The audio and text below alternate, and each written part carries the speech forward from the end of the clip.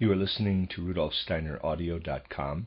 If you are listening to the podcast of this, it is located at RudolfSteiner.podbean.com. Please consider becoming a patron. This is a reading of a collection of lectures by Rudolf Steiner entitled Eternal and Transient Elements, the Cosmic Past of Humanity and the Mystery of Evil. Collected Works, Volume 184, translated by Anna Meuss. This is Lecture 9, given on the 22nd of September 1918. If we bring to mind the overall meaning, rather than all the detail of the last lectures, including the one given yesterday, we can say that in the civilization which must energetically take over from our own in future, it will be demanded that people look more deeply into true reality, and that above all slogans or catchwords, or better, catch theories like monism, idealism, realism, and so on, come to an end. People will have to realize that the Maya reality, the reality of outer phenomena all around us, is a combination of two real worlds. And it is fair to say two worlds that fight one another.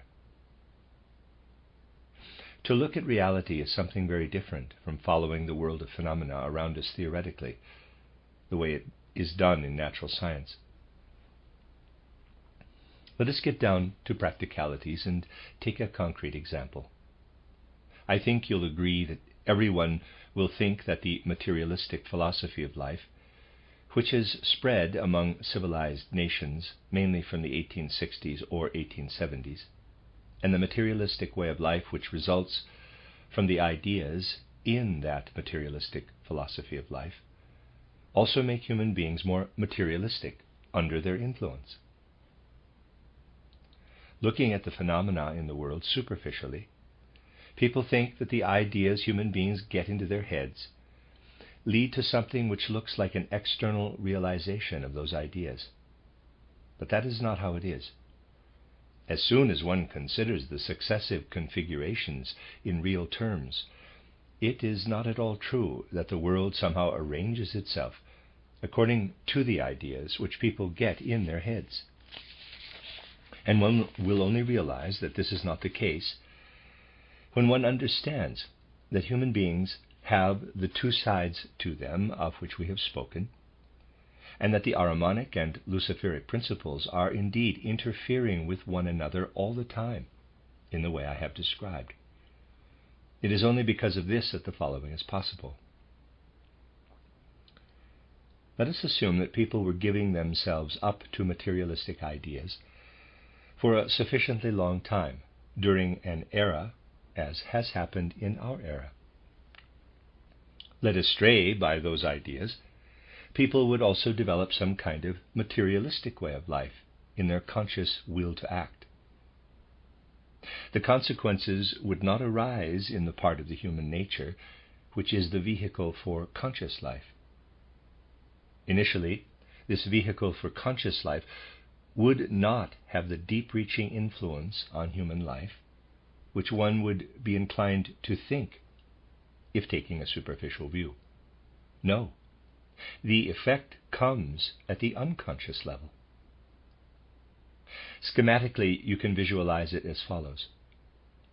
Materialism lives in the conscious head nature of the human being, and at the unconscious level, the part of our nature which only goes through its metamorphosis when we have gone through the gate of death and live on for our next incarnation on earth, though we do already bear it within us, is something which is as yet incomplete. This lower nature, as we may call it, is the vehicle for the unconscious inner life.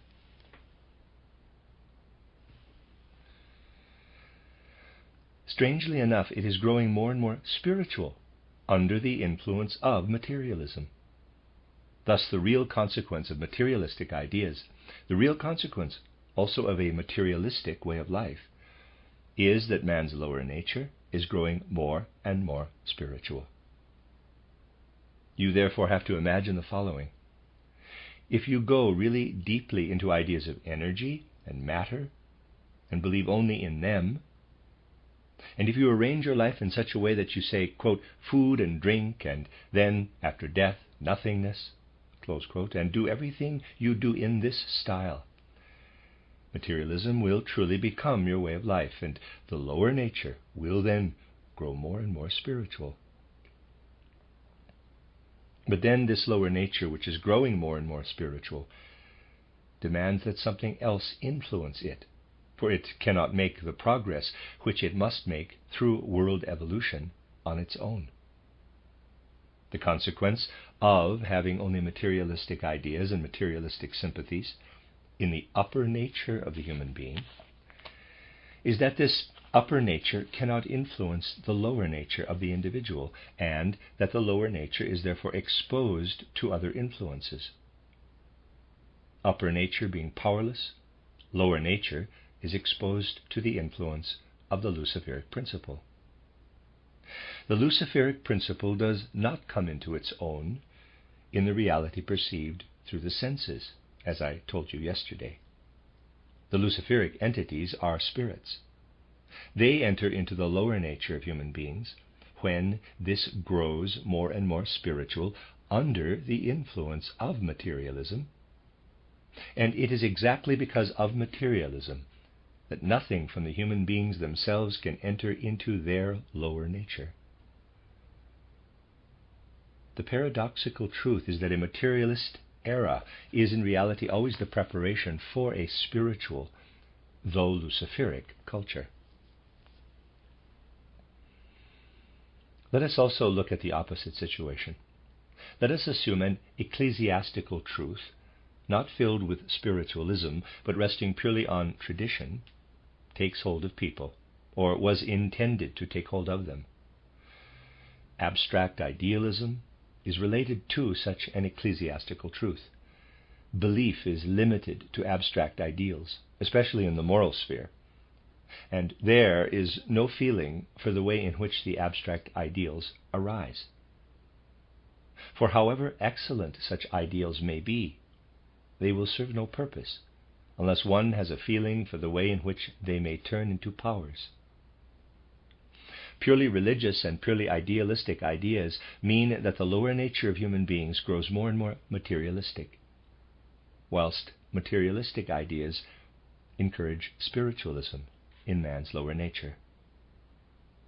Purely ecclesiastical views based on tradition, with no spiritual aspect or abstract human idealism, encourage lower human nature to grow more and more material.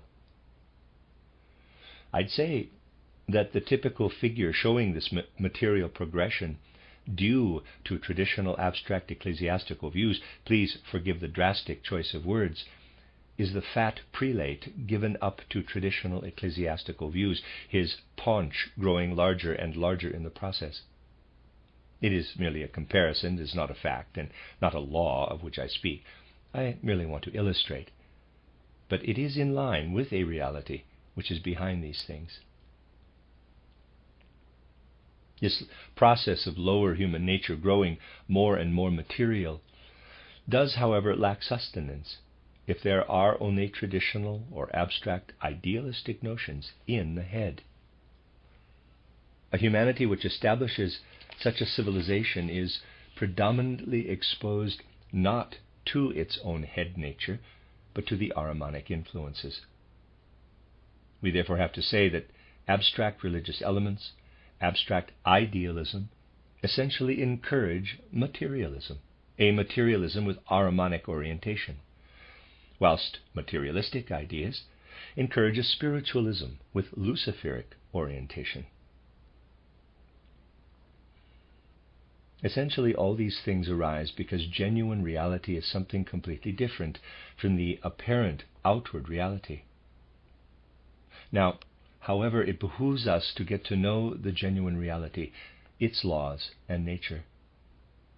Social science, the science of human beings living together, and of the historical life of humanity, will have to be imbued more and more with a spiritual science, which truly builds a bridge, in the way I have indicated in these lectures, between the natural order and the order of the spirit. building the real bridge and not the abstract one of monism. For this it will, however, be necessary that certain laws of the true reality, laws of which people are also not made aware by initiates who are not thinking in the right way for the present time, do get more and more widely known. One such law you may think of as follows. You know, if you follow the true meaning of my title, Occult Science and Outline, when humanity, as we call it at present, did actually first appear on Earth, this humanity also has a cosmic history, in the sense reiterated yesterday, Saturn, Sun, Moon history. But to begin with, its earthly history was recapitulation, and earthly humanity first appeared at a quite specific time. Reading it up in my Occult Science, you'll find that this humanity appeared at the very time when the mineral world arose clearly and distinctly on Earth. We know that the mineral world, as we now call it, did not exist in the same way during Saturn, Sun, and Moon time. The three realms which preceded the mineral world were there.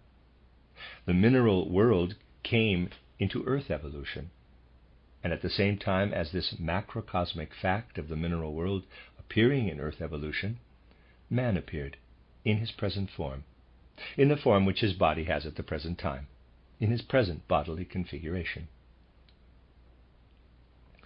This bodily configuration only developed fully in the course of time, but the potential for it appeared at the same time as the mineral world in Earth evolution. In a sense, therefore, human beings established a connection as earthly human being, or in becoming earthly human being, between the fourth level of existence, which then developed into the capital I, and the mineral world. We might also say that in the human microcosm, the I corresponds to the macrocosmic mineral world. We know from simple superficial observation of the natural world that the cosmic mineral world is crystalline in configuration. Our children have to learn the different crystalline forms at school, getting to know them first according to the laws of geometry, as these can be shown, and then in the way in which they actually occur in the mineral world, octahedron, cube, and so on. Looking at these geometrical configurations of the mineral world, we essentially have the configuration which is utterly the mineral world's own. This crystallization, or better, these crystalline forms, are in a sense inherent in the mineral world, utterly its own. And in integrating the mineral world into its cosmic evolution, the Earth did at the same time take in the tendency to crystallize its mineral matter in the forms that belong to the mineral world. There is a counterpole, a polar opposite, to this form principle in the mineral world. I would ask you to consider the following. Let us approach an important fact of life in an image. You are no doubt all familiar with the common phenomenon of some substances dissolving. You know that if you put a certain amount of salt into a certain volume of water, the water is capable of completely dissolving the salt. This is then no longer in its solid form, but has dissolved in the water. You also know that solid salt would be of no use for certain purposes in practical life, and it is necessary to dissolve the salt in liquid. Now, the tendency of minerals to crystallize in Earth evolution must not stay connected with this Earth, just as salt must not stay in its solid form for certain practical purposes. The cook must be able to change the solid form of salt into its dissolved form. She must use solvents, otherwise the salt would serve no purpose. In the same way, the tendency of minerals to crystallize must be dissolved in the cosmos. So there has to be a counter tendency, a polar opposite, which will ensure that this crystalline tendency has dissolved, is no longer there when the Earth has reached the goal of its evolution and will be about to change into its next form, the Jupiter form. Jupiter must no longer have the tendency to crystallize minerals. This tendency must be reserved for the Earth's body, and must cease when the Earth will have come to the end of Earth evolution. The polar opposite to the tendency to crystallize is the tendency which is imprinted in the human and not the animal form. Every dead body which we give to planet Earth in some form or other, burying or cremating it or whatever, every dead body in which the human form is still active as purely mineral form, every dead body from which soul and spirit have departed, counteracts the mineral crystallization tendency, just as negative electricity counteracts positive electricity, or darkness counteracts light. At the end of Earth evolution, all human forms imparted to the Earth during this evolution, the forms, I say, and not the substance, for it is the power that lies in the form with which we are concerned, will have cosmically dissolved the tendency to mineralize, to crystallize in the process of mineralization. You see how, again, a point is added where the bridge is built between two streams in the world, a bridge which cannot be built with natural science. In natural science, one investigates the changes to the human form after death in purely mineralogical terms, applying only the laws of mineralogy. One looks only for the things that are connected with the Earth's tendency to crystallize, treating the dead body in the same way. It means one will never discover the significant role which the dead human bodies, their form, plays in the Earth's economy. The Earth has changed enormously from the middle of the Lemurian age since mineralization has begun, and hence the tendency to crystallize. Anything on Earth that is less mineral, tending less toward crystallization than in the middle of the Lemurian age, is so thanks to the dissolving forms of human bodies. The tendency to crystallize will have gone completely when the Earth has reached its final goal. All the human forms given to the Earth will have acted as the polar opposite and dissolved the crystallization. There, the event of human death is also seen as a purely physical phenomenon in the whole of world economy. There, the bridge is built between phenomena, such as the phenomenon of death, which otherwise make no sense in world economy, and the phenomena which are referred to in natural science today. It is important that we develop such views more and more, views that give the natural scientific view its true and proper character. What I have been telling you is a natural scientific fact, like any other natural scientific facts discovered today. It is, however, a fact which cannot be discovered with just natural scientific methods. The present-day methods of natural science must of necessity remain inadequate and therefore cannot encompass all phenomena of life. Natural science must therefore be complemented with spiritual science.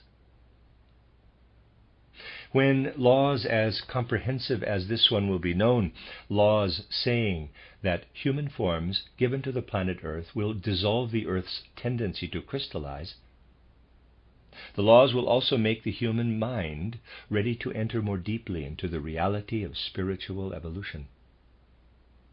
Someone who thinks and investigates only in terms of present-day natural science cannot bridge the gulf between natural science and social and political science. Only those who know the great laws established on the basis of spiritual science that relate to the great things in nature, as I have just been showing, will find it possible to cross the bridge that goes from natural science to the humanities, above all to the historical and political life of humanity. Natural scientists will not hesitate to say that polarity exists in nature. They will distinguish between two forms of magnetism, one of the north, the other of the south. They will distinguish between two forms of electricity, positive and negative. When it will be possible one day to take natural science more along the proper lines of Goetheanism, natural science will also be more Goethean than it can be today, when it is so hardly at all. The law of polarity will be known then as the basic law in the whole of nature, the way it did already figure in the ancient mysteries, then on the basis of atavistic methods of investigation. In the ancient mysteries, everything was based on insight into polarity in the world. In natural science itself, that is, in investigating the natural order, modern scientists are perfectly happy to acknowledge the existence of polarity, but they won't touch this polarity when it comes to the human order and the cultural order. Yet in the spirit and its orders, which also include man, the principles we call Luciferic and Ahrimanic fully correspond to the north and south magnetism, or the positive and negative electricity, which are accepted in natural science. People will never know how to establish real harmony between spirit and nature until the true things, a concrete polarity of the Ahrimanic and the Luciferic, are found in the order of the spirit. True reality cannot be found in abstract concepts, which are simply transferred from nature to spirit, but only by entering deeply into the spirit itself, and to find the corresponding polarities in the sphere of the spirit. It has to be the same with the other facts of nature. You cannot simply study facts of nature and then say you are basing a spiritual order or philosophy of life on these natural scientific facts. This will not get you anywhere. To study spiritual life in its reality, even just the phenomena of life, where the spirit has an influence, you have to resolve to study the spiritual orders themselves. Things that happen at some period of time, arising from human souls and human activities, cannot be explained using natural scientific methods.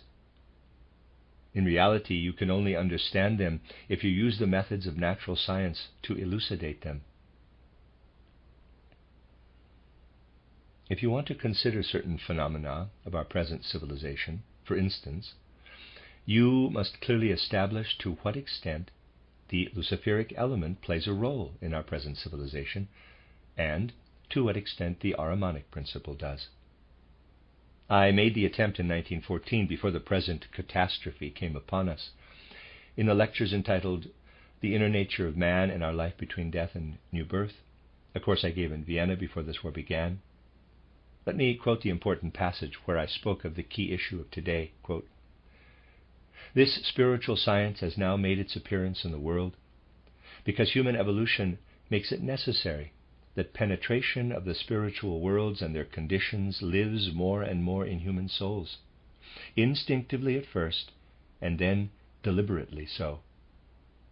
Let me tell you something which is completely perceptible to the senses, so that you may see how people will, more and more, reach a point where they can judge the true content of life on the physical plane only if they also know the laws of spiritual existence.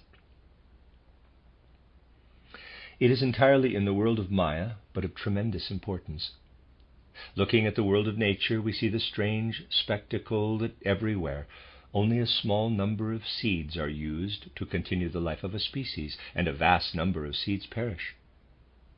We look at the vast numbers of fish embryos in the ocean. Some grow into fish, others perish.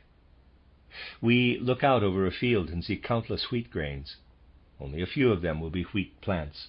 The others perish in serving human beings as food and being used in other ways. Much, much more has to be produced in the natural world than the amount which truly becomes fruit in the steady stream of existence and then germinates again. It is good that it is like this in nature, for out there we have the order and necessity, where anything which comes away from the stream it belongs to, the stream of existence and of fruiting, which is based in itself, serves the other continuous stream of existence. Human beings and animals would not be able to live if all seeds truly bore fruit and achieved the development which is inherent in them. There have to be seeds which are used to establish the basis, as it were, from which life forms can grow. If we take the Maya point of view, it merely seems that something is lost. But the truth is that nothing is lost. The Spirit is at work in this nature, and it is due to the wisdom in the Spirit that nothing is really lost within the creative world of nature. It is spiritual law, and we must look at the matter from the spiritual point of view. We will then discover that anything which seems to be taken out of the stream of existence in the world does also have the right to exist. This is rooted in the Spirit.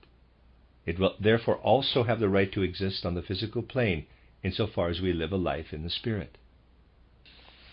Readers aside, I have not found the closing quote. I believe that this is still a continued quote from Steiner's lecture. End of readers aside. My dear friends, take a very obvious situation. Public lectures must be given on the subject of our spiritual science. The audiences come together simply because of the announcements. The situation is rather similar to that of the grains of wheat, only some of which are used in the continuous stream of existence. One must not shy away from facing the fact that one has to speak of the streams of spiritual life before many, many people who have apparently come at random, and that only a few of them will enter into this spiritual life, become anthroposophists, and go along with the continuous stream. In this field, the situation still is that these scattered seeds reach many people, who may then go away after a public lecture and say, subquote, "What a lot of rubbish that man was talking," close subquote. Looking at the way we do in everyday life, it is rather like all those fish embryos in the ocean being lost. But not if one takes a deeper look.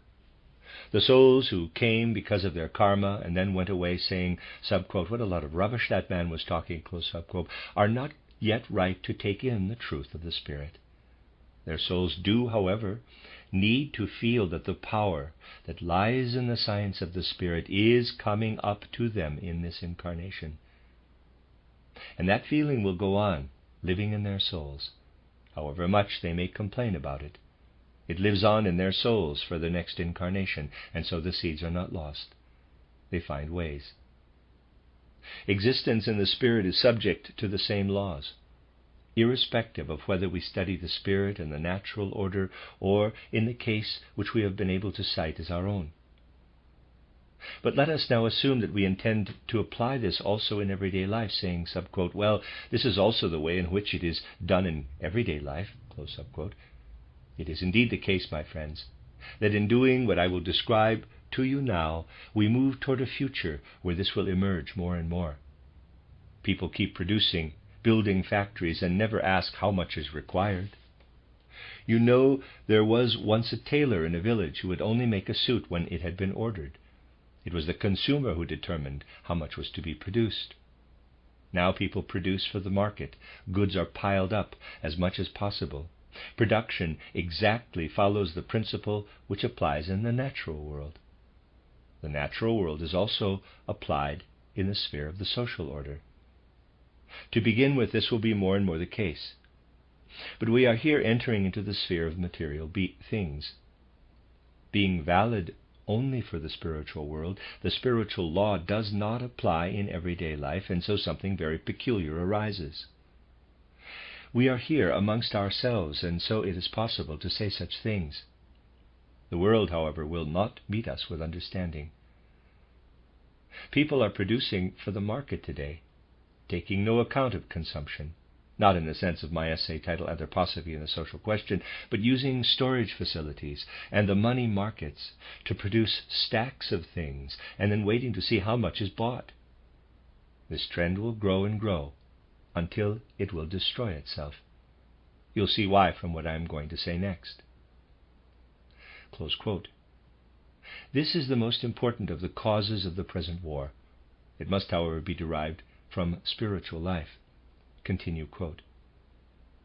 With this kind of production in social life, exactly the same develops in the social relationships of people on earth as in the organism when cancer develops. It's exactly the same, a cancer of civilization. Someone able to see through life from the spiritual point of view will see the dreadful beginnings of social cancers popping up everywhere. This is the dreadful thing, so depressing. Even if one could otherwise suppress all enthusiasm for spiritual science, if one could suppress the urge to open one's mouth and speak for spiritual science, to shout out to the world the remedy for something which is definitely coming and will be getting worse and worse, if something which should be the dissemination of spiritual truths in its proper field happens in a sphere where things happen as in nature, entering into the civilization in the way I've described, this will cause cancer to develop. Close quote. Let me read that last sentence again. If something which should be the dissemination of spiritual truths in its proper field happens in a sphere where things happen as in nature, entering into civilization in the way I have described, this will cause cancer to develop. Close quote. You find an exposition of everything that is taken from the Ahrimanic and the Luciferic worlds preceding this passage in the lecture. You will see there that one will not come to perceive the reality in the development of social cancers by simply comparing social life with the facts of nature.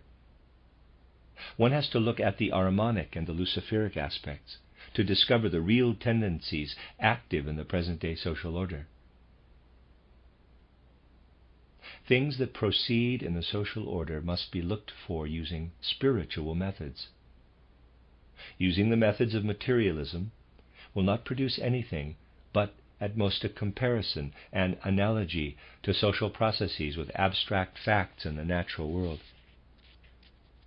In those lectures given in Vienna from 9 to 14, April 1914, I said that many cancerous tumors existed in the present-day social order, but merely said it to sum up something I have essentially spoken of in different ways in the years in which our anthroposophical movement has been developing.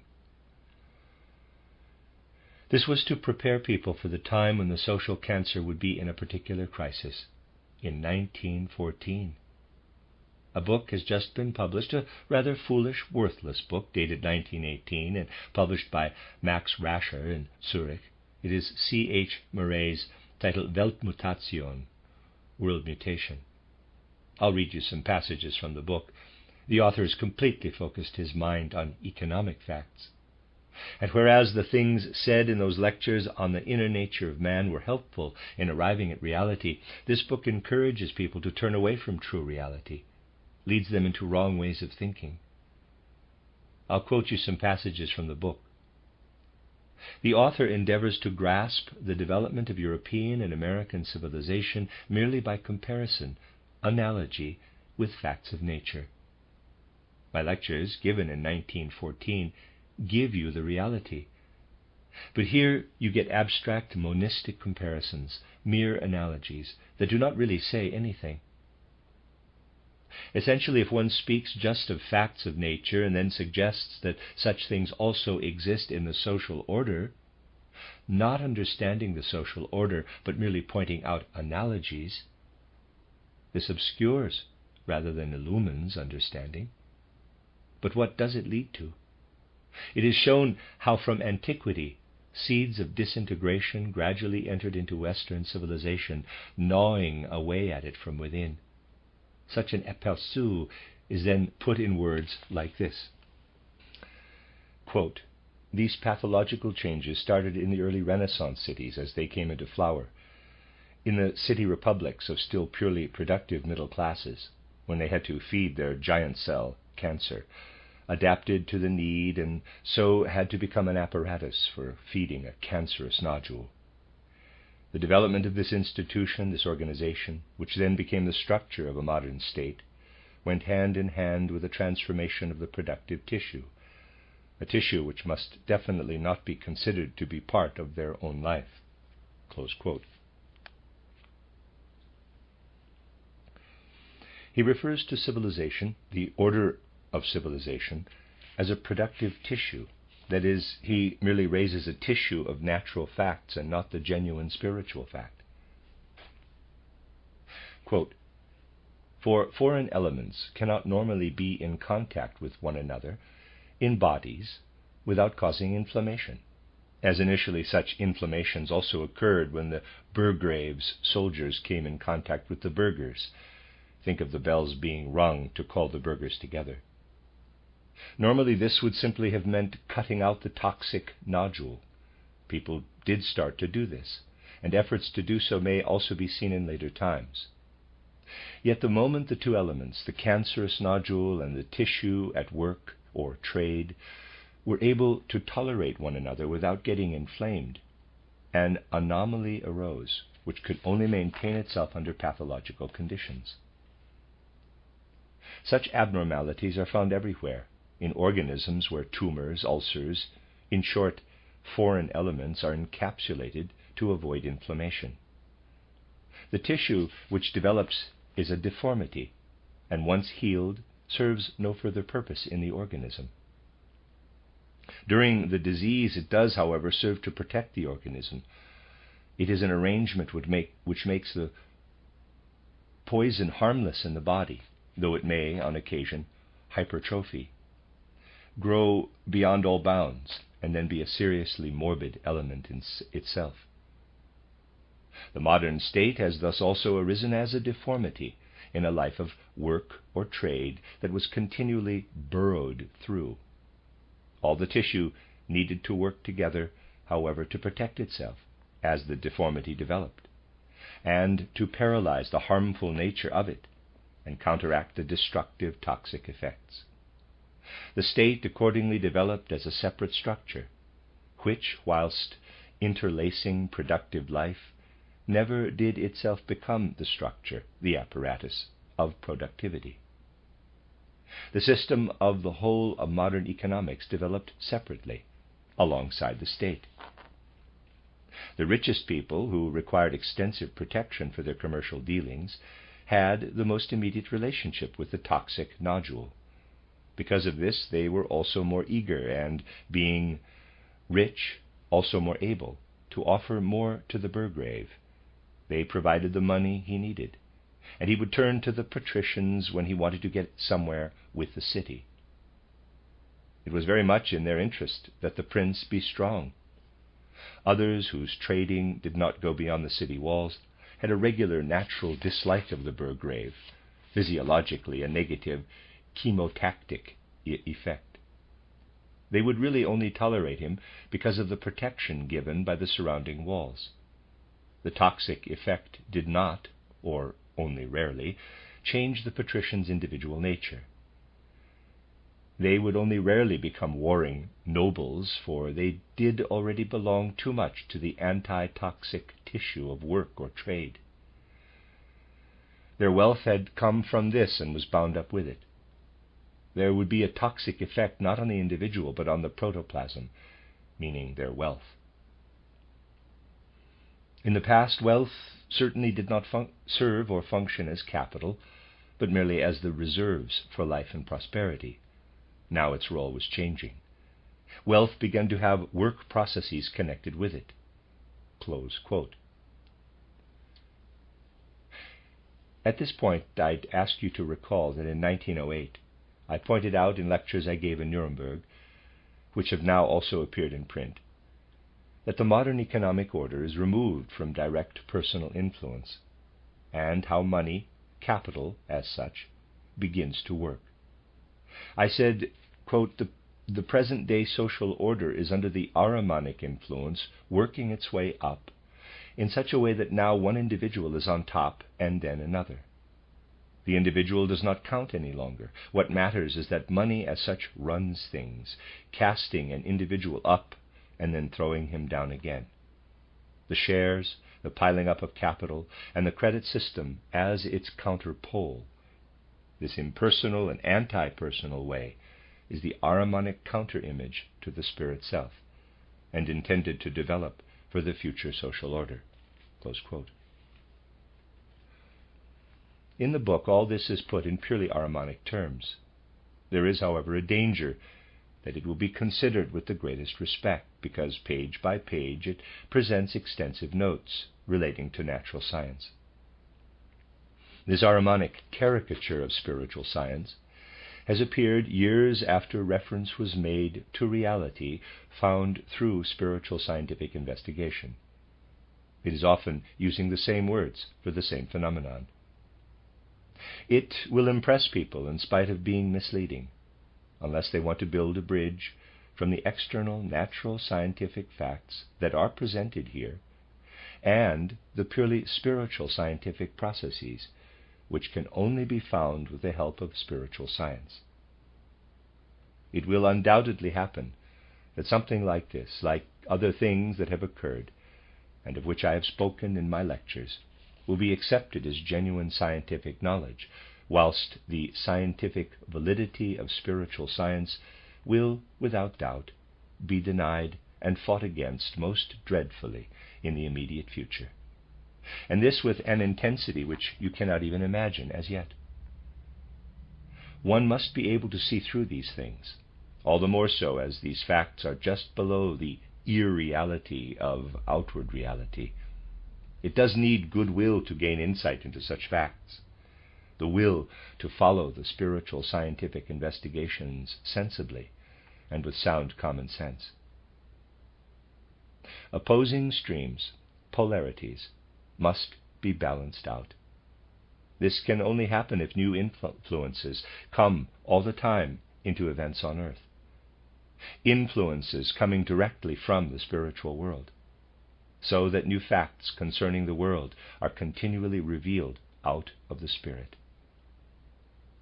People once brought a Jesuit to me in Rome, and I had a talk with him on this subject, although I knew that it was pointless and that it really was a case of love's labor lost.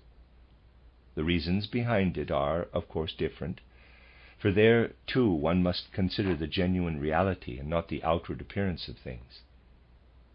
I tried to explain to the Jesuit that in the first place he himself has to assume a revelation of the supersensible in the mystery on Golgotha, and what has been written about it in the inspired Gospels, and that the Roman Catholic Church does assume a continual development of spiritual life in the case of the saints.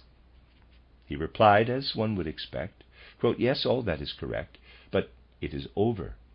One must not bring it about intentionally. In the present time, it is a devilish thing to work one's way through to spiritual life. It is permissible to study the mystery on Golgotha, the Gospels, and the lives of the saints, but unless one wants to be in the power of demons, it is not permissible in any way to seek to make a direct connection with the spiritual world." Close quote. It was to be expected that he would say this. I could give you many such examples. There are those who are utterly against more and more new spiritual truths getting known. The Roman Catholic Church greatly fears even Spiritism, which we are certainly not in sympathy with. They are afraid that it might happen that something from the spiritual world comes across through a medium, something which the Church cannot admit as it wants to stay within its old traditions. It fears Spiritism because it is based on materialism and could easily, so the Church people have believed for decades, gain adherents when in some way or other something might be instilled into the world from the spiritual world, and the Church wants to rule the world. You know that in 1879 the possibility arose for the spiritual world to have a tremendous, deep-reaching effect. I have said on several occasions that the battle that had been fought among spirits in the spiritual world entered into the earthly order, the Michaelic order. Since then there have been occasions when things of the spirit were taken in by human beings who wished to do so. Please do not think that the initiates in the Roman Catholic Church do not know this. They know these things, of course, but build dams to keep them away. It is exactly in connection with this fact that spiritual life has been especially nurtured by the spiritual world since 1879 that the Roman Catholic Church has, with foresight, established the dogma of papal infallibility as a dam to hold back the possible influence of any spiritual truths. Now, of course, if people are, thanks to the infallibility dogma, only permitted to work inwardly through things proclaimed ex cathedra from the papal chair, as they seek to develop a philosophy of life, that is a mighty dam to block the inflow of spiritual truths directly from the spiritual world. This is the Roman element, which had its conditions pertaining to nature in the past, and from these brought across the rigidity in its traditions, the rigidity in excluding any spiritual substance that might enter into human souls. Another stream must be looked for at the center, which at about the time when the infallibility dogma coming from Rome was in preparation, has to be taken serious note of for the peoples of the English-speaking world in England and America. We have spoken of this occult center on various occasions. Traditional and falsely idealistic elements in the head allow Ahriman to make himself felt in the lower human being. As you have seen, materialism causes spiritual principles to develop in the lower human being. And of course, if it is not kept supplied from the head with the new spiritual truths which are revealed to the world from time to time, it will be caught by Luciferic powers, Luciferic principles. The center, which has such a great influence on the Anglo-American peoples, mainly seeks to reckon with the other pole. The occult masonry, rooted in this center, has a great influence on developments in the outward culture of the whole civilized world. It encourages materialism, being able to see through things, just as Rome has done with the papal infallibility dogma. Rome used infallibility to build a dam to prevent spiritual truths coming in from the spiritual worlds. Masonry seeks deliberately to encourage the spread of materialism in modern civilization, the spread of materialistic ideas in a lifestyle that is more or less materialistic. And the peculiar thing is that Anglo-American initiates are generally right when they speak of Rome. However much they vituperate about Rome, they are saying the right thing. They also know that there is spiritual life and the possibility of a continuous influence, though they keep this secret, only allowing it to flow into civilization through unknown channels. The non-English-speaking peoples in the civilized world have in recent decades, we can say in the last half-century, most extensively taken in the things that came from that center. In the form which they take at present, other cultures are not really existing on their own, but are in many ways fed by the materialistic tendency coming from that center. What Rome says of the center of that occult Freemasonry, the orders, is also right. We may say, therefore, that what Rome says is right, and what the occult Freemasons say is also right. This is indeed the problem, that in reality these things are most eminently able to throw people to the Luciferic or the Ahrimanic side, but are not open to censure in what they say, because what they are saying is quite right. They say the right thing when speaking about the others. This fact merits thorough attention in the trends of modern civilization. People generally fail to look and see what becomes of something or other. They always look at things which are put into words for propaganda. But it is not the wording of any propaganda which matters. Materialism in the world of ideas was meant to make the lower human being too materialistic, but it actually makes it spiritual. It should be that by talking abstract idealism, talking of all kinds of beautiful moral ideals, we make human beings more moral. In fact, we make them, forgive me, speaking metaphorically, fat, materialistic in their lower nature, dull and sleepy. On the one hand, there is a marked tendency to make human beings Ahrimanic and sclerotic, above all a Jesuitical way of doing things. On the other hand, there is a marked tendency to make the Luciferic spirits serve the materialistic world order, so that materialism leads to spirituality, spiritualization, but with Luciferic orientation. It really is not enough merely to consider only the surface appearance of things and take it literally. We have to consider true reality. As our examples have shown today, paradoxical though they may seem, often the opposite purpose is served from what a superficial view suggests. The present situation is that people are working in the world according to the principle of occult orders, but keeping the matter secret. Rome is working according to the occult order, and so is the other center. Power lies in the fact that people are kept in the dark and not told what is really going on. This is the source of the hatred and enmity toward people who then come and tell them what is going on.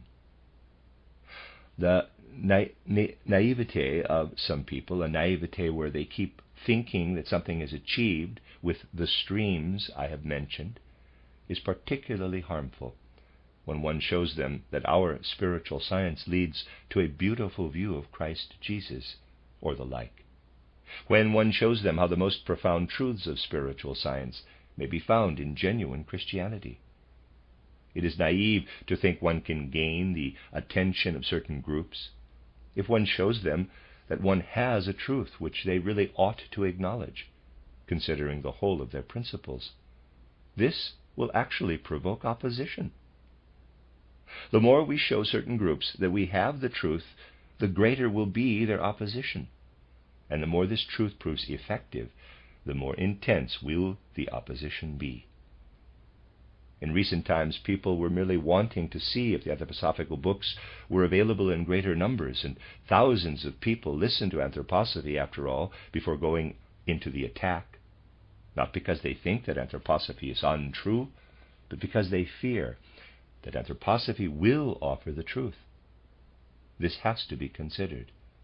There should be no naivete in our ranks, but penetrating perception, looking at things without prejudice or bias. It would please me if you were to take a sentiment and impression home with you from this lecture. Let me repeat once more what I said at the beginning of today's lecture. It is not so much the details which matter, but a general impression, a sentience of the whole spirit of this lecture. Gaining this, we can make ourselves more and more capable of taking our place in our present civilization, and in present-day life as it behooves someone who is truly awake and not asleep in the present time. We will continue with this the next time, the end of Lecture 9. You are listening to RudolfSteinerAudio.com. If you are listening to the podcast of this, it is located at RudolfSteiner.podbean.com. Please consider becoming a patron. This is a reading of a collection of lectures by Rudolf Steiner entitled Eternal and Transient Elements, The Cosmic Past of Humanity, and the Mystery of Evil. Collected Works, Volume 184, translated by Anna Meuss. This is Lecture 10, given on the 4th of October 1918. Today and in the next few days, I want to draw some conclusions from the things said up to now, conclusions for human life itself.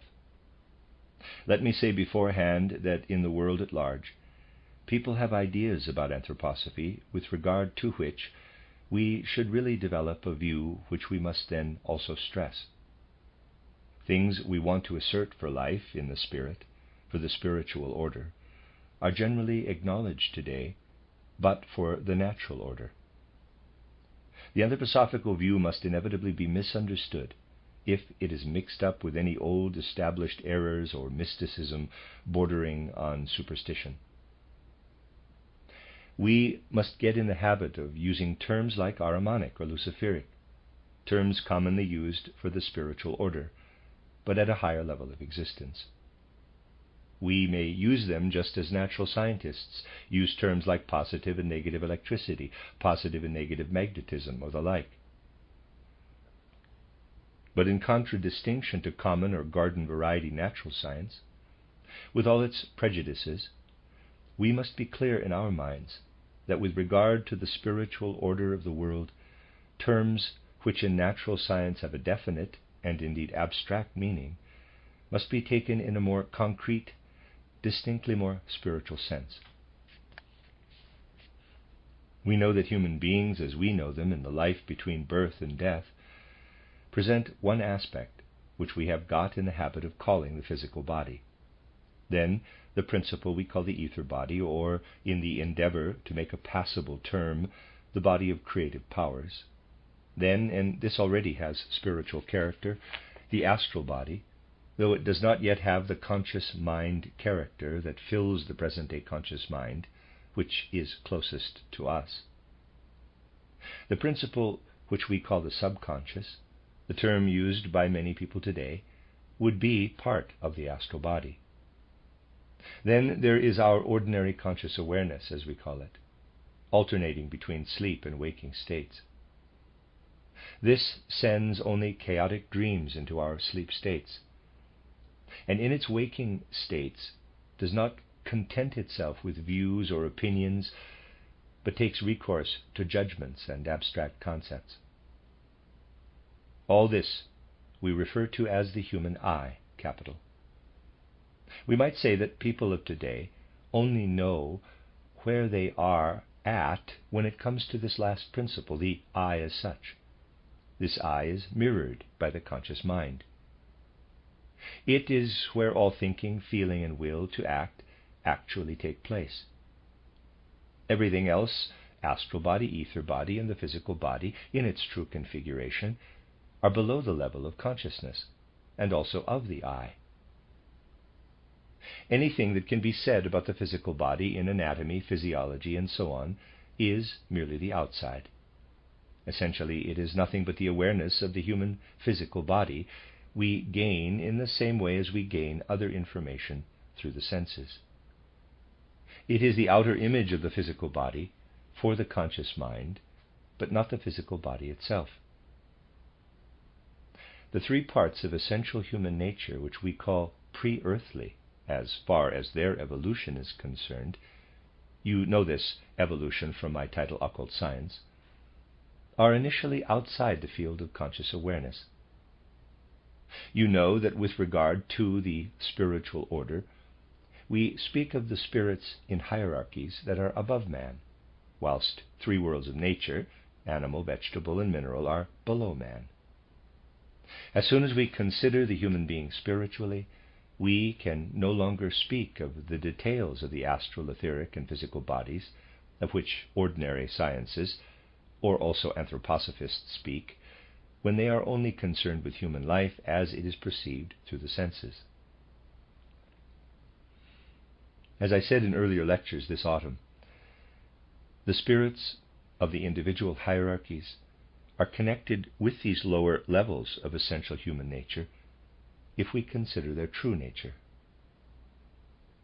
In the sense of what I said the other day when speaking of Goethe's philosophy of life, we can say that insofar as human beings develop in time with these three aspects of their nature, insofar as they go through the development which we can follow from birth to death, they relate to particular spiritual powers which are behind that development.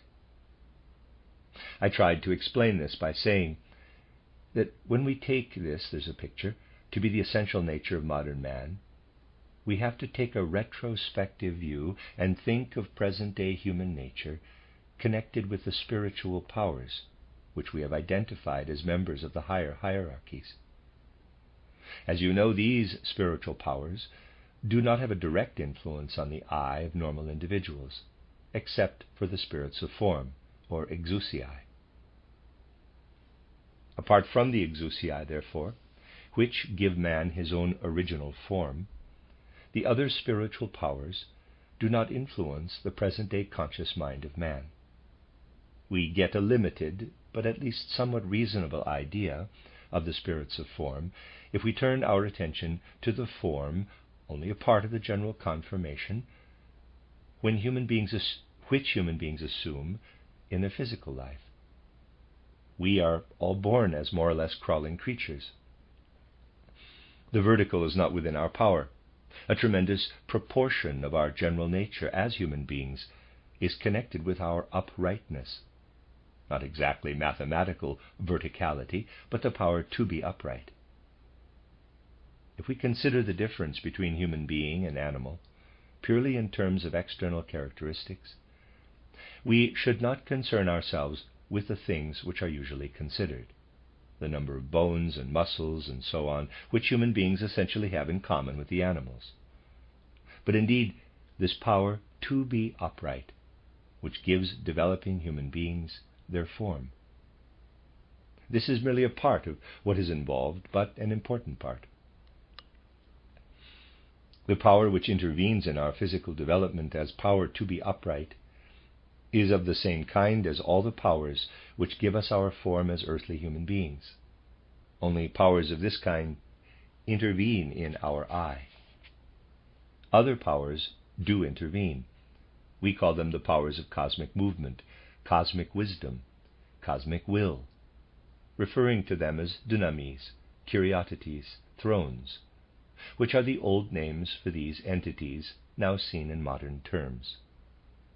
They intervene in something which does not come to human awareness, belonging to the astral body, ether or creative powers body, and physical body. If you observe these elements of essential human nature, without the spiritual content of which I have been speaking, you have really nothing but an illusion, a structure that merely seems to be something. In reality, we are not in that outward, unreal body, but in the spiritual powers to which I have been referring. The two powers we called Luciferic or Ahrimanic influence human beings temporally, as it were, as I said the other day when referring to Goethe's philosophy of life, though they do not relate directly to their development. We may say that the Luciferic powers do so in a more mental and spiritual way. There's a figure. And the Ahrimanic powers more from the subconscious. Human beings are thus cosmically placed in existence in a threefold way. We may say that there are spiritual powers in essential human nature which are directly connected with the stream of human development. Two other streams, the Luciferic and the Ahrimanic, are not connected with the immediate stream of development, but influence human beings temporally, being additional to what really belongs to the human being. Let us now look at life. When we do so, we see not only the stream that belongs to us, but always something in which the three streams have come together. Whatever we survey, be it the outside world perceived through the senses, or human history with its pleasure and pain, joy and sorrow, activity and inactivity, what we see is that the three streams have flowed one into the other. In ordinary life, we do not do as a chemist does, who does not simply accept water as the fluid which one sees, but separates it into hydrogen and oxygen. Spiritual science has to do the separating and undertake this spiritual chemistry. Otherwise, it will never be possible to penetrate human life completely. We've been considering the particular nature of the spirit we call Luciferic and the spirit we call Ahrimanic from all kinds of different points of view. There is yet another point of view, human life itself, from which we may also look at them. We may ask, quote, where is the point in human life where the Luciferic powers have a real influence? And where is the point where the Ahrimanic powers gain particular access? If only human beings could just go through the steady development that is intrinsically theirs, but they cannot. You know from what I said on earlier occasions that they would only gain some self-knowledge in the second half of their life, but this would only be if they were not exposed to Luciferic and Ahrimanic influences. In the real life, which we have to live, however, human beings are exposed to them, and must indeed reckon with those Luciferic and Ahrimanic powers. In real life, however, in the life which we must live, human beings are exposed to the temporal interventions of the Luciferic and Ahrimanic powers, and do indeed have to reckon with those powers.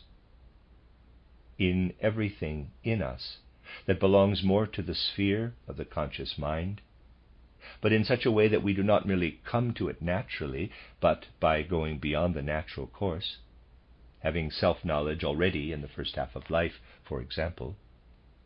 In everything human beings aim for, by using the conscious mind, there is something which we cannot call anything but hyper-conscious awareness. Our conscious mind would be very different if there were not this hyper-conscious element in it.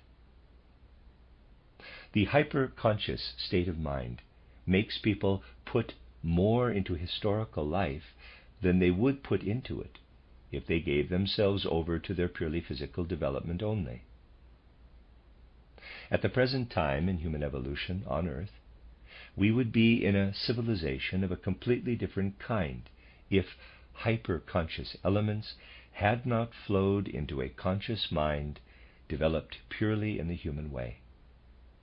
But this hyper-consciousness does certainly make it possible for Luciferic powers to intervene. We merely have to see in the right way how Luciferic powers influence the conscious mind. People would never have occasion to develop a different way of thinking from the one which I characterized for you the other day as the ideal from the Goethean point of view, if it were not for the intervention of Luciferic powers. Because of the Luciferic powers, human beings develop fantasies about reality. They do not only take hold of reality, but combine the hyperconscious with the conscious element. They get all kinds of ideas about reality, ideas which then enable them to grow more thoroughly together with this reality than they would grow together with it otherwise. If we take the whole field of art, we have to stress that in art, where the hyperconscious element plays such a great role, unless art is to degenerate into naturalism, the Luciferic element has to prove effective to the highest degree. It will not do, and I have stressed this time and time again, just to say that people should keep away from the Luciferic element in their lifetime. If they were to do so, they would not be able to live a real life. They would be utterly Philistine. Luciferic mental agility and intellectual liveliness are again and again acting like a leaven to save human beings, spurring them on to escape their Philistinism. But in a way, we might say, this Luciferic agility and liveliness does also make people inclined to take a bird's-eye view of the world.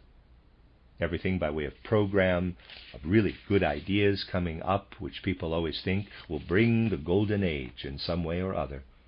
All this comes from the Luciferic inclinations that flow into human beings. Everything which makes people endeavor to escape from being together with reality, every means by which they would seek to raise their wings above the situation in which they have been placed as human beings, all this suggests a Luciferic element. The Luciferic principle in human nature is the drive, which makes us again and again grow less interested in others. If we were to follow our own inherent human nature, that is, the powers of development that belong to the actual human stream, our interest in others would be much, much greater than it actually is. The Luciferic spirit, which is part of human nature, leads to a certain lack of interest in others. We should attach considerable value to this very point in studying the essential nature of the human being. Many things would be different in this world if we were to acknowledge this real urge we have to be much too interested in anything we concoct ourselves, and take far too little interest in anything which other people think and feel and do. We only gain true insight into human nature if we let a question illuminate our view of the human being, and that is, quote, what drives me away from developing an interest in others, close quote. It will have to be a task set for future human civilization to develop exactly this insight into human nature. Today we often still call it knowledge of human nature when someone says that what he imagines to be human nature is or ought to be such and such. To take people as they are and be clear in one's mind that people as they are, even if criminals, which is something that also has to be said, will tell us something about the world that is more important than the fantasies we have about essential human nature, however great our ideas on the subject. To say this to oneself is to give the Luciferic element the right degree of equality in us. Such endeavor to understand human nature would tell us infinitely much. The present age is really further removed from the nature of human evolution on earth than any other. Do not confuse what I mean here with being uncritical about human nature. Of course, anyone who makes it his rule to say, quote, you must consider everyone to be good and love everyone equally, close quote, will make things nice and easy for himself in a Luciferic way, for he is really and truly basing himself on fantasy.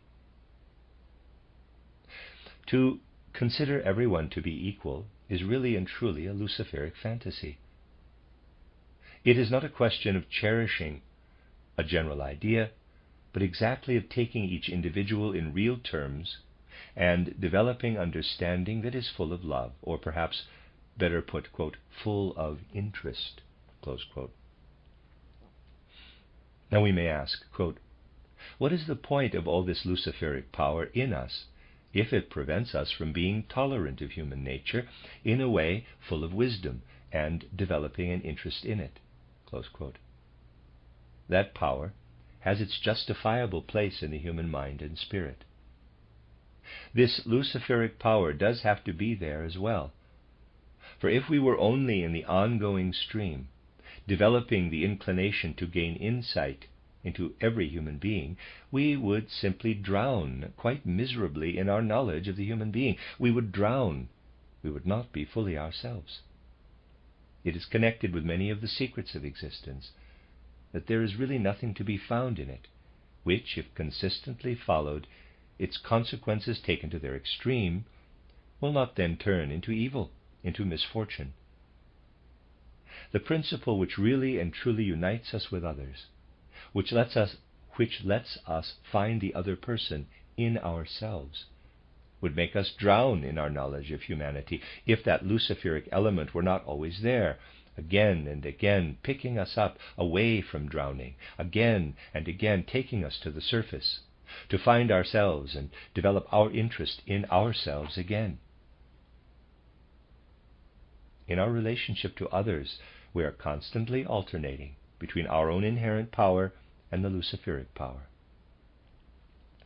And anyone who says that it would make more sense for people to follow only their own inherent power and not be touched by the Luciferic power at all would be the kind of person who, seeing a balance with its beam and two scales, would consider it better to take away one scale and weigh things only on the one single scale. Life proceeds in states of balance, not in absolutes. Speaking of the Luciferic influence, initially with regard to human life, we may say that it takes hold of the conscious mind, but in such a way that hyper-conscious elements enter into it. The Ahrimanic influence is initially on subconscious human life. The Ahrimanic powers enter into all the subconscious, often most artful drives which are part of human nature. To characterize Ahriman and Lucifer as persons, let us say, we might say, quote, Lucifer is an arrogant spirit which prefers to flip up into bird's eye view, getting a great overview. Ahriman is a morally isolated spirit which does not easily show itself, active in the human subconscious, influencing the subconscious mind, conjuring up judgments from this subconscious sphere. Close quote.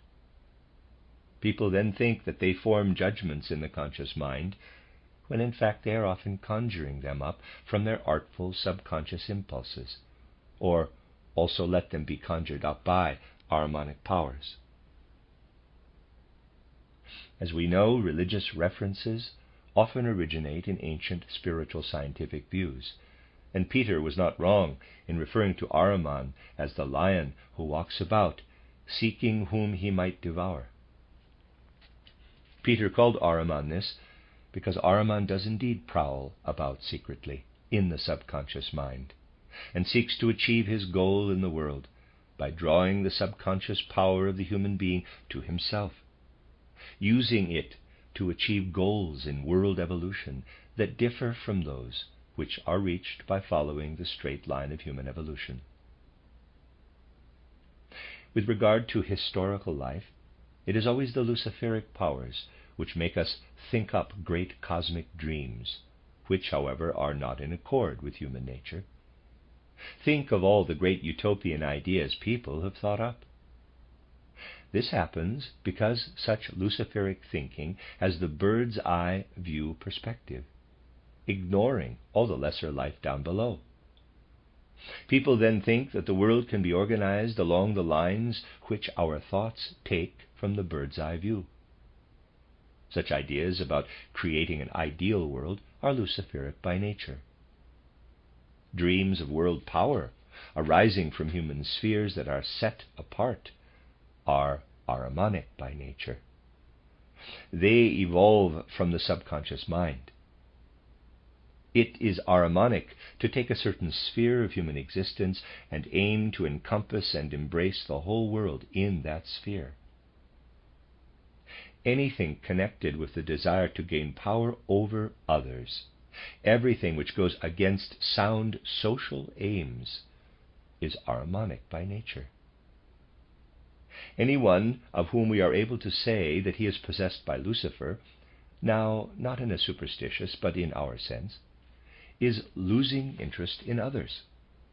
Someone who is possessed by Ahriman wants to have power over as many people as possible, and if he is clever, will use their weaknesses to gain power over them.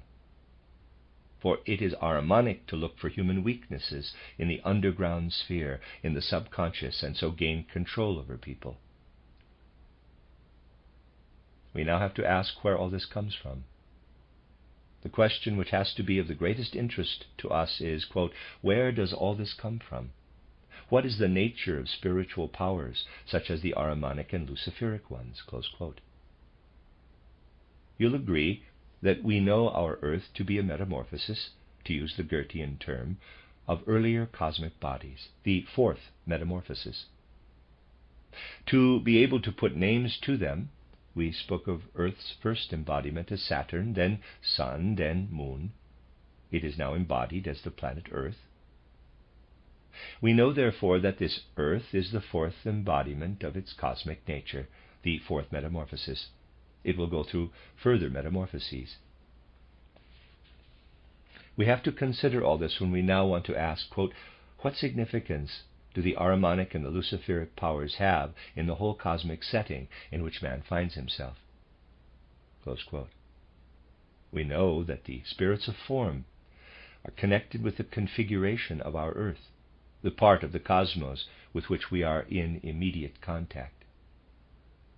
When we consider the special characteristic of the Earth's configuration, we find that it is identical with the quality which, as I said earlier, is found in the way in which we overcome gravity in our power to be upright. This may be just a very small part of it all, but still it is there. The spirits of form are, as it were, the ruling powers in earthly existence, in the present metamorphosis of our planet. And we know that they act through other spirits, to which in our modern way we give the ancient names of archai, archangeloi, and angeloi. The first of these to interest us are the archai, the prime origins or powers. We know that in the ranking order of the hierarchies, the spirits of form come, as it were, immediately above the archai. In the course of evolution, intrinsic to man, bracket shown as simple white chalk lines in figures 9 and 10, close bracket, the powers of the archai are, as it were, serving the spirits of form. Archai and exousiai influence our human nature. Spirits which we call the prime origins, the spirits of form. But apart from this, the following is also always the case. Some spirits of form disguise themselves as prime origins, as archai. They could be exousiai, but do not show themselves as such, but as archai. They are in disguise. As a consequence, anything which is part of the outward form of earth may be as dependent on them as it is on the actual spirits of form.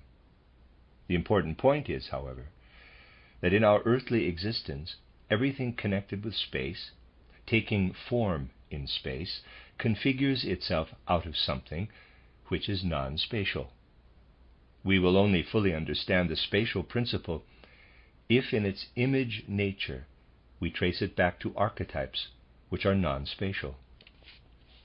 It is most difficult for Western minds to envisage the non-spatial, but the situation is that everything connected with our own intrinsic human nature, everything arising from the spirits of form and assuming configuration in space, results from the non-spatial.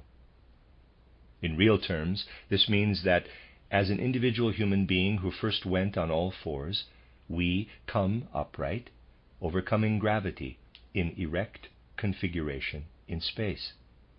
The power which is behind this enters into space from a non-spatial sphere.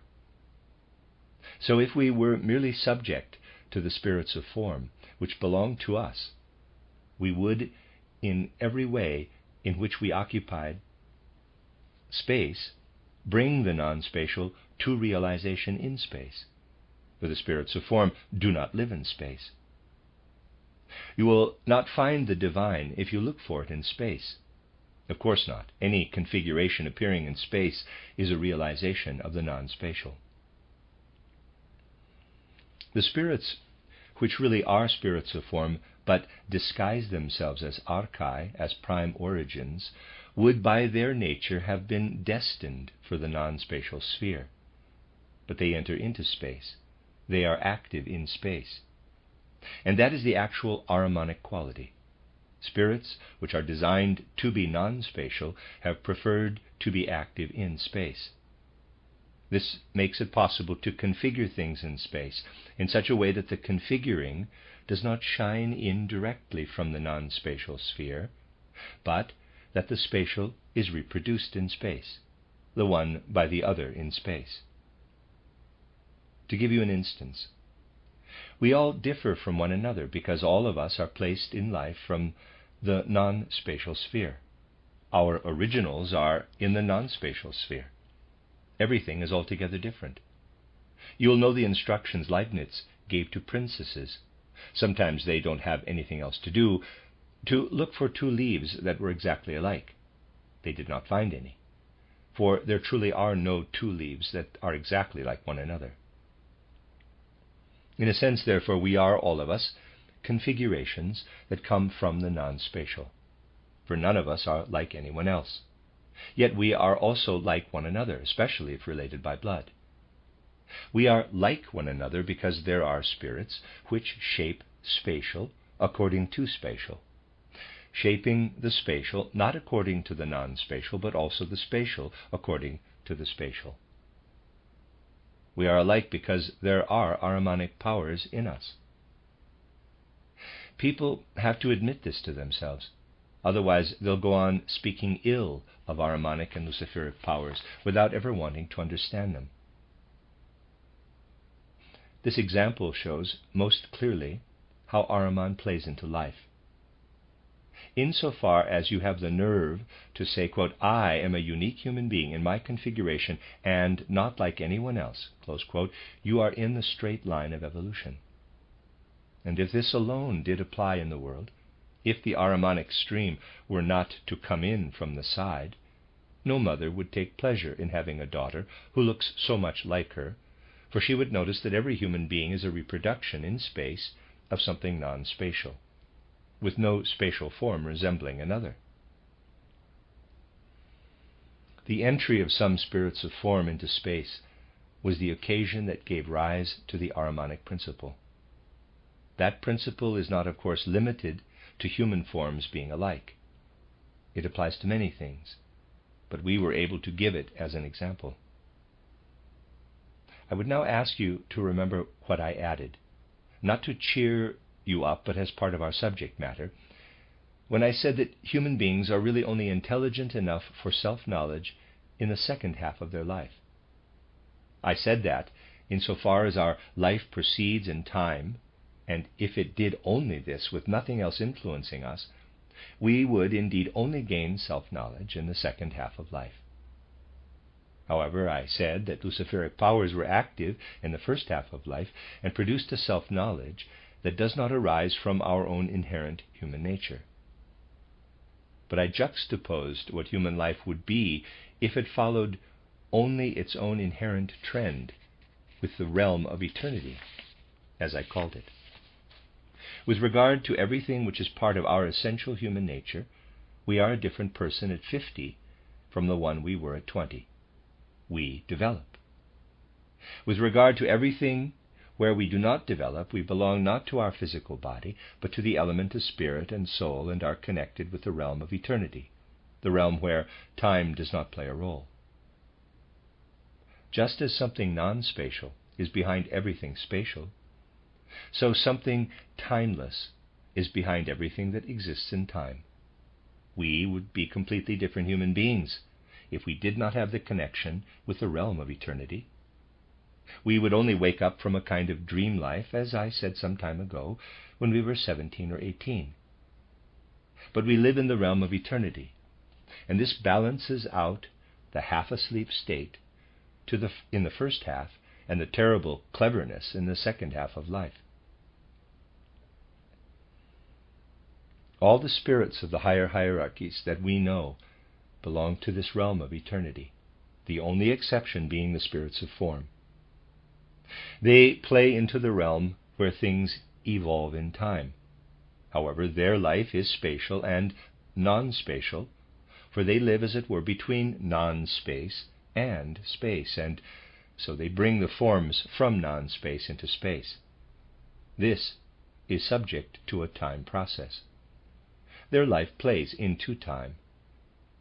But the other spirits that are above the spirits of form in the hierarchies belong purely to eternity.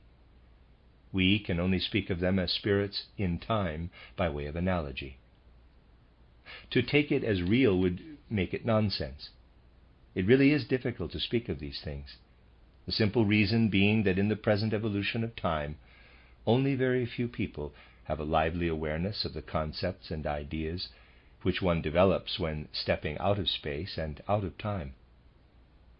Most people today would, anyway, declare anything non-spatial to be sheer fantasy, as they would things that are timeless, eternal and imperishable, and then also anything unchanging. Yet beyond the order of exousiae, all spirits belong to the realm of eternity. There are, however, those among them which disguise themselves as spirits in time, entering into time. Just as the Ahrimanic spirits enter into space, so do other spirits enter into time. These are Luciferic spirits, which in the hierarchic order really belong to the spirits of wisdom, but act as spirits of form, because they are doing so in time. They move the elements, which otherwise would be timeless in the human soul, into time. Because of this, some things which would be there forever, if we were able to follow solely the realm of eternity, are also subject to time.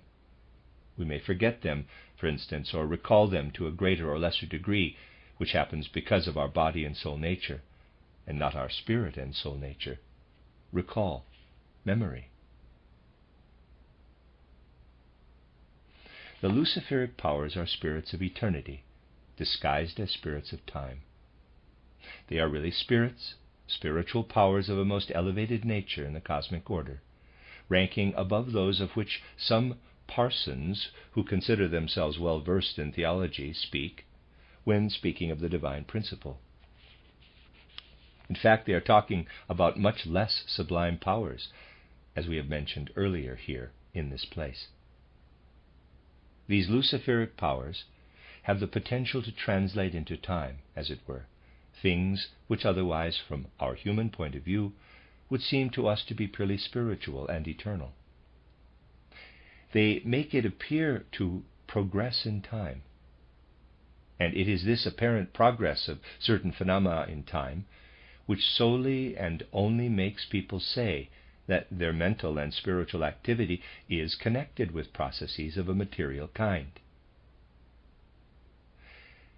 If our souls were not filled with Luciferic spirit, as it were, our mental and spiritual activities would be immediately evident as being spiritual by nature. We would never even think that mental and spiritual activity could be attached to matter. We would be aware that the only image which I often use is also the only correct one, that anyone who thinks his mental and spiritual activity has a material basis is like someone who stands in front of a mirror and thinks that the image in the mirror comes from an entity that is behind the mirror. Yes, the image does depend on the form of the mirror. In that way, our thinking also depends on our bodily nature. But, in this respect, the body functions in much the same way as a mirror. This would be immediately apparent to the beholder if it were not for the Luciferic illusion that the mental and spiritual activity is configured on the basis of physical matter.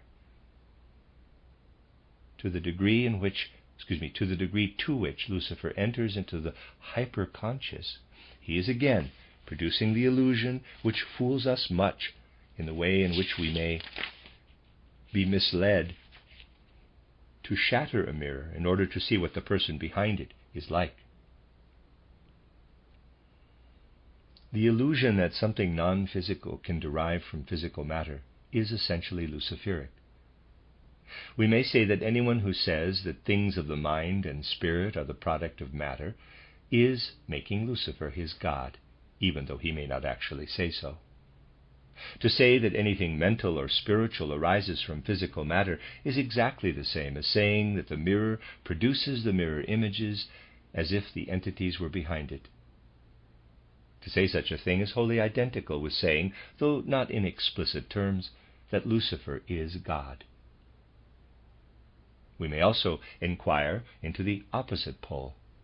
It is a Luciferic notion that the mirror, physical matter, lets something flow from it that is non-physical by nature. The opposite pole is that human beings are also under the illusion that things in the world which we perceive through the senses could ever really have an influence on our inner life. If it were not for the Ahrimanic illusion created by powers that enter from non-space into space, people would realize that powers which are anchored in the sphere of matter can never influence essential human nature. To say that powers, energies anchored in matter, can take effect in human beings is purely Ahrimanic. Those who say this declare Ahriman to be their god, even if they do not explicitly say so. However, human beings float between these two illusions, one which again and again makes them think that the mirror lets images flow from it that are real entities, as if matter could generate mental and spiritual activities. The other illusion is that the external existence we perceive through the senses contains energies which can lead to human activities if converted in some way. One is the Luciferic, the other the Ahrimanic illusion.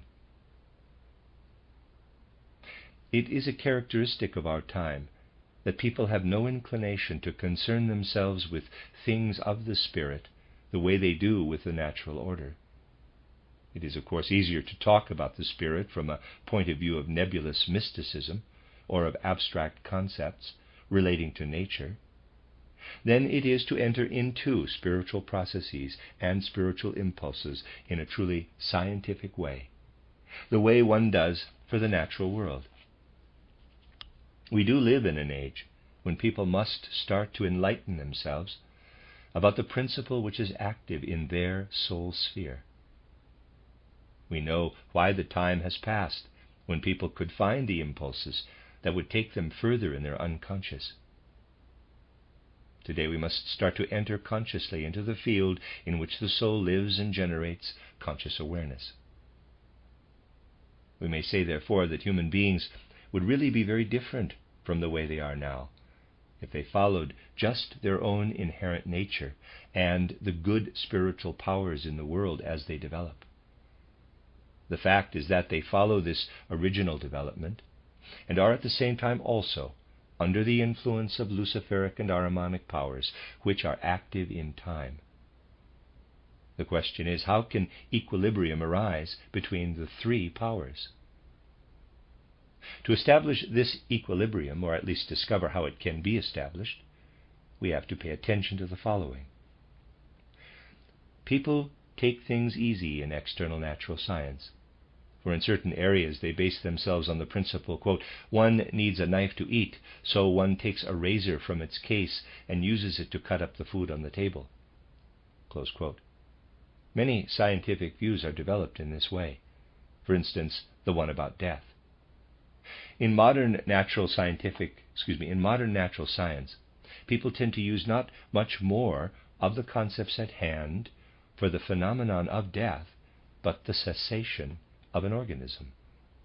That is simple, and one can speak in the same terms of plant death, animal death, and human death, which is what some who call themselves scientists do in a really grotesque way. This does not really differ from putting a table knife and a razor in one and the same category when speaking of a knife. In reality, the principle which we may call death is different for plants, different for animals, and different for human beings. Generalization comes in because one sees the cessation of functions in all three cases. If we study death as part of human nature, we have spoken of the phenomenon of human death on several occasions. The nature of death is such that in a way we may see it as the power that balances out the Luciferic powers. Death, after all, is not a once-only phenomenon, for human beings actually begin to die as soon as they are born. The impulses for dying are in them, and death ensues at a particular point in time. All the impulses that lead to death are also the powers which establish equilibrium with the Luciferic powers. For with death, human beings are taken from the realm of time into that of eternity. We know the nature of the Luciferic powers to be such that they actually belong to the realm of eternity, and take the things they should be doing in that realm into the realm of time. This could not be balanced out if death were not part of the realm of time. It takes human beings from the realm of time into the realm of eternity. Death balances out the Luciferic. The Luciferic element takes eternity into time. Death takes time into eternity. That is putting it in an abstract way, but there is a vast amount of reality in this abstract notion. What was it that we had to say of Ahriman? He makes the similar similar.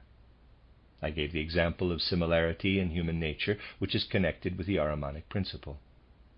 A counterbalance has to be created, or must have been created.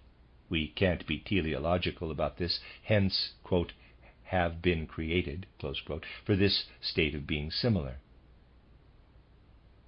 Let me read that again. A counterbalance has to be created, or must have been created.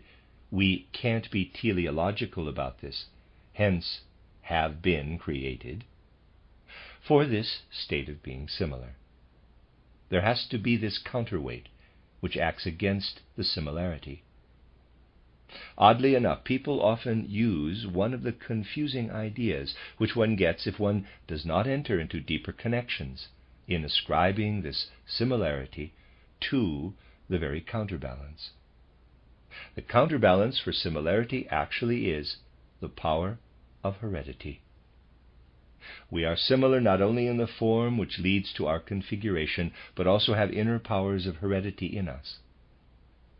With these inner powers, we actually counter that similarity of form. A science must be confused if it puts similarity and heredity together. We look like our parents, but at the same time, our parents have passed on certain powers which we have in our inner being. Powers that seek to take us back again to the original image of man. Our inheritance really lies in fighting that similarity. A more subtle study of human life can indeed show this, even without supersensible observation, in purely external terms. Do try to ask life in the right way. Do try to study people who are particularly similar in appearance to their parents, grandparents, and so on, in some form, element, or other. And then consider the inherited moral impulses. You will find that the inherited moral impulses do, as a rule, counteract the similarities of form. Study the more outstanding historical figures, looking at portraits which show their outward appearance to be similar to an ancestor, and you'll everywhere find qualities of soul in the biography which have been inherited and go against those that have produced those similarities in appearance, in form. In essence, this is one of the secrets of life. Ancestors would understand their descendants, parents their children very much better, if they were able to accept such a fact without prejudice. So, for example, please forgive me saying such things, but we are not, after all, a community of Philistines. If a mother has a young son who looks very much like her, she may be pleased that he looks like her. But for his upbringing, it might be a good thing if she now said to herself, quote, "What kind of qualities is he about to develop, which are rather like those that cause me to be in frequent clashes with my husband?" Close quote. We need to pay attention to such real impulses that have tremendous significance in life. For bringing up children in future, for future human evolution, it will be most important to gain insight into such impulses. For in future, education cannot be based on abstract principles. One will have to look for foundations, empirical, real foundations.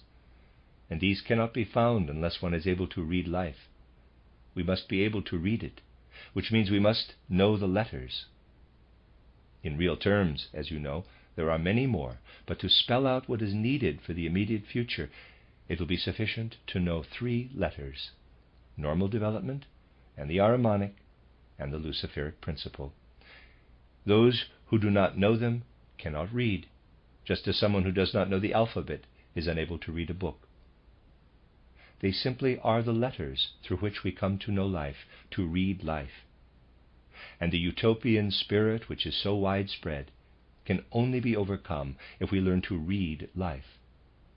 It means, however, that we must study the powers that play a role in life. Someone may, of course, say, quote, "You speak here of something which you say is original human nature, yet this is nowhere to be found," close quote. That is obvious.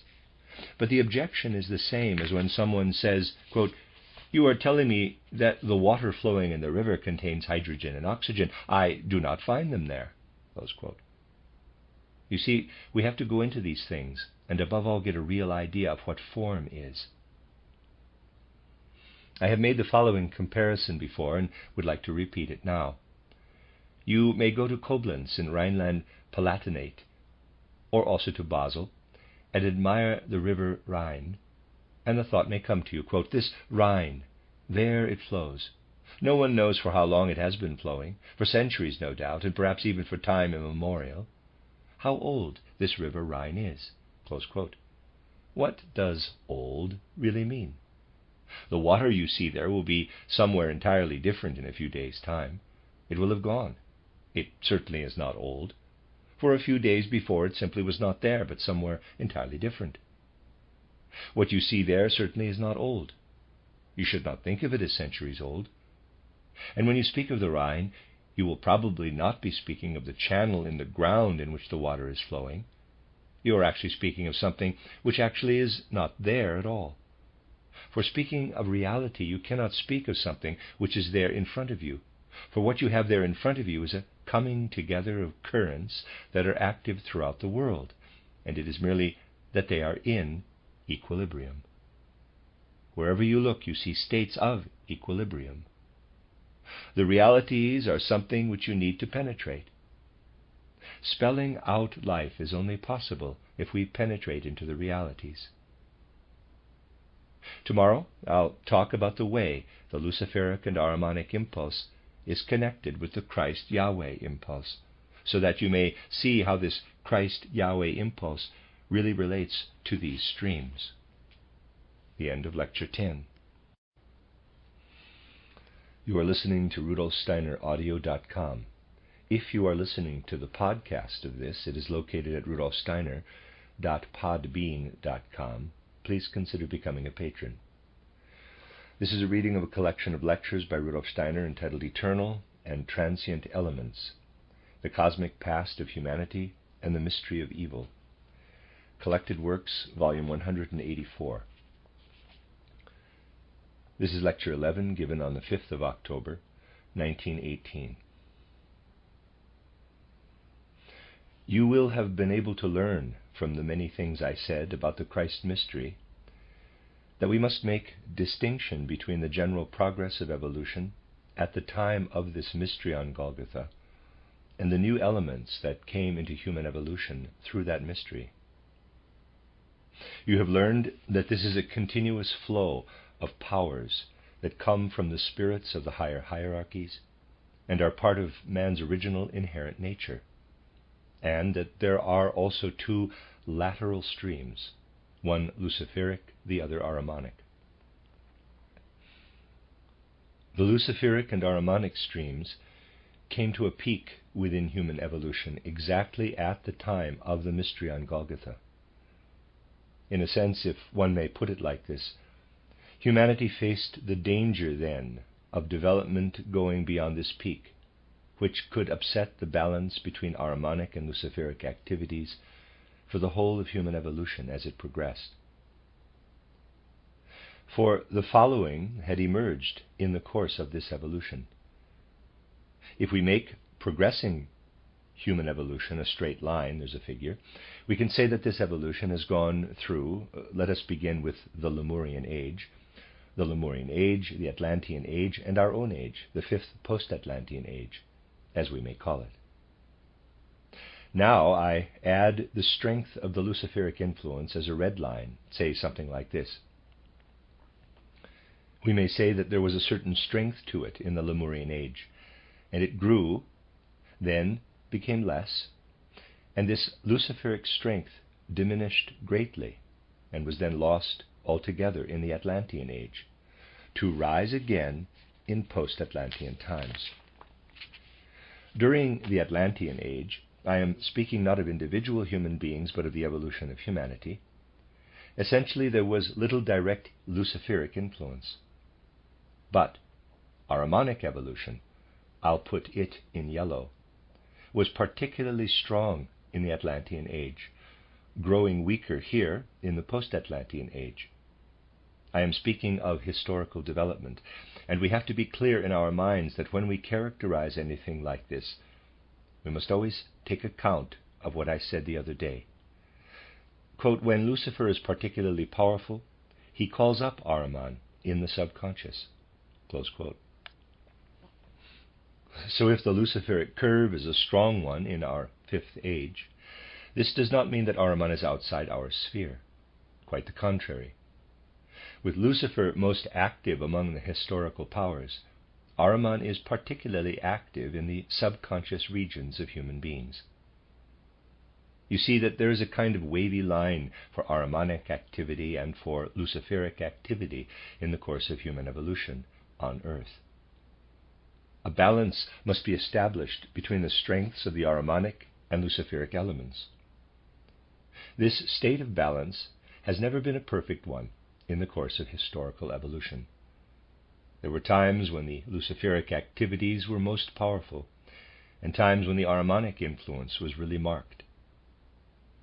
If we consider the period of human evolution, when humanity was approaching the mystery on Golgotha, we find that the state of balance between the Luciferic and Ahrimanic powers was extraordinarily unstable, fluctuating, and there was no real balance.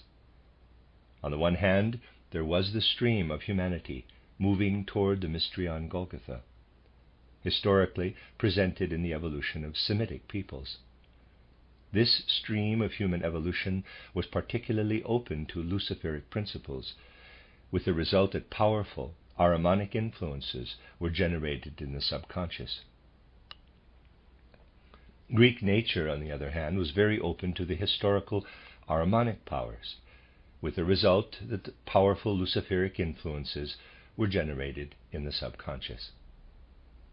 We will only understand Semitic and Greek civilization, which were polar opposites, if we really take note of this fluctuation between Ahrimanic and Luciferic influences in human world evolution. For the Western peoples, the influence of Greek civilization was of the greatest significance at the time when the mystery entered into Earth evolution from outside. This Greek influence was, however, already getting less, having passed its peak. Greek civilization was about to go into decline. We are able to say, quote, "The Greeks developed sublime wisdom exactly because of the Ahrimanic influence, which became evident as a Luciferic element in their art." Close quote. This wisdom assumed a highly individual, humanly individual character, as we also said on other occasions. Basically, however, it was the greatest, where the things which the spirits themselves had taught human beings shone into Greek wisdom from very early times. We know that in very early times the teachers of humanity were initiated directly from the spiritual world. The spirits of the world themselves spoke through them, and looking back to most ancient times in human evolution, we can, even at the beginning of the Fifth Age, still discern a marvelous original wisdom. Its concepts and ideas had been purified to such effect that it had adapted itself to essential human nature. In earlier times, it had been presented more in the form of pictures, of images by the great initiates. But the Greeks put it in ideas and concepts, adapting it to human nature. The most admirable thing about the Greeks, however, is the original wisdom which humanity had received from the lips, we might say, of the gods themselves, a wisdom still to be found in Plato's philosophy. Now, however, humanity was in danger of losing this wisdom. Looking back to the time when the Greek spirit evolved, an age which Nietzsche referred to as tragic, we look back on the great Greek philosophers, on Anaxagoras, Heraclitus, and one sees, I'd say, the last to have that divine wisdom, though already changed into ideas and concepts. Thales was the first, in a way, to base himself wholly on natural concepts. He no longer had a connection to the direct, living impression made by humanity's original wisdom, which one can still see in the work of Anaxagoras. That original wisdom was in the process of being lost to humanity. Yet, the human ability in early times to know anything at all about the human being, insight into human nature, had come from that original wisdom. That wisdom was meant to imbue Greek and all original wisdom. The mysteries were meant to provide insight into human nature. Come to know yourself was one precept. But that ancient insight into human nature was conveyed in a roundabout way through Lucifer, and human beings gained it with the help of Ahrimanic powers. It was entirely bound up with the state of balance between Ahrimanic and Luciferic powers. At the time when the old world was coming to an end, and the mystery on Golgotha was approaching from the other side, Ahrimanic powers were slightly in excess.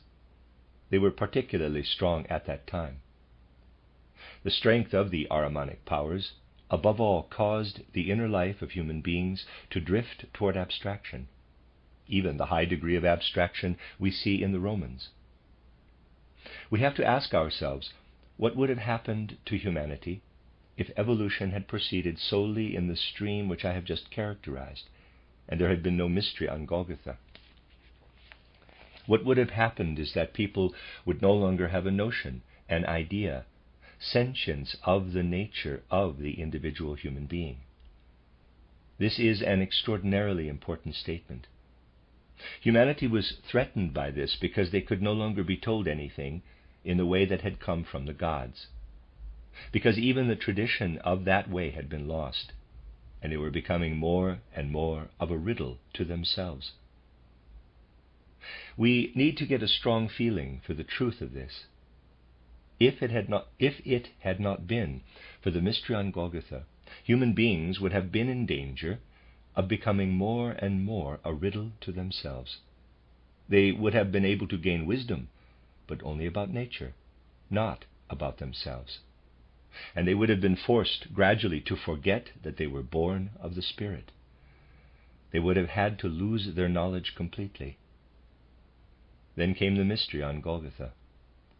It can be considered from many points of view, including the one that with the coming of the mystery, humanity was made able again to grasp themselves as individuals from the spiritual heights which in the earthly field had been lost.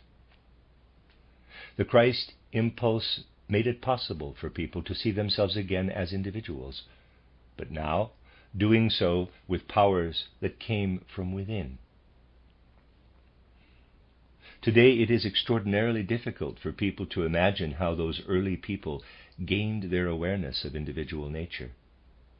For modern people won't believe, one, how very different the external philosophy of life was in those days. One cannot understand the whole significance in world history of Julian the Apostate, unless one knows that he was one of the last people who still saw the sun in a different way from the way we do today, S-U-N. Today we see the sun as a physical body. The influence of the moon as a natural phenomenon has stayed with us for a longer time. Lovers still walk in the moonlight today, rapturous and dreaming. Fantasy grows and flourishes in the moon. In the twilight, the poetry of the moon, both true and false, continues to be familiar to many. The people of old had much more intense feelings when, on waking up, they saw the sun than some people still have in the moonlight today. When those early people woke up and saw the sun, they would not just talk of the sunlight. They were sentient, that something enters into us like a ray from this entity in the heavens to fill us with warmth and light, and that this made us into individuals. Julian the Apostate still felt this. He believed that it might be retained for humanity, though here he was in error, and this was the great tragedy. Their individual nature no longer came to developing humanity from the physical sun ray.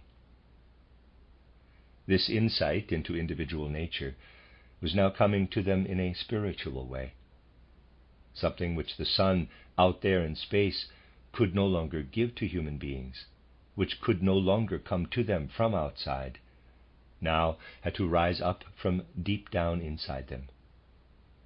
The Christ had to connect his world destiny with humanity, so that they would not drop out of the stream of evolution that took them forward, because the scales are continually moving up and down between Ahriman and Lucifer. We have to accept in all seriousness that the Christ came down from spiritual heights to human beings and linked his destiny with theirs. How is that?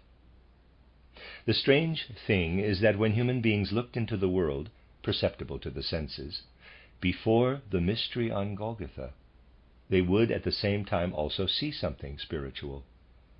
I have just made this clear to you by telling you how the sun was seen. This was gradually lost. People had to be given something else instead. They had to be given something spiritual, the spirituality of which would at the same time give them the impression of reality as it is perceived through the senses. That is what is notable about the mystery on Golgotha, and the way it relates to human powers of gaining insight. This mystery on Golgotha, which had given Earth evolution its true meaning, took place in a small corner of the world, practically unnoticed by the Romans. Tacitus did not really know about it when he produced his excellent study of Roman history 100 years later. Nothing is really said about the mystery on Golgotha in history, for the Gospels are not history. They were written in the way I have described in my title, Christianity as Mystical Fact, and are really mystery books applied to life. Whatever efforts theologians make, there will never be history about the mystery on Golgotha the way there is history concerning other events. This is indeed meant to be the characteristic of the mystery on Golgotha, that nothing should be known of it historically, by way of external factual history. Anyone who wants to know something about it must believe in the supersensible. The mystery on Golgotha cannot be proved to have happened as an historical sense-perceptible event.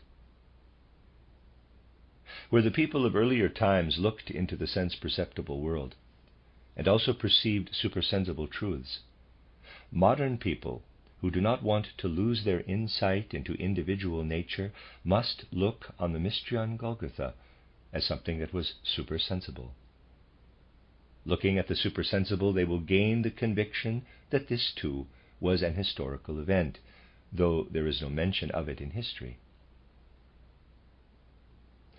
Those who do not consider that throughout the evolution of human history there has been no external record made of the most important historical event will not understand the whole relationship of the mystery on Golgotha to modern humanity. For modern people are meant to learn from the mystery on Golgotha, to turn to the factual reality of something about which there are no historical documents. And this factual element is meant to have an effect. What did we say yesterday did really come from Ahriman and Lucifer. We said that Lucifer detracts human hearts and minds from taking an interest in others. If only Luciferic principles were active in humanity, we would progressively lose interest in others. It would mean little to us how one person or another thinks.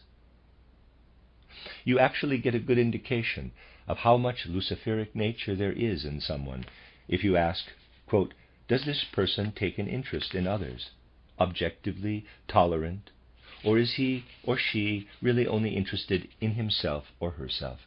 Close quote. Luciferic natures take little interest in others, are rigid, obdurate within themselves, only considering the things to be right which they have thought up themselves, of which they are sentient, and are not open to the opinions of others. If the Luciferic principle had continued to act in the same way in human evolution as it did before the mystery on Golgotha, humanity would gradually have taken a course which would have to be characterized as people being inwardly obdurate and uncommunicative, with everyone only considering their own concerns, only considering the things they have thought up for themselves to be true, and not inclined to look into the hearts of others. This, however, is nothing but the opposite side to losing individual nature. For in losing the possibility of seeing the human being as an individual, we also lose understanding for the individual nature of another. There were a great many people, many more than you'd think, especially at the time when the mystery on Golgotha was approaching, in the Greek and the Roman world, in Africa, in Western Asia, who went about as, well, we can't say oddballs, but as arrogant, isolated people who wanted to be on their own. There were many such. And there were also people who made it into a philosophy not to care about others, but to follow only what they had within themselves. This happened because the Luciferic principle had dropped out of the state of balance. The Ahrimanic principle was present to excess at the time. This is most clearly evident when we look at the early Roman emperors, the Julio-Claudian dynasty. Only the first of them, Augustus, had been initiated, though in a somewhat questionable way. Among the others were at most those who enforced their own initiation, but all of them considered themselves to be the sons of gods, initiates, descended from the gods. For the Ahrimanic principle shows itself particularly in that people do not wish to live among other people as one individual among others, but to have power, as I said yesterday, that they want to be in power by making use of the weaknesses of others. Those were the two great dangers for humanity at the time of the mystery on Golgotha. Humanity would have succumbed to them if the mystery had not come.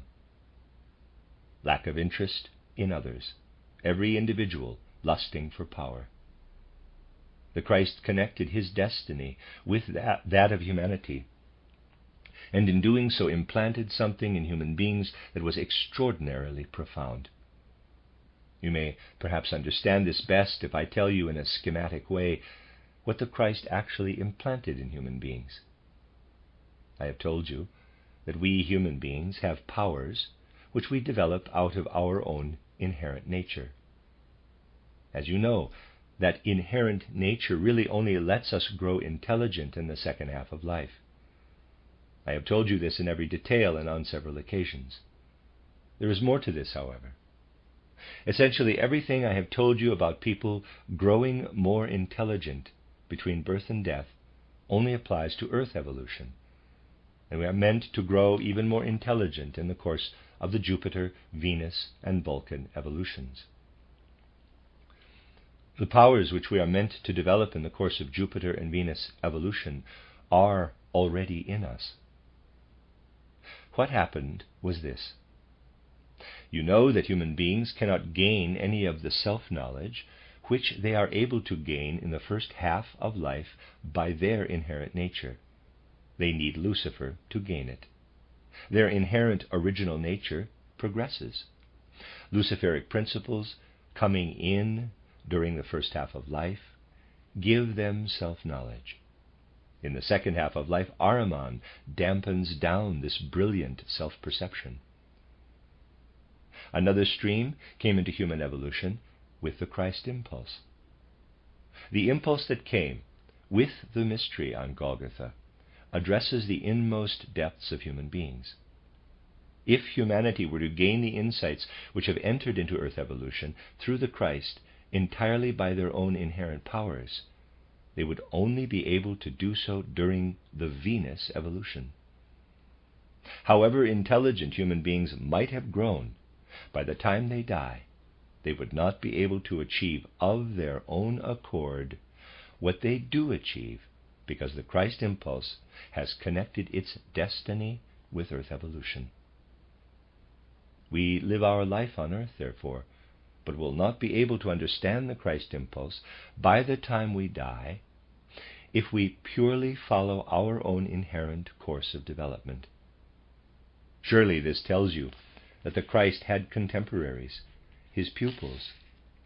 The tradition of original wisdom enabled them to gain so much wisdom about him that they were later able to write the Gospels, though they did not really understand them. They certainly could not gain insight into the Christ impulse in their lifetime. So, when could they gain it? After death, in the time after death. If we assume that, let us say, Peter or James were contemporaries of the Christ, when were they ready to understand the Christ? Only in the 3rd century after the mystery on Golgotha. They were not ready for this in their lifetime, but only in the 3rd century. Here we touch on a highly significant secret. Let us take a careful look at it. The contemporaries of the Christ had to go through death and live in the spiritual world until the 2nd or 3rd century. Only then did they gain insight into the Christ in their life after death, and were then able to inspire those who, toward the end of the 2nd or from the 3rd century onward, wrote about the Christ impulse. As it was a matter of the Church Fathers being more or less clearly inspired, the works written about the Christ impulse had a specific character, but only from the 3rd century onward. It is because of this that Augustine, essentially so important for the Middle Ages, came at that time. You can see from this what was needed for understanding the Christ impulse. Venus wisdom, if I may put it like this, which even now human beings cannot experience in their lifetime, but only after death, and indeed only centuries later, to have the inspiration of this Venus wisdom come to the earth. I wish the way of putting it were not quite so silly, but there is no other term really that meets the case. It was lucky that inspiration could come in the 2nd and 3rd centuries, that it could begin then. For if one had waited for longer than that, beyond the year 333, humanity would have grown more and more obdurate against the spiritual world and not prepared to accept inspiration. You see that the influence of the Christ impulse on humanity through the centuries of Christian evolution is connected with all kinds of secrets. Anyone wishing to look for them again today will find the most important parts of insight into the Christ impulse only by seeking supersensible insight. Essentially, it was the dead who were the first genuine teachers of the Christ impulse, and I think this is evident from what I have just been saying. They had been contemporaries of the Christ, and were not ready to gain full understanding until the 3rd century. Understanding was then able to grow in the 4th century, but it was also getting more difficult to inspire people. The difficulty was even greater in the 6th century, until finally the time came when Rome created order in the way spiritual secrets were given as inspiration for humanity through the Christ mystery, with an obdurate humanity resisting. Rome finally established order in the 9th century, in 869 at the Council of Constantinople, where they finally got rid of the spirit. All this inspiring ultimately got too much for Rome, and the dogma was established that human beings have something in their soul that is spiritual by nature, but that it is heresy to believe in the spirit. People were to be drawn away from the spirit.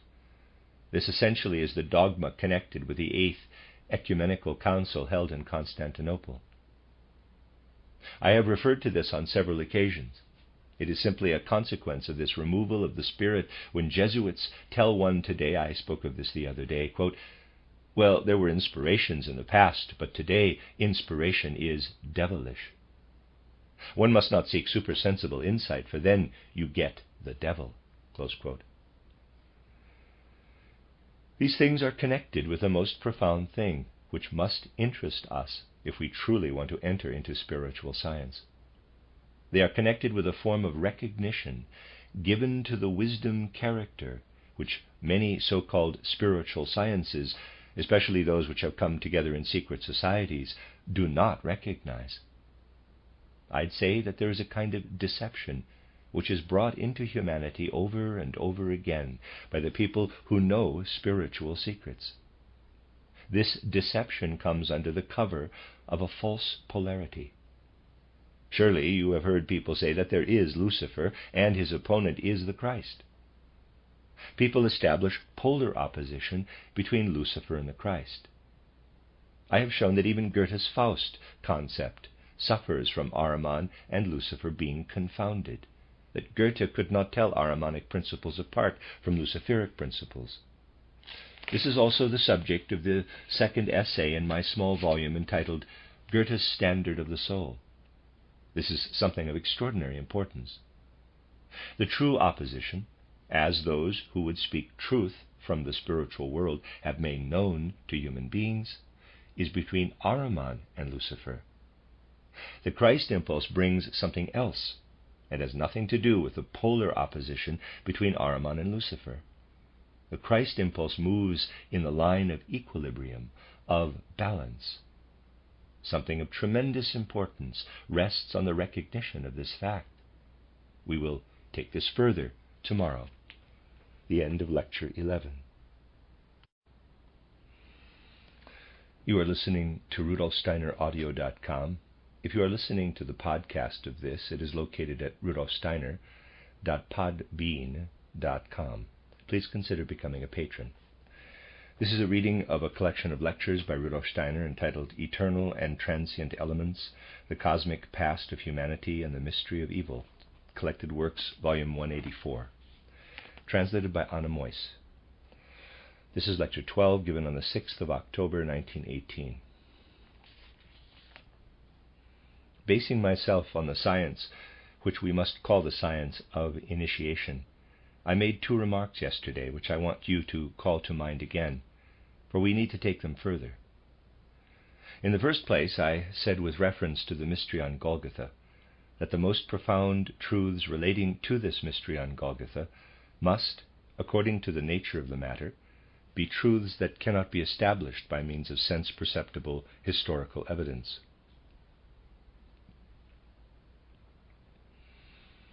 Anyone looking for external, historical evidence that the mystery on Golgotha did in fact take place, doing so in the way in which one looks for evidence for other historical facts, will not be able to find it.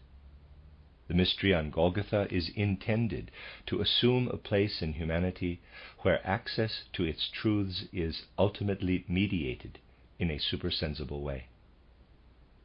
In a way, people are meant to get used to having the most important thing in earthly existence in such a way that they cannot approach it through evidence of the senses, but only in a supersensible way.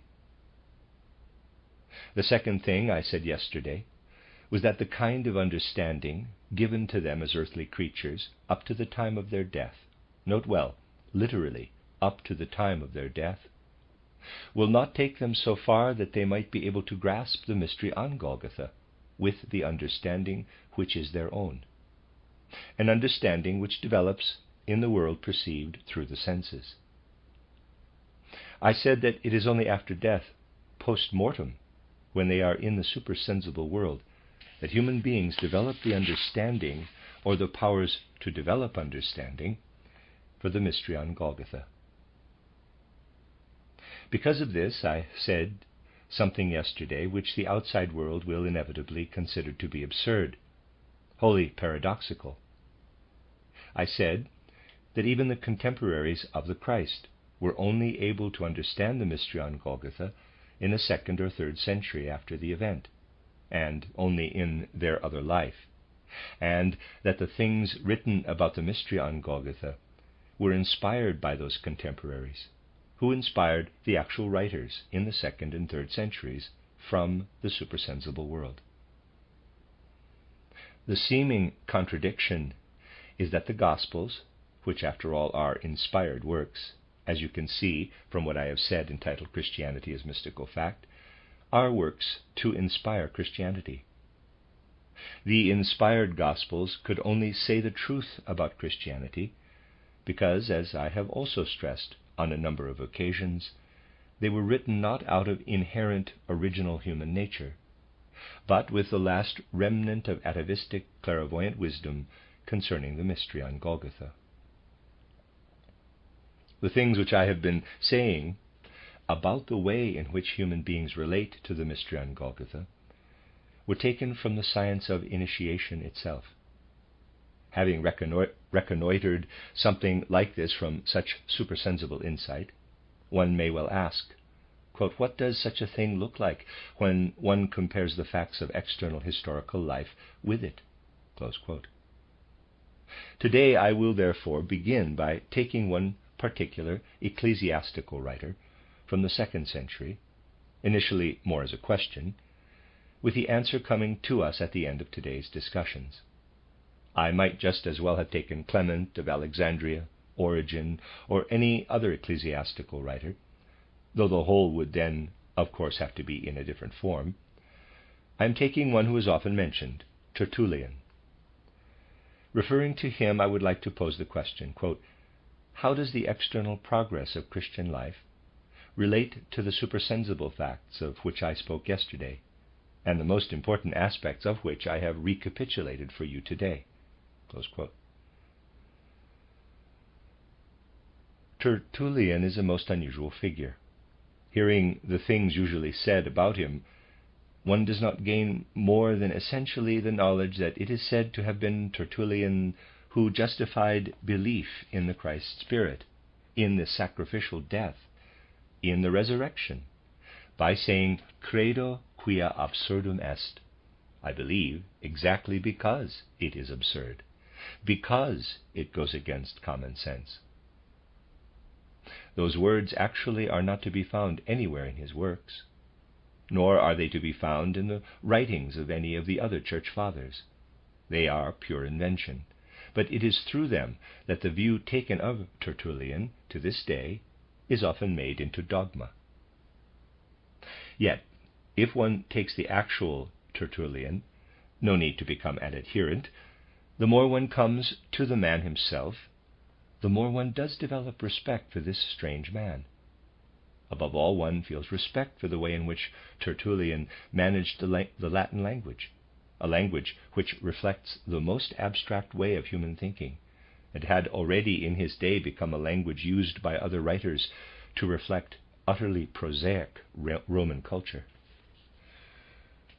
Tertullian used the language with a real spirit of fire. He brought temperament, mobility, sentience, and a sacred passion into his way of putting things. He was a typical Roman who put things in an abstract way, like any Roman when it comes to the things one often says are real. People of that time with Greek education would not even have considered him to be a particularly erudite person. But he wrote with great intensity, with inner strength. He wrote in such a way that, using the abstract language of Rome, he actually became the creator of the Christian way of speaking. The way he spoke, this Tertullian, is indeed intense. In a kind of protective declaration for the Christians, he did, we may say, put things in such a way that the effect of the written word was like hearing it said in words directly by someone in the throes of a sacred passion. There are passages where Tertullian becomes the defender of the accused Christians, who would, during a procedure which was very much like torture, not deny but confess that they were Christians, and said what they believed in. Tertullian wrote, quote, everywhere else those under torture are accused of denying the truth. It is done the other way round with the Christians. They are declared to be mentally deranged when they confess what lives in their souls. The torture is not meant to force them to tell the truth, which alone would make sense. The aim is to force them to say things that are untrue, but in fact they are telling the truth. And when they confess the truth from their hearts, they are said to be evildoers. Close quote. In short, Tertullian was someone who had a real sense for absurdity in life. He was someone who had grown together with such Christian awareness and Christian wisdom as had developed a sensitive observer of life. It does therefore mean something when he writes, quote, you have sayings. You do very often in life say from immediate sentience, in God's hands, God willing, and so forth. And that is Christian faith. The soul professes itself, when it expresses itself as a Christian, doing so unconsciously. Close quote. Tertullian was also an independent spirit, someone who told the Romans, being a Roman himself, quote, look at the God of the Christians, and consider if the things you give to the world as Romans are truly religious, or if the things which the Christians want reflect true religiosity. You bring war, trouble, and strife into the world, and this is exactly what the Christians do not want to do. The things that are sacred to you are blasphemous, for they are victory signs, and victory signs are not something sacred, but signs for the desecration of sacred places. Close quote. This is what Tertullian said to his Romans. He had a sense of independence, and seeing the things that went on in Rome, he said, quote, "Is one praying when one looks up quite naturally to heaven, or when one turns one's eyes to the Capitol?" Close quote. Tertullian certainly was not someone who was wholly given up to abstract Roman civilization, for he was deeply conscious of the supersensible, the spirit, being present in the world. Someone who is, on the one hand, speaking so independently and freely, and at the same time so much out of the supersensible as Tertullian did, had to be sought out, even in those past times, when the supersensible was still closer to human beings than it would be later. Tertullian did not only say in a rationalistic way, quote, "The Christians tell the truth. You declare them to be evildoers, when in fact we should only call those people evildoers who do not tell the truth under torture." Close quote. This was certainly rationalistic, but it was also courageous, and Tertullian said other things as well. He said, for instance, quote, "If you Romans take a real look at your gods, who are demons, and genuinely ask them, you will learn the truth. But you do not want to learn the truth from the demons. If one brings someone possessed by a demon face to face with a Christian and lets the Christian ask him the right questions, the demon will show itself to be a demon. And it will be afraid, but will say of the God whom the Christians acknowledge, that is the God who now has a rightful place in the world." Close quote. Tertullian referred to the evidence not only of the Christians but also that of the demons, by saying that the demons will also profess themselves demons if we merely ask them, doing so fearlessly, and that they acknowledge Christ Jesus as the true Christ Jesus, as it also says in the Gospels. It was at any rate a strange character who faced the Romans as a Roman in the 2nd century. He attracts our attention when we note his attitude to the mystery on Golgotha. He spoke about the mystery in about the following words, quote, "The Son of God has been crucified. We do not feel shame, because it is ignominious. The Son of God has died. It is utterly believable, because it is inept." Close quote. The actual words are, I'll give it my best shot here, "Prorsus credibile est, quia ineptum est." It is credible, wholly credible, because it is inept. So he said that the Son of God, and there's a close quote in there if I missed it, okay? So he said that the Son of God had died. It was utterly believable, because it was inept. And he had been buried, had risen from the grave, and that was certain, because it was impossible. The words prorsus credibile est, quia ineptum est, became the other untrue statement, credo quia absurdum est. We must rightly understand the words Tertullian said about the mystery on Golgotha. He said, quote, "The Son of God has been crucified. When, as human beings, we consider this crucifixion, we do not feel shame because it is ignominious." Close quote. What did he mean? He meant that the best thing to happen on earth must be ignominious, because it is human nature to do things that are ignominious, and not those that are outstandingly good. If something were to be presented as a good deed, so said Tertullian, the best deed to be done by human beings, it could not be the most outstanding for events on earth. The most outstanding deed for events on earth will, no doubt, be the one which brings disgrace on man and does not mean glory. This was what he meant. To go on, the Son of God died. This was wholly believable, because it was inept. The Son of God died. It was wholly believable, because common sense finds it inept, senseless. If common sense were to consider it intelligent, it would not be believable. For things human sense finds intelligent cannot be the most sublime on earth. For human sense is not at a level in its intelligence where it comes to the most sublime. It comes to the most sublime when it grows inept. He was buried, rose again. This was certain because it was impossible. It is impossible as a natural phenomenon that the dead rise again. But it was Tertullian's view that the mystery on Golgotha had nothing to do with natural phenomena.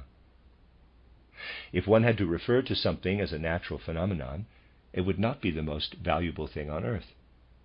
The most valuable thing on earth must not be a natural phenomenon, which means that it had to be impossible in the sphere of natural phenomena. It was exactly because of this that he was buried and rose again, and it was certain because it was impossible.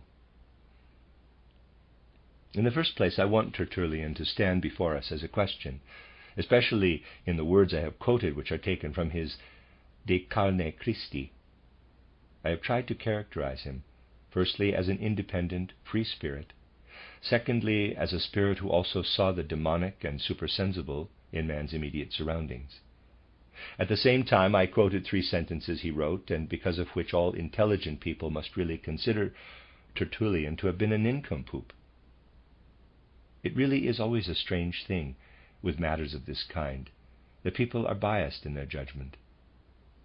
In also producing the wrong notion, such as credo quia absurdum est, they are sitting in judgment on a whole human being.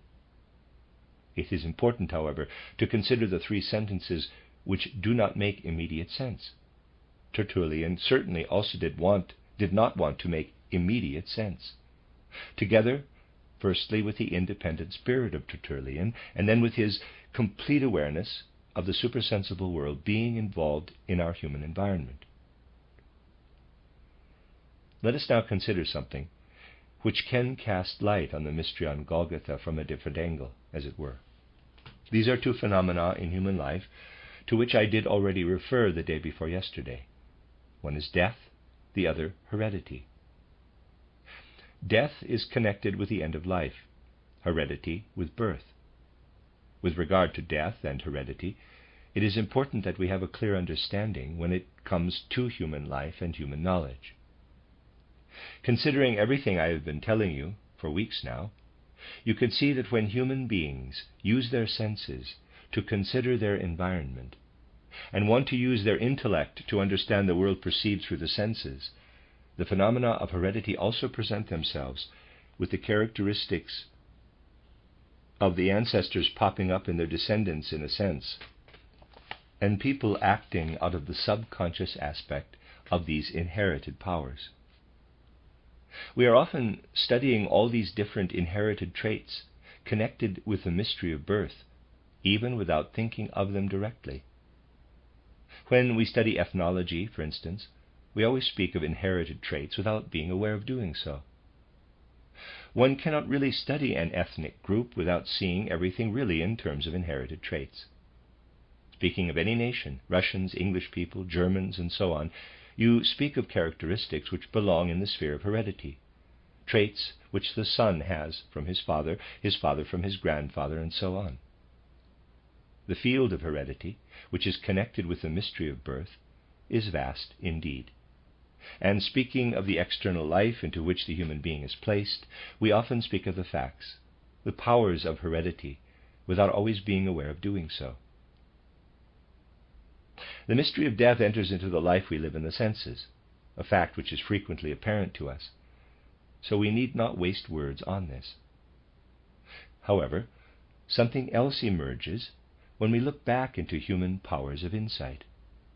We find that our human powers of insight can grasp much in the natural order, but this human power of insight declares itself to be sovereign, wanting to grasp everything to be found in this natural order. Yet this human power of insight will never serve to grasp the fact of heredity, which is connected with the mystery of birth, nor the fact of death. Then the strange phenomenon arises in human life where the whole of human understanding is filled with the wrong concepts. This is because we consider phenomena to be part of the world perceived through the senses, which makes themselves known in that world but are by nature utterly spiritual. We consider human death. It is a bit different for the death of animals and of plants, as I said the day before yesterday, to be a phenomenon in the world perceived through the senses because that is what appears to be the case. This does not help us, however, to learn about human death. No natural science could ever say anything about human death. All we achieve with it is that we transform our wholly human view into a pseudo-view, mixing the facts of death into everything. We only learn the truth about nature if we leave death aside and leave the hereditary traits aside. The peculiar thing about human insight is that it is ruined, if I may put it like this, and made into a pseudo-image, because people think it could cover everything in the world perceived through the senses, including death and birth. And as death and birth are mixed into the view taken of nature, human perception ruins all views on the world that are perceived through the senses. One will never gain a view of the human being as a creature perceptible through the senses if one includes the qualities of heredity, which are, of course, connected with birth in the sense-perceptible world. One ruins the whole image of man for oneself. I have spoken of three streams: the straight line, normal evolution, the lateral Luciferic, and the lateral Ahrimanic stream. The whole of human evolution, which proceeds in a straight line, if one counts birth and death as part of essential human nature, insofar as man belongs to the sense-perceptible world. That is the strange situation when it comes to human powers of perception. Guided by nature herself, these powers are driven to think the wrong things. For if they were actually able to think, an image would emerge from nature, in which there was no heredity and no death in human life. One would need to abstract from death and heredity. One would also have to think nothing of death and birth and develop an image which does not include them. This would give us an image of nature. There is no room for inherited traits and for death in the Goethean philosophy of life. They do not fit into it. That is the peculiar thing, especially with the Goethean philosophy of life. You cannot do anything with death and heredity in it. This is what makes it so good, and because of this we can take it to be a true nature image which is real, for there is no room in it for death and heredity. Up to the time of the mystery on Golgotha, people did, on a certain spiritual basis, still think in a more natural way about death and heredity. The Semitic population considered inherited traits to be due to the continuing direct influence of the God Yahweh. One needs to know this to understand the Yahweh point of view. It put anything relating to heredity, at least in places where the Yahweh view was still well understood, outside of mere nature, and saw in it a continued direct influence of Yahweh. The God of Abraham, of Isaac, of Jacob, that was nothing but the inherited traits continuing. And in Greek philosophy, people sought to grasp something in human nature, though decadence meant that it was with little success, which lives in man also between birth and death, but has nothing to do with death. They sought to pick something out from the sum of phenomena where death cannot interfere. The Greeks had a certain fear of understanding death. Their philosophy focused on the sense-perceptible, and so they did not want to understand death, instinctively feeling that if one focuses purely on the world perceived through the senses, as Goethe also did, death is an alien element. Death has no place in the sense-perceptible world. It is alien to it. Then other views evolved from this, and it was particularly characteristic of the nations and people which were in the lead at the time when the mystery on Golgotha was approaching, that certain old views began to change. People were progressively losing the ability to look into the spiritual world. They therefore came to think more and more that birth and death, or heredity and death, were also part of the sense-perceptible world. After all, heredity and death move around in that world, doing so in a truly tangible way. People came to think more and more that heredity and death were part of the sense-perceptible world. This came to be part of the whole human view. Centuries before the mystery on Golgotha, the other view had thus been invaded by belief that heredity and death had something to do with the sense-perceptible world. The result was that something most strange developed. You'll only be able to grasp it if you let the spirit of what I have been saying here in recent days influence you in the right way. The fact of heredity was seen by moving it into the sphere of natural phenomena. People came to see it more and more as a natural phenomenon. Any fact of this kind calls forth its polar opposite when it comes up in life. You simply cannot accept a fact in human life without it calling forth its opposite. Human life proceeds with opposites kept in balance. It is a fundamental condition for all insight gained that one acknowledges that life proceeds in opposites, and the state of balance between opposites must be sought. So what was the consequence of believing that heredity was a natural phenomenon? The consequence was the most dreadful disparagement of the human will, a fact from ancient times which in spiritual science is known as the influence of Luciferic and Ahrimanic spirits, entered into the human will as the opposite evolved, and a fact which people were really looking for in the field of nature was acting so powerfully in the human soul that it drove people to a moral philosophy of life. Heredity was included among natural phenomena and therefore misunderstood, so that the opposite evolved. Belief that the human will had once brought it about that original sin, hereditary sin in German, continues on in the world. The wrong inclusion of heredity among natural phenomena created the fundamental evil that original sin has shifted to the moral field.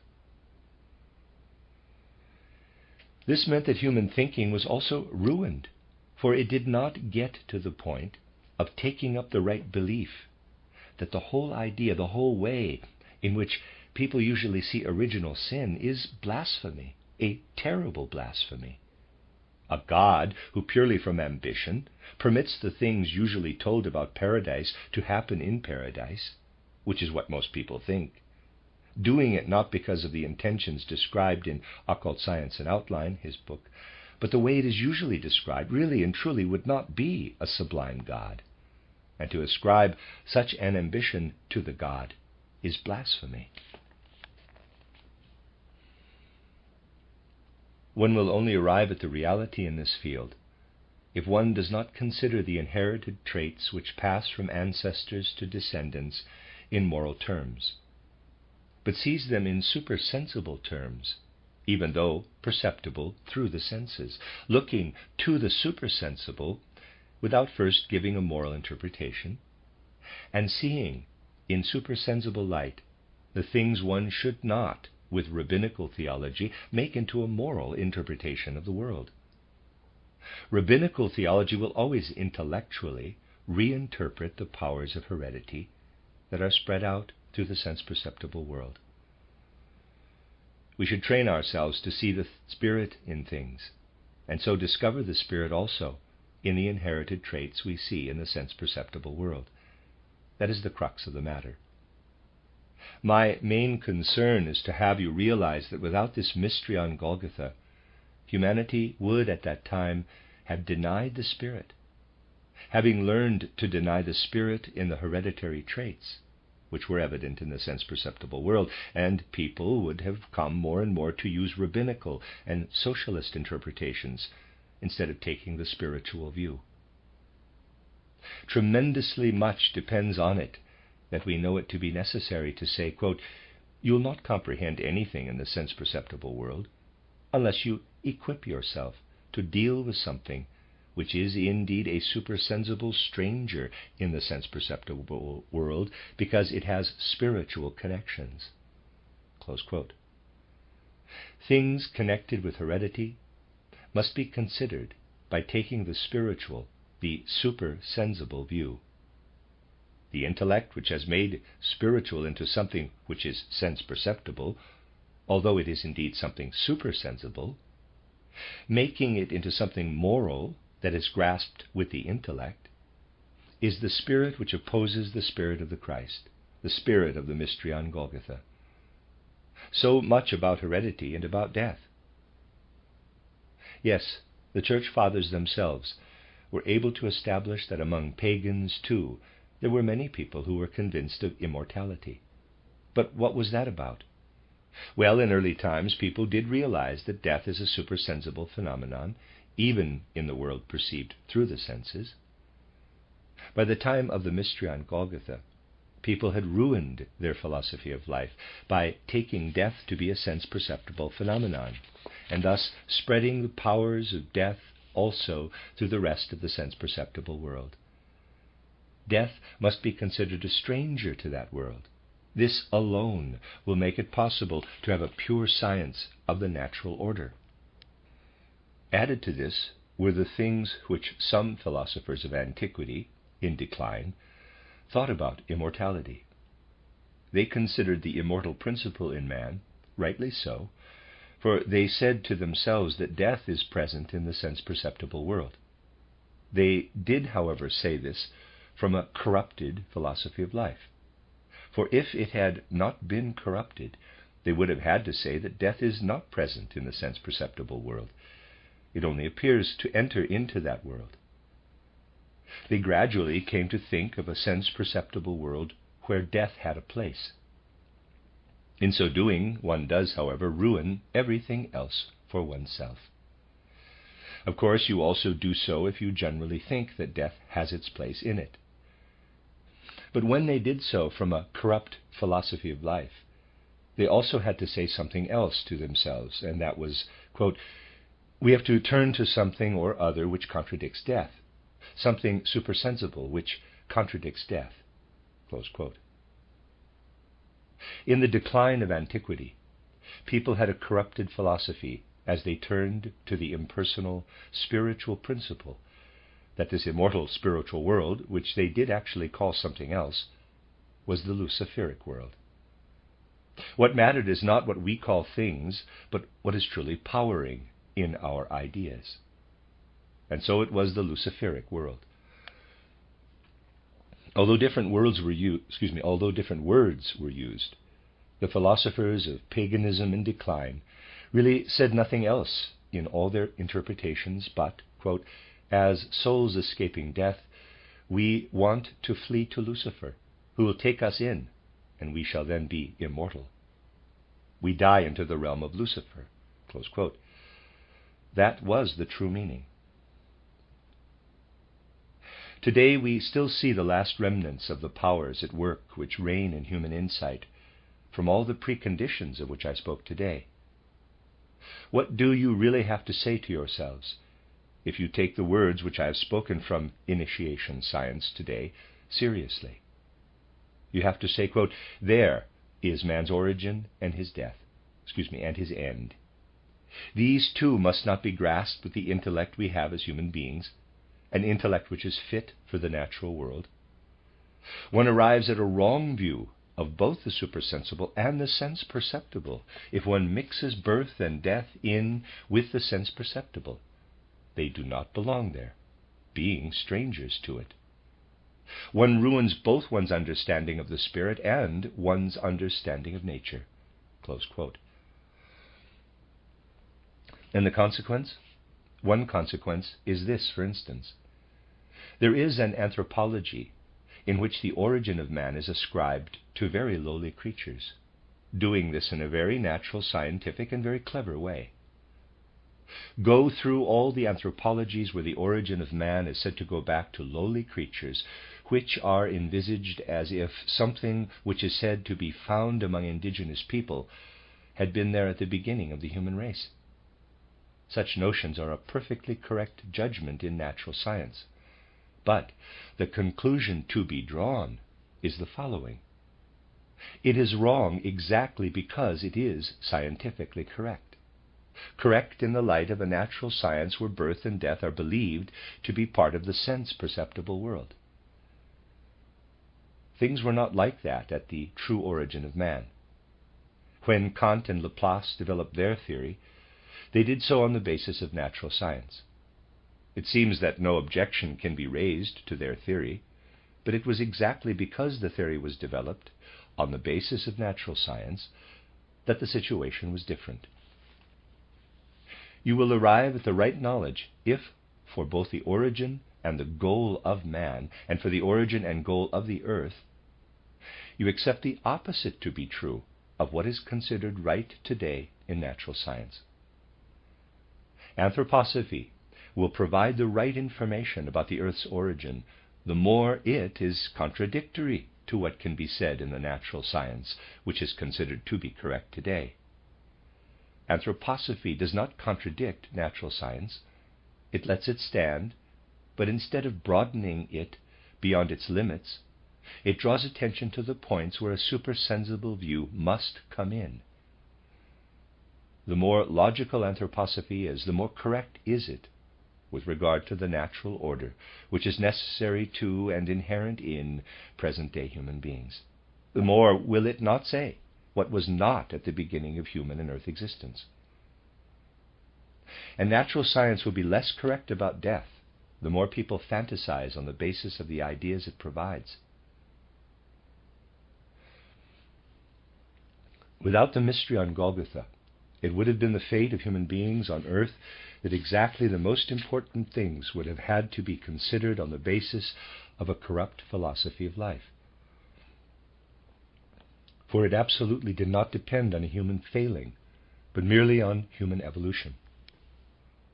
It simply happened, in the course of that evolution, that people came to consider themselves to be this combination of flesh, blood, and bone.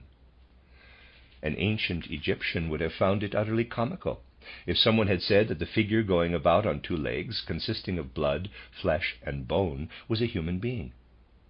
But these things do not depend on theoretical reflections. We cannot dream them up, nor dream them away.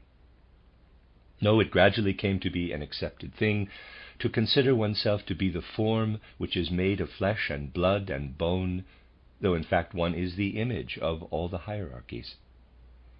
So much error spread about this that, oddly enough, some individuals who came upon the error stumbled into an even greater error. Yes, some did come upon it, but they did so in an Ahrimanic and Luciferic way. That human beings are not the combination of flesh and blood and bone. They would say, quote, if we are something better than this combination of flesh and blood and bone, let us, above all, despise all flesh and see the human being as something more sublime. Let us then cast aside the sense-perceptible human being. Close quote. Yet, this image made of flesh and blood and bone, together with ether body and astral body, as we see it before us, is a sham. In reality, man is the absolute image of the deity. It is not that we want to see the devil in the world. As I said, that is an error. It is because we want to and should see the God in our own world within us, that it is an error to identify with sense-perceptible nature. It is also quite wrong to say to oneself, quote, yes, I am a most sublime being, terribly sublime, and there is this inferior, horrid environment. Close quote. That is not how it is, but rather like this. There we have the realms of the higher hierarchies, all the divine spirits. There's a picture. They considered it their divine goal to join forces in creating a form. This form has the outer appearance of the human body. Into this form, which is calumniated, miserably calumniated when people consider it inferior, the spirits of form have placed the human capital I, the present-day soul, which is the baby among the different levels of human existence, as I have often said. So, if there had been no mystery on Golgotha, human beings could only have developed wrong ideas about heredity and about death, and those wrong ideas would have got worse and worse. They do sometimes come up in an atavistic way today. In some socialist bodies, a philosophy of life is promulgated today which is atavistic. in views where death and birth are included among the phenomena of the physical world. As humanity continues to evolve, it would have to happen that the gate to the supersensible world would close for the human being, and anything he found in the physical world of the supersensible, heredity and death, would lead him astray, would be tempters who would come and say, quote, "We are part of the physical world," close quote, when, in fact, they were not. We will only come to the truth if we do not believe in a natural world which pulls the wool over our eyes concerning death and birth. Man's position in the world is that paradoxical. Something had to be implanted in human beings that would maintain the balance and guide them away from the idea that heredity and death were physical phenomena in human life. To do this, something had to be put before them which made it evident that death and heredity are supersensible and not sensible phenomena. The event which showed humanity the truth again about these things had to be beyond the reach of ordinary human powers, for those were getting corrupted and needed a strong nudge in the opposite direction to correct them. That nudge was the mystery on Golgotha. It entered into human evolution as something supersensible, so that people would have the choice of either believing in the supersensible element, in which case you could only gain insight into it in a supersensible way, or accepted the views which would inevitably result if they considered death and inherited traits to belong to the sense-perceptible world. Hence, the ingredients of a true view of the mystery on Golgotha are the two borderline facts of the mystery: resurrection, which cannot be thought of without its link to the Immaculate Conception, but not in the way in which the wool is pulled over people's eyes, pretending it is a fact, but in the supersensible way, and going through death in a supersensible way. These are the two basic facts that must be the boundaries of the life of Christ Jesus. No one understands the resurrection, which is meant to be the concept that is presented as the true concept, instead of the false idea that death belongs to the physical world. No one understands this resurrection unless he also accepts its correlate, Immaculate Conception, birth as a supersensible fact. People want to understand this, resurrection and Immaculate Conception, and today's Protestant theologians actually want to grasp this fact in theology, using ordinary human common sense. But that common sense is but a pupil of the sense-perceptible world, of the corrupt view gained through the senses, which has evolved since the mystery on Golgotha. And when they cannot grasp it, they become followers of Harnack or the like, denying resurrection, producing all kinds of phrases about it. As to the Immaculate Conception, they consider this to be altogether something no one who has any sense would talk about.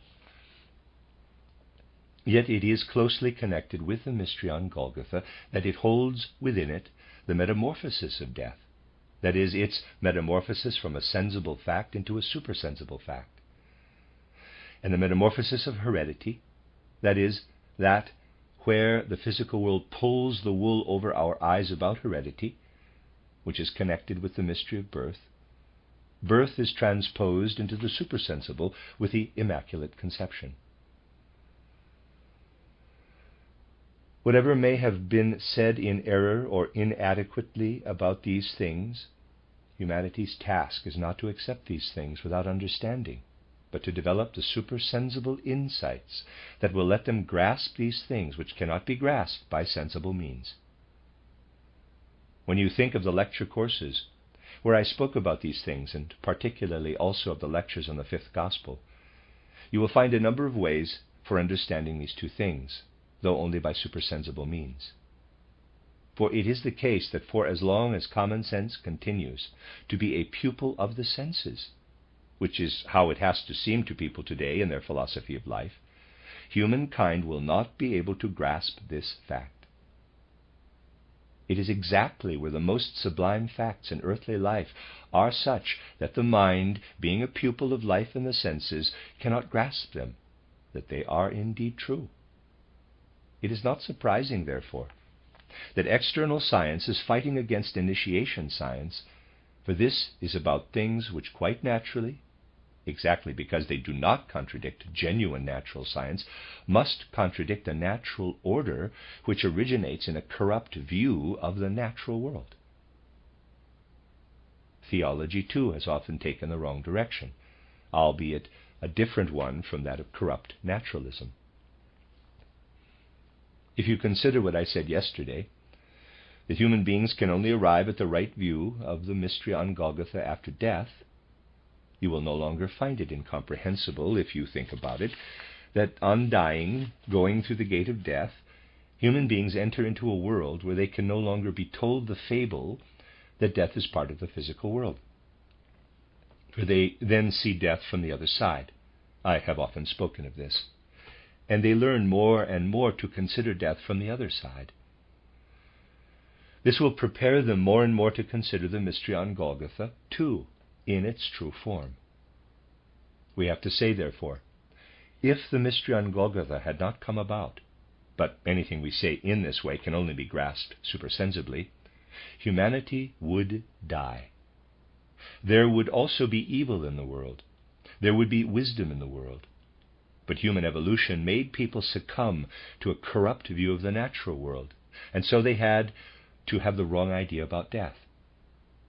Wanting to turn to immortality, they therefore turn to Lucifer and succumb to Lucifer exactly because they want to turn to the Spirit.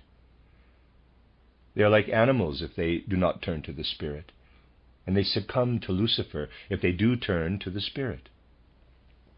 To see the world looking ahead, one wants to be immortal in Lucifer. To see it looking back, one interprets the world by changing the element which is supersensible, even as an hereditary trait, into something moral, and thus fabricates the medieval blasphemy of original sin.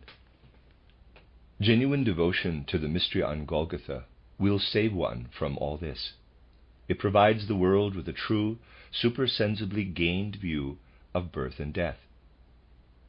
Such a true view should cure humanity of the wrong, corrupt view. This makes Christ Jesus also the healer, the Savior. Because of this, and because human beings chose the path that led to a corrupt philosophy of life, not because they were good for nothing, but in the course of their evolution, their essential nature, the Christ is also a healer. Truly not only the teacher, but also the physician for humanity. These things have to be considered. But as I said, and I have repeated it again and again, and it needs supersensible insight to see this, when we ask ourselves, quote, what insights would the souls have gained which in the 2nd century inspired an individual such as Tertullian? Close quote. We have to look to the dead, who may have been contemporaries of Christ Jesus, and in the 2nd century inspired such a man as Tertullian. As there was much corruption of insights in the world, some things would of course be wrong, obscure, having one touch or another of obscurity. But if we hear the contemporaries of the Christ in Tertullian's words, contemporaries who were dead at the time but inspired the writer, we can understand how he was able to say such things as, quote, the Son of God has been crucified. We do not feel shame because it is ignominious. Close quote. People had to arrive at seeing a thing as ignominious because views had become corrupt. The event, which is the meaning of the earth in the highest degree, would show itself to be an ignominious act in human life. The Son of God has died. It is wholly credible because it is inept. Prorsus credibile est quia ineptum est. Being foolish ineptitude for anything which human beings can grasp throughout life using ordinary common sense, it is exactly a true fact in the sense in which I have put it to you today. He was buried and rose again, and this is certain because it is impossible, because there is no such thing in the corrupt way of looking at nature.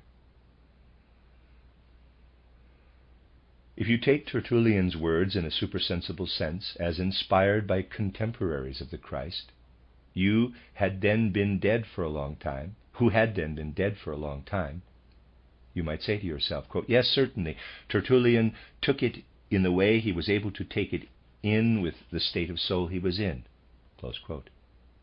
You will, however, be able to sense their inspired origin. Only someone who was so thoroughly in the supersensible with his knowledge that he would speak of the demons as witnesses of the divine, as if they were human witnesses, would, of course, have had access to such an origin.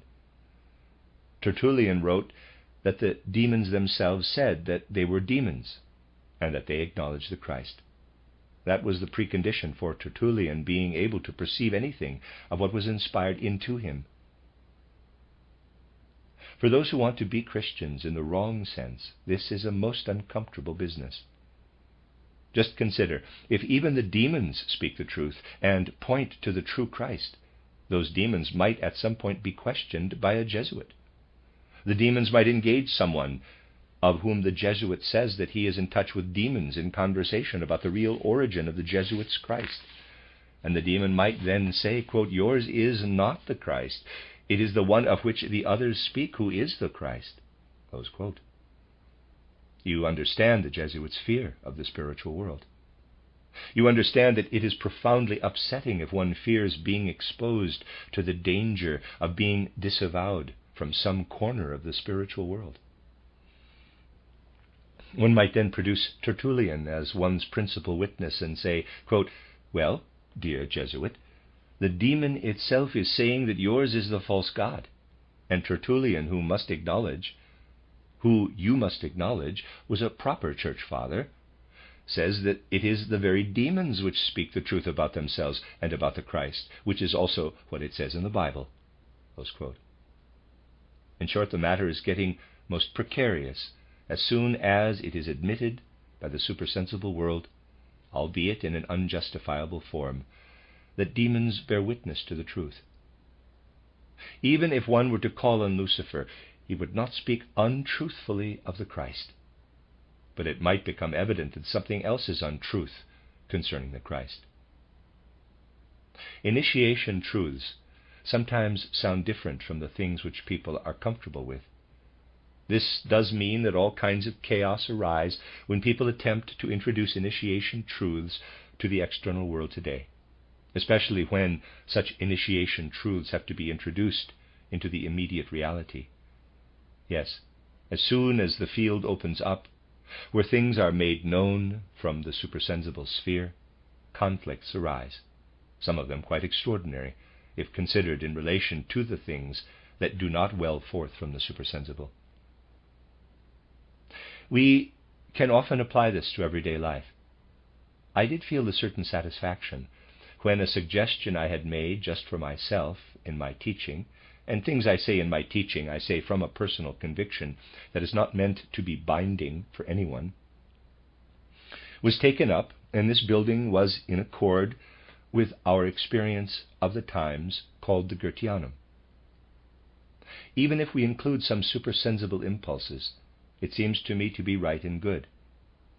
If, however, someone demanded that I provided a list of all the reasons, counting them out on my thumb and all other fingers, for something that is felt out of a profound need, all the pros and cons, this would feel like a real sham wisdom to me.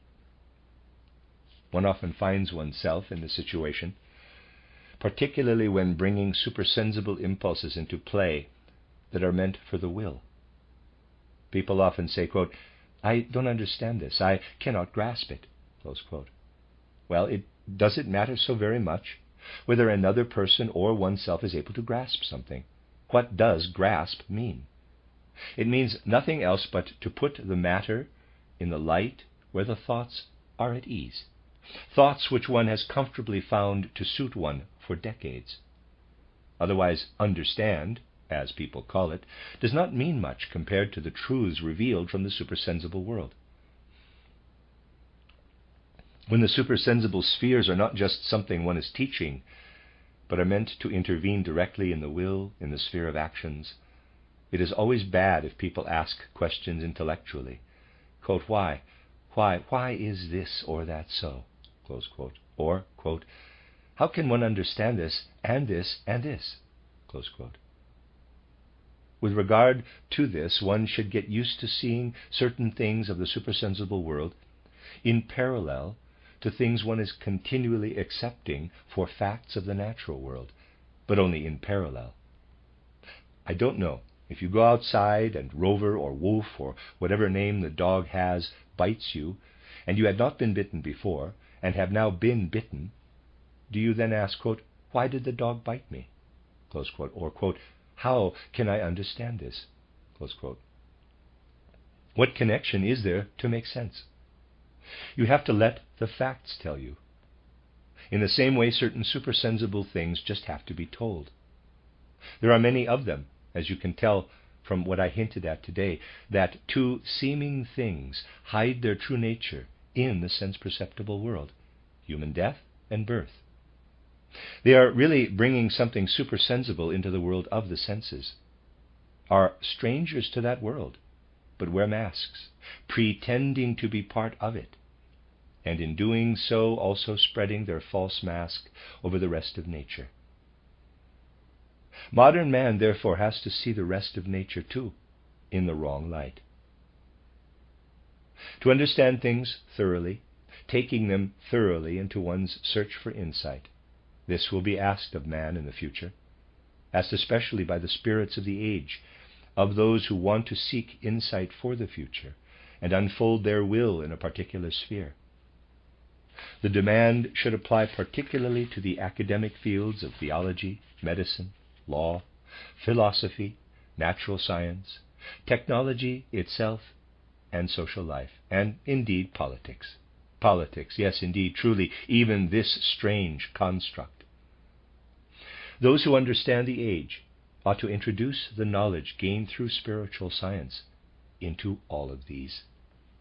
The end of Lecture 12. You are listening to RudolfSteinerAudio.com. If you are listening to the podcast of this, it is located at RudolfSteiner.podbean.com. Please consider becoming a patron. This is a reading of a collection of lectures by Rudolf Steiner entitled Eternal and Transient Elements, The Cosmic Past of Humanity and the Mystery of Evil, Collected Works, Volume 184, translated by Anna Meuss. Lecture 13, given on the 11th of October, 1918. By now you know, from all kinds of different angles, that the evolution of modern humanity went through a crucial point in the 15th century, at the beginning of the fifth post-Atlantean civilization. We know that this was the time when humanity entered into evolution through the spiritual soul. In the preceding Greco-Roman period, evolution proceeded mainly in the region of the rational or mind soul. It is important not to be merely theoretical, abstract, about the fact that we entered into the age of the spiritual soul in the 15th century. We must accept it in all seriousness, having the will, as it were, to consider all the time, quote, what should be our state of soul? What should we do to this state of soul so that we do justice to the fact that we are now in the age of spiritual soul evolution? Close quote. Above all, it is a matter of humanity being given cause in this age of the spiritual soul to make every conscious effort to arrive at certain views which were not consciously striven for in previous ages. We know that among the many more or less important things affected by what has just been said, there was also the most important of all events in earthly life, the event on Golgotha. As I have stressed on many occasions, when the event on Golgotha first entered into human evolution, human souls were not yet able to grasp its significance fully. Full conscious awareness of the event can only come gradually. I have also stressed on several occasions that the powers of which we are aware made human beings develop the tendency to lag behind in their development on the one hand, and to overshoot their goal on the other. In the cultural sphere, we therefore see numerous endeavors to hold on to the unconscious way of grasping the event on Golgotha, and use humanity's conscious development as little as possible with regard to the event. We had an instance recently of the struggle between those who want people, as far as possible, to accept only the old, established, unconscious knowledge of the mystery on Golgotha, whilst in Roman Catholic endeavors, as they are called, efforts were made, though the means were inadequate, to advance in understanding also the mystery on Golgotha in a more conscious way than has been done so far. Resistance to making the effort to gain insight in spiritual science into the mystery on Golgotha merely represents an effort made by those who would prefer to keep this mystery on Golgotha in the unconscious sphere in human souls. In a fruitful way of moving toward an understanding that is particularly necessary for the spiritual soul's development, we must above all try and get a clear idea of the human being's essential nature from many different angles. Not a lot of talk, but getting our bearings from the facts. Let us consider the present age, as far as possible, in its facts. Let us first of all draw attention to facts which are particularly significant for evolution in the age of the spiritual soul. In recent times, people have been referring to the, quote, age of science, close quote, with great pride, if not arrogance. In a sense, they are right, for it is not only people who have studied natural science who live in this age of science, but practically all educated people live in the natural scientific stream of the present age. You see, it is not a question of whether one thinks the way modern botanists do about plants, zoologists about animals, anthropologists about human beings in this age of science. It is not a question of knowing anthropology, botany, or zoology, but having given one's thoughts an orientation along natural scientific lines. The orientation of natural scientific thinking is that of most people today, who have had even just something to do with education in schools, and thus are not illiterate, or almost illiterate. The people who count today, therefore, think in the natural scientific way.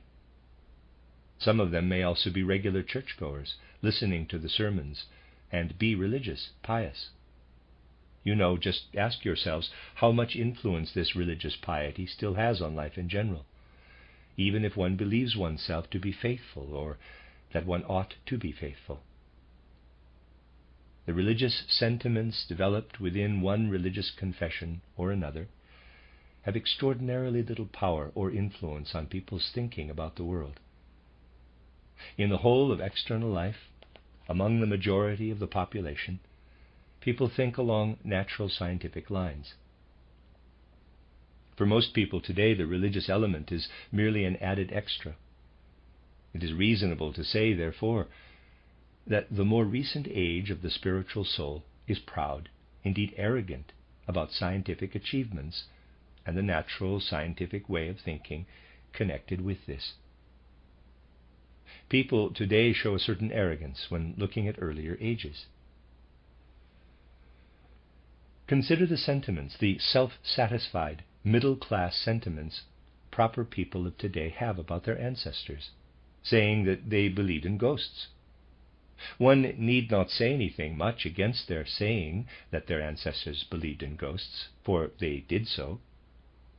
Today we'll not so much consider the subject matter of our ancestors believed in ghosts, and we are so intelligent that we no longer believe in ghosts, but concentrate more on the feelings we have when we consider the people of today, how they think about their stupid ancestors who believed in ghosts, and how mankind has finally grown out of this and does no longer believe in ghosts. The opinion that the ancestors believed in ghosts is in itself a half-truth, and therefore an extraordinarily dangerous truth. Half-truths are often worse than complete errors, for the latter are easily spotted, whilst half-truths haunt the world like ghosts themselves. It is true enough that when we go back to earlier ages, to the time before and after the mystery on Golgotha, and even earlier times, we mainly find that people believed in ghosts, in demons. I spoke about this the other day in connection with the great Tertullian. That is correct. But this age was preceded by another one where people would also speak of ghosts, but not in the way in which they did in the times I have just been characterizing. In the second and in the first post-Atlantean eras, people would talk of ghosts, knowing that this was the fruit of their powers of imagination. This would only enable them to imagine ghosts. But behind those ghosts which they imagined were images of the spiritual world. So there was a long period when people would imagine ghosts, but know that behind the ghosts which they saw in images was the spiritual world. In a way, they were creating an image of the spiritual world in their minds, a world of specters. Then the spiritual world came to be more or less forgotten, or rather lost from view. Mere images remained and were then taken for real, and belief in ghosts came from this, though it was merely the ruins of what had gone before. We are thus able to say, quote, "The ancients developed a state of mind by developing the given powers, instinctively limiting themselves to having nothing but ghosts before the mind's eye." Close quote. In those early times they envisaged the gods in the form of those ghosts, and later they took the ghosts for real. It is not that the ghosts were untrue, but people's views of them became untrue. Well, modern man admits that the ancestors imagined ghosts, and that it is superstition to imagine ghosts. Pleased with himself and self-satisfied, he thinks he is a clever man. He'll not accept that the people of early times used ghosts to gain a picture of the spiritual world, for the spiritual world does not hold much interest for him today, only the natural world. He thus feels infinitely superior to those ancestors as he develops ideas about the natural world in his mind. The age of the spiritual soul does, however, call for something which is different from the things our ancestors were able to do. We have to gain enlightenment about what our view of nature really is. We are also developing ideas in our mind as modern, self-satisfied, enlightened, and intelligent people. We develop ideas about nature. But when we examine our ideas about the natural world without prejudice, we find that we do have those ideas, but that we cannot encompass nature in forming those ideas.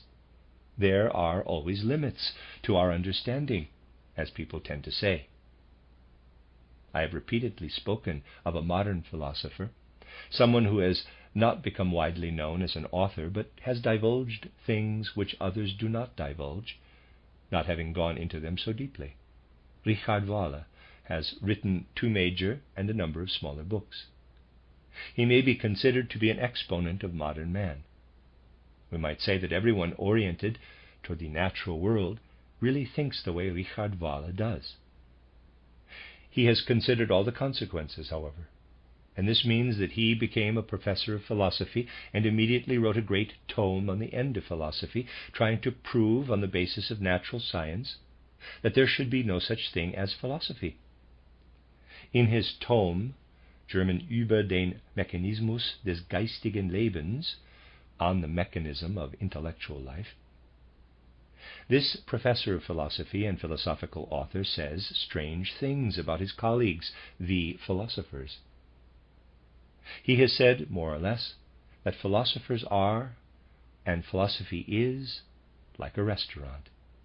Before, chefs and waiters would be standing around and produce inedible meals for the guests.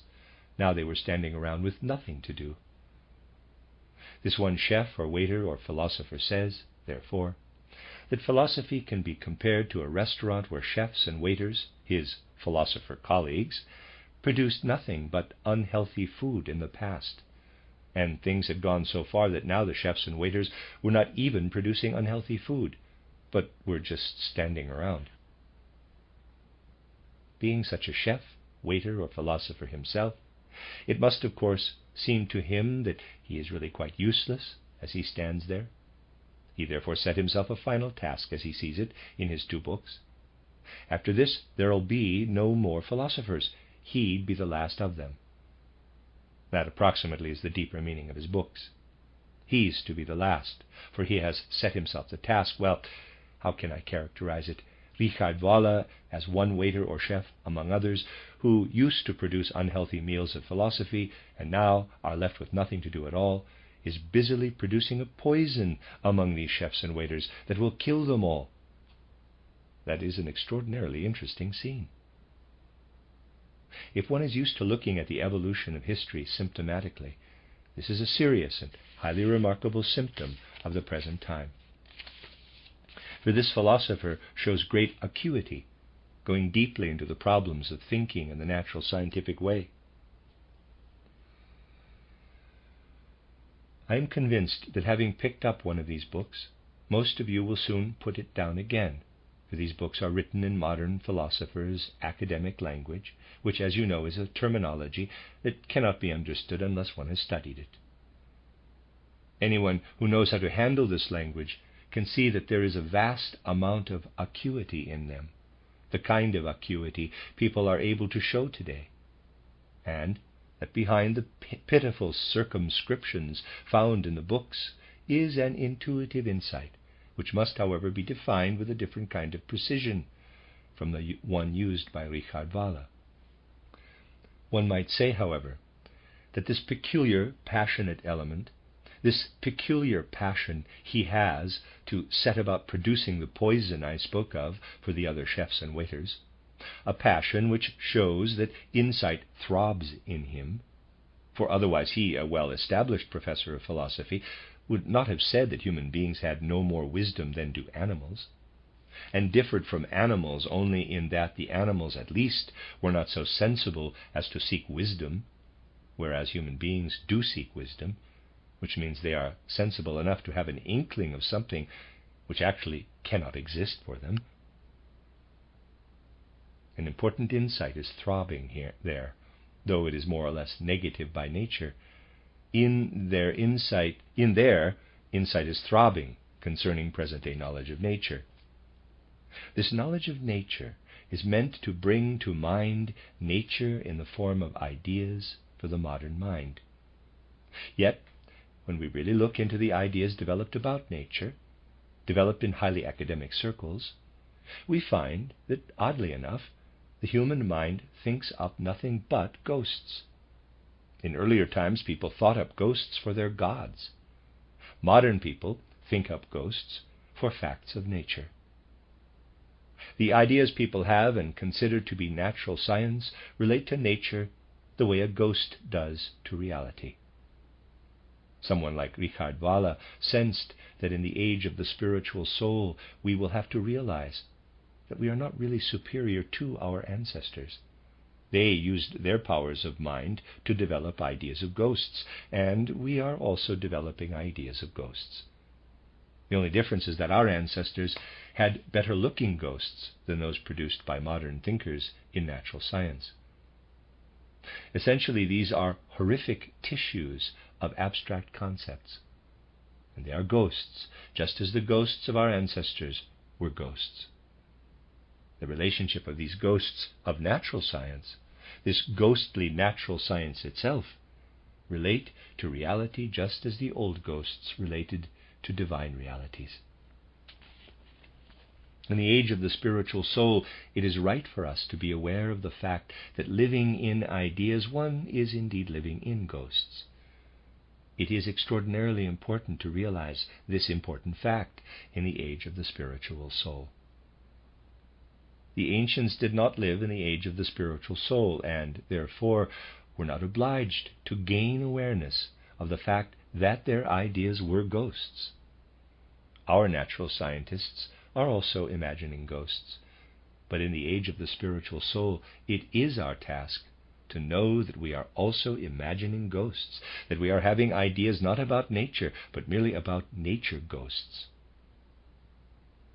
our ancestors had developed from their ancestors, who had not taken the ghosts for real, but for images of divine influences, images of supersensible intelligences. And in the age of the spiritual soul, we must rise to the point where we admit that our natural scientific ghosts are not reality, though natural scientists believe them to be, but point to realities which we are meant to look for through them. If we are deceived about the ghostly nature of natural science, we also cannot gain enlightenment about the human being. We can look at the natural world with our ghostly ideas, and it will, nevertheless, be there in front of us in its true form. In the age of the spiritual soul, we must gain conscious living experience of the human being. In that case, it will not do to apply ghostly ideas, for in that way we make ourselves into ghosts, and much of that has certainly been happening. Goethe's theory of evolution is not wrong. It goes in the right direction because the aim is to understand the real human being. According to the materialist Darwinian theory of evolution, man is descended from the animals. But although something in us does stem from the animals, or at least has a common origin with them, that is not the human being as such. It is the ghost of us, which is known in natural science. In that science, the human being is first made into a ghost as well, for all one knows is his appearance as a ghost. Then people ask, quote, "Where does this ghost come from?" Close quote. We will only arrive at the truth when we discover that not the human being, but his ghost, can be treated in the way in which it is done in natural science. One has to live, however, and you will unhesitatingly admit that you would not have come here, if you had not come yourself, but sent the homunculus, the ghost which according to natural science you are meant to think. If only the homunculi which live in your self-awareness were sitting here, I also would not be able to speak to these homunculi. You do bring your real human being here, but not in your conscious awareness. In the age of the spiritual soul, it will, however, be necessary to have conscious awareness of the real human being. We must advance from homunculus to homo. If that were not to happen, human beings would also come to experience the polar opposite of being ghosts. If one does not take oneself for a ghost, but for real, as the ancients did, they did see themselves as ghosts, but because they had atavistic powers in them, reality was still able to enter into them, whilst nothing enters into modern human beings except what comes through the spiritual soul. And if one has only the ghost of the human being in one's spiritual soul, then moral and spiritual impulses cannot come in through this spiritual soul.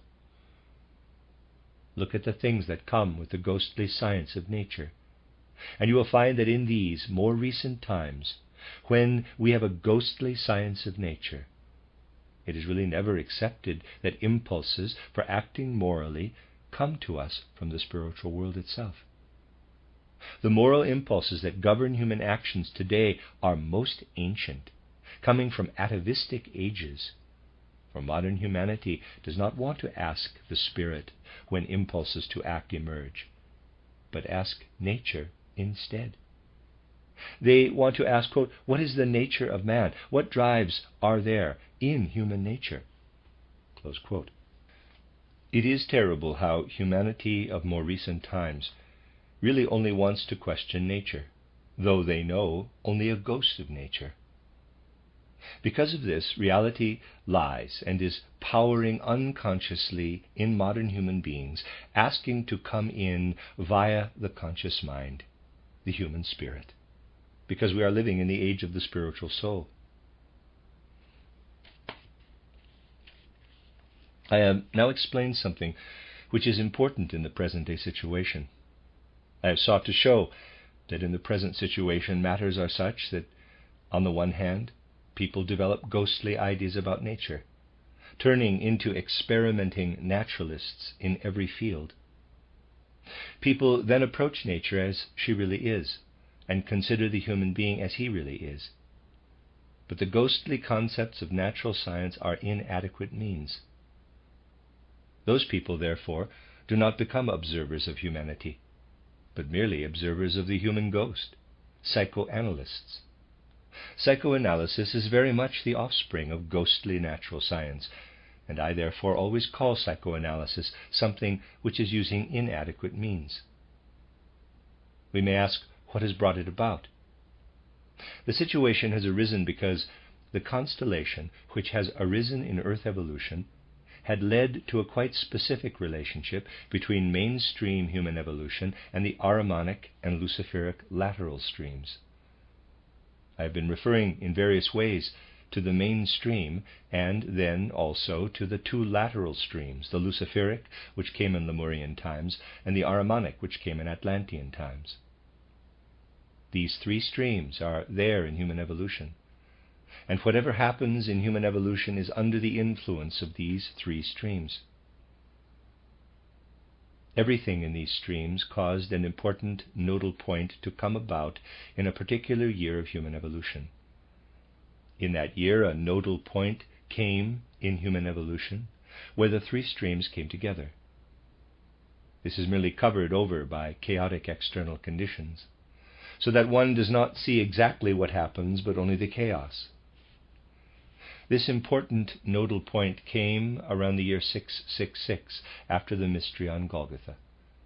At that time, in AD 666, something that should have happened and could have happened did not happen. You will hear why that was so in a minute. A significant spirit might have come in 666, visible to external humanity, especially in the Occident, though it would not have appeared on the physical plane. But it would have been clearly perceptible to humanity, also externally, so that people would have become subject to it. If this spirit had appeared in the configuration which it had planned, we would not have the year 1918 now, but minus 666, only 1252. For this spirit would have inspired people to have based their calendar on it as well. If this spirit could have appeared as planned, it would have brought about something unusual. The point is that 333 years earlier, in AD 333, came the midpoint of the fourth post-Atlantean age, of the Greco-Roman period. You can work it out for yourselves. It began in 747 BC and ended in 1413, making it 2160 years, which is as it should be. 1/2 of 2160 years is 1080 years, and that many years had passed by the middle of that post-Atlantean age. Take away 747 years, and you have 333. AD 333 was the middle of the Greco-Roman age. This midpoint did not come before the mystery on Golgotha, but really only after it. It signifies the greatest possible, though in fact not external, reality, for the other streams also came into it in external reality.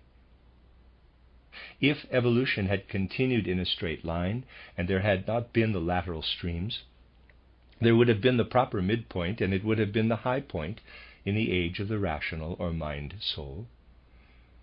In that case, the rational or mind soul would have had to come to its utmost highest degree of development. This did not happen because the serpent had already got in, as it were, proposing to undertake a particular procedure with human evolution 333 years later, in 666. The procedure to which human evolution was to be subjected by this spirit, Sorat, spelled S-O-R-A-T, the beast, the dragon, was to be that, having fully developed its spiritual soul, at a time when human beings had only come as far as the rational or mind soul, it would give human beings all the achievements in soul and spirit which they did not have through their rational or mind soul, and would only be able to make their own when they developed the spiritual soul, which would be at a later time. The culture of the spiritual soul was to be given to humanity prematurely. The situation in the world was such that 666 would have been the best time for this. The Spirit would then have had such an influence on the earth that it might have said, quote, "I will now teach human beings everything they will ever be able to find with their spiritual soul. I will now, in the age of the rational or mind soul, instill in human beings something which the gods, whose enemy I am, only want to give them in the next period of civilization." Close quote. Its aim was to mix the rational or mind soul together with the spiritual soul in a way that was not justifiable. Anyway, it would hardly have been possible to get the whole human race, who are, after all, at different stages of evolution, to take the content of the spiritual soul into their rational or mind souls. It might, however, have been possible with a large number of human beings.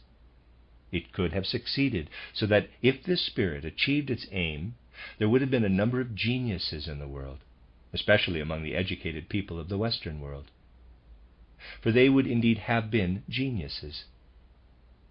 Something that people would not have been able entirely to go along with, people who were still lagging behind in evolution, and will normally only know in 2493, remember, in the middle of the age, which started in 1413.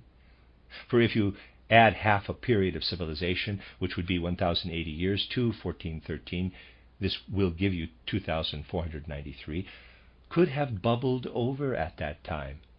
Not the way it would later have been, but through powers of foresighted fantasy, and reveal itself to an unsuspecting humanity in the Western world. Strange phenomena were planned. If you consider the ideals of present-day natural science, and hear people speak of the great advances made in recent decades, just imagine the ideas which the same people might have as to what humanity on Earth would be like in 2493, considering how clever they are already in 1918. They would not have produced machines and so on, experimented, done things the hard way. But with powers of genius, they would have had an idea of things in advance and would also have done much. The year 666 was meant to flood humanity with insight and a civilization which the right and original gods have planned for man in the third millennium. You cannot imagine, need not imagine, the situation in which the educated world, as it is called, would have been if it had been flooded in this way with this knowledge of 666. Lacking the necessary self-discipline, people would have grown depraved. For if you look up the histories, which of course tell only one side of the state of soul people had in 666, you will certainly discover how those people would have behaved if they had had geniuses among them in this way. They had made such great advances by 1914. Think where they would have got to if they had been flooded with all that wisdom of the beast. But that had been the plan of certain higher spirits, particularly one that was Ahrimanic by nature and intended to be the leader of these spirits. This would have appeared, though not on the physical plane, but it would definitely have appeared. It had to be prevented.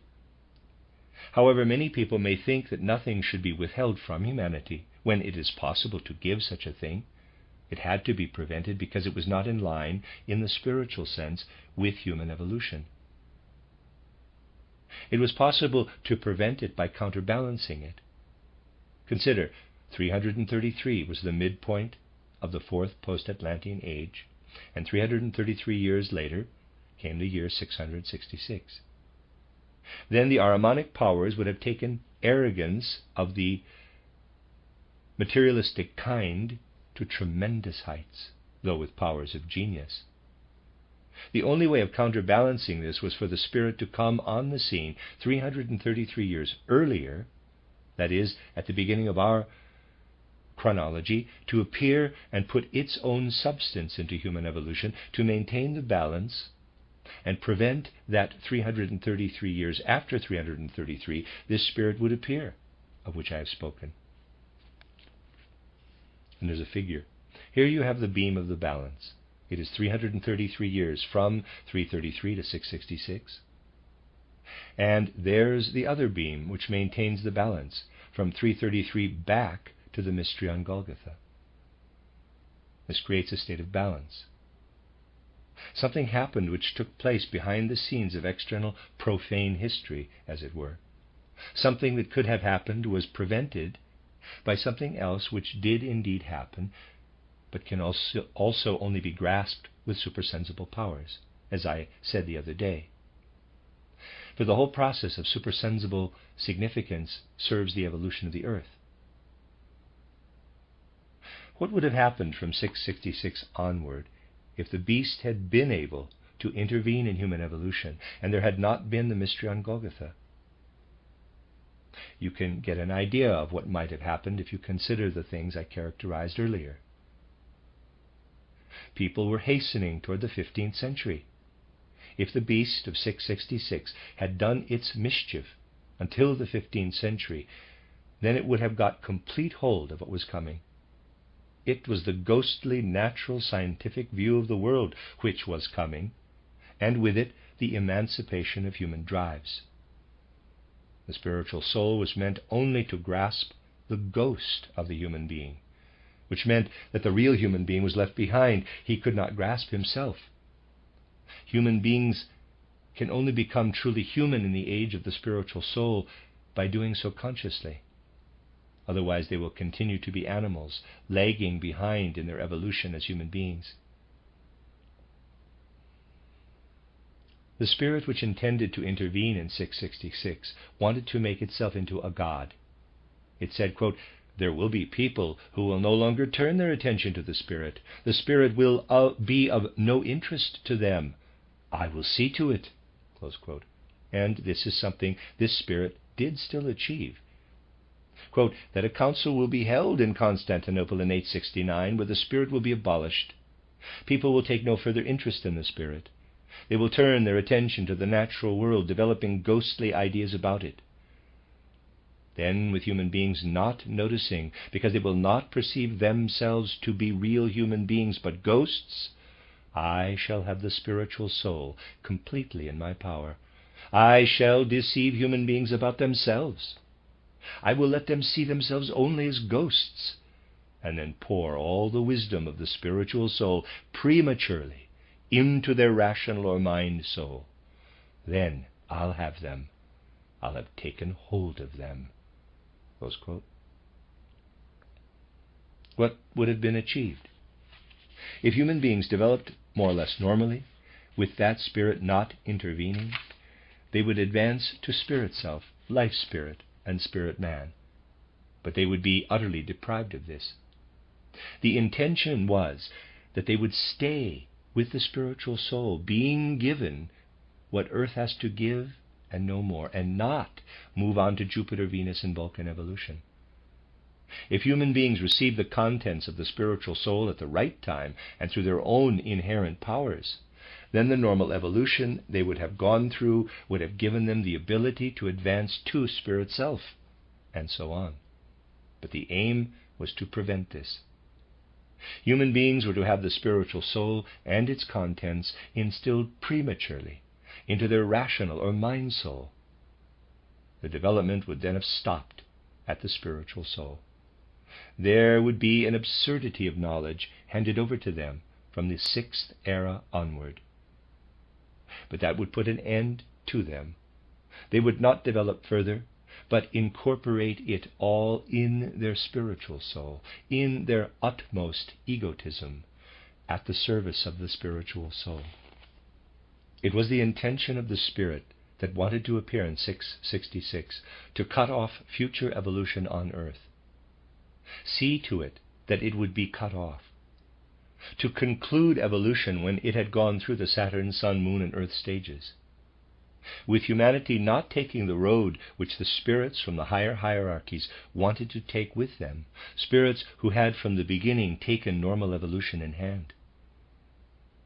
The only way of preventing this was that this balance, this state of equilibrium, that entered into the cosmic evolution of man with the intervention of the Christ, the mystery on Golgotha, was made to come as far back from the midpoint of the fourth post-Atlantean age as the time when the beast intended to intervene lay ahead. You see how things are connected behind the scenes, the facts of outward Maya. In the age of the spiritual soul, the only possible way is for people to gain insight into such things. For we need to be aware and not go on unawares. Consider, we are, all of us, in the situation which could only come about, as it says in a certain general epistle in the New Testament, because the beast was bound in fetters by Christ Jesus. This is a most strange fact in the epistle of James, considered to be genuine in some of the original Gospels, but said by the Western Church to be apocryphal. Exactly, that Christ Jesus kept the beast in balance. In certain circles, people knew what should not get out among the people in the Western world if one wanted to prevent insight into the secrets of the Christ from entering more and more into the spiritual soul. If you consider what I have been saying today, you also will not be surprised that the writer of the book of Revelation spoke of this with a degree of temperament. You will find it easy to connect the things I am saying about the temporal today with what I have said from other points of view about the beast. These things are always considered again from a different point of view, and you know we have to do this. The writer of the book of Revelation expressed himself with some temperament at the point where he spoke of the appearance of the beast, saying more or less, quote, "The number of the beast is 666, and it is the number of a man." Close quote. Better put, it is the number of the man who wants to resist saying, quote, "Not I, but the Christ in me." Close quote. Human beings must grow more and more aware, seeing that they have entered the age of the spiritual soul. But take the facts the way they still are today. Do not make them into the, quote, "everything was better in the past," close quote, kind of criticism, but a challenge to really do something, taking things as they are. If one were to speak of such things to the very clever people of today, imagine you are sitting down with someone who is particularly clever in some field, a leading person, and you tell them such a thing as this. Imagine what opinion that person will develop. However, if you are taking the picture in your mind in all seriousness, you'll have to say to yourself, quote, "We have indeed entered into the age in human evolution when we are least understood, as we speak of present-day spiritual science, though this is the science most appropriate to this age." Close quote. I'd say no two parties have ever understood one another less in the world than the spiritual and the non-spiritual do today.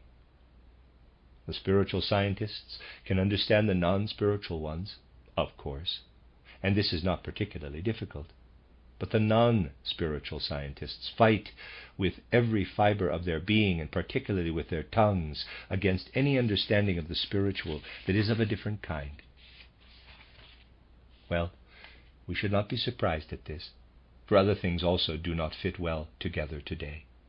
And our age is the age of the great discrepancies and the great disharmonies, with opposites in direct collision. When one of these clever people sees an article about the kind of things we have been considering today, he will say, quote, "Strange to see such things in this day and age. It is out of place." Close quote. He believes that only his way of thinking fits in with this age, and considers anything else to be out of place. Tomorrow and the day after tomorrow, we'll talk about the way it fits in supersensibly, if not sensibly. But there are also other things at the present time that are not in harmony. Just look at the reflections on life that have been published. How marvelously far humanity has come in the 20th century in humanitarianism and mutual understanding among nations. You'll find essays, whole books written at the beginning of the 20th century that go in this direction, full of butter and sweetness. Such an advanced individual of the present age found that the description of his own era was like honey on his tongue. There are many such descriptions, saying how far humanity has advanced. And then compare this with the present, with the last 4 years. Does it really fit together? But all arises from the fear of entering into the age of the spiritual soul. For if we truly enter into this, quite a lot of truths must emerge about human evolution. A lot of nonsense is produced today because people are afraid, because they should all speak in full conscious awareness and yet do not want to do so. We'll say more about this tomorrow. The end of Lecture 13. You are listening to RudolfSteinerAudio.com. If you are listening to the podcast of this, it is located at RudolfSteiner.podbean.com. Please consider becoming a patron.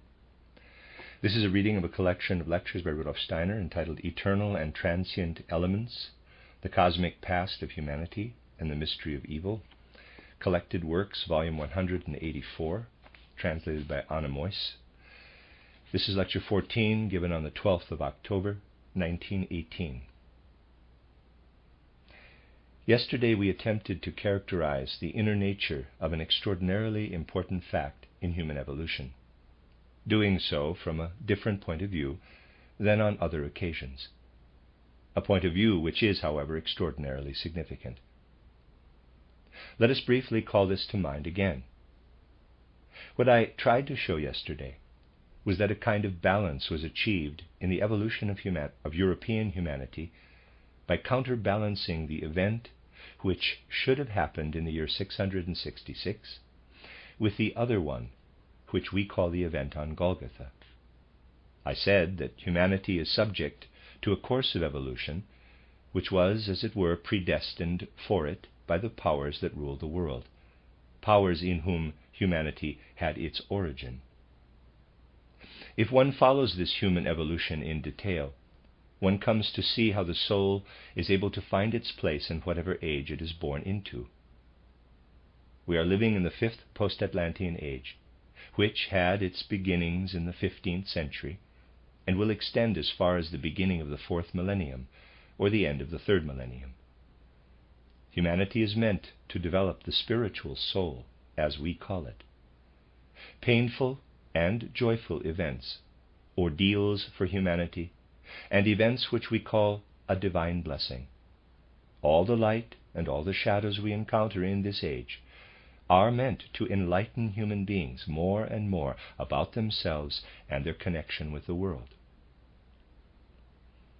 To take our place in full conscious awareness in the world, and with this to gain insights which in earlier times and to this day have been the subject of much fantasy, never seen in the right light, to gain this, doing so with self-discipline as independent human individuals, with real control of the will gained by self-education. This lies ahead as humanity's mission for this age. I'm going to read that sentence again. To take our place in full conscious awareness in the world, and with this to gain insights which in earlier times and to this day have been the subject of much fantasy, never seen in the right light, to gain this, doing so with self-discipline, as independent human individuals, with real control of the will, gained by self-education. This lies ahead as humanity's mission for this age. Putting it in popular terms, we may say that it is the decision of the divine spirits with whom humanity has been connected from the very beginning. Spirits who guided them from stage to stage. Other powers have gone against them, however, powers coming from two sides, which we usually call the Ahrimanic and the Luciferic powers. I also said that if we set up the hypothesis that the event on Golgotha had not taken place, if no Christ had decided to link his divine destiny with that of humanity on earth, what would then have happened? We cannot get to know history if we consider only what is in evidence, for we will never arrive at a real proper view of events if we look only at the outer evidence.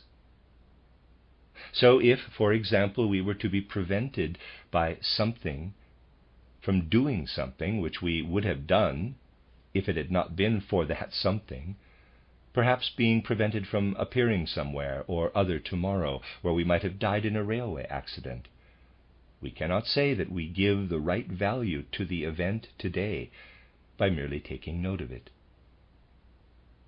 Seen by itself, the event could definitely be something utterly insignificant, merely stopping us from being in a place the next day where we would have died.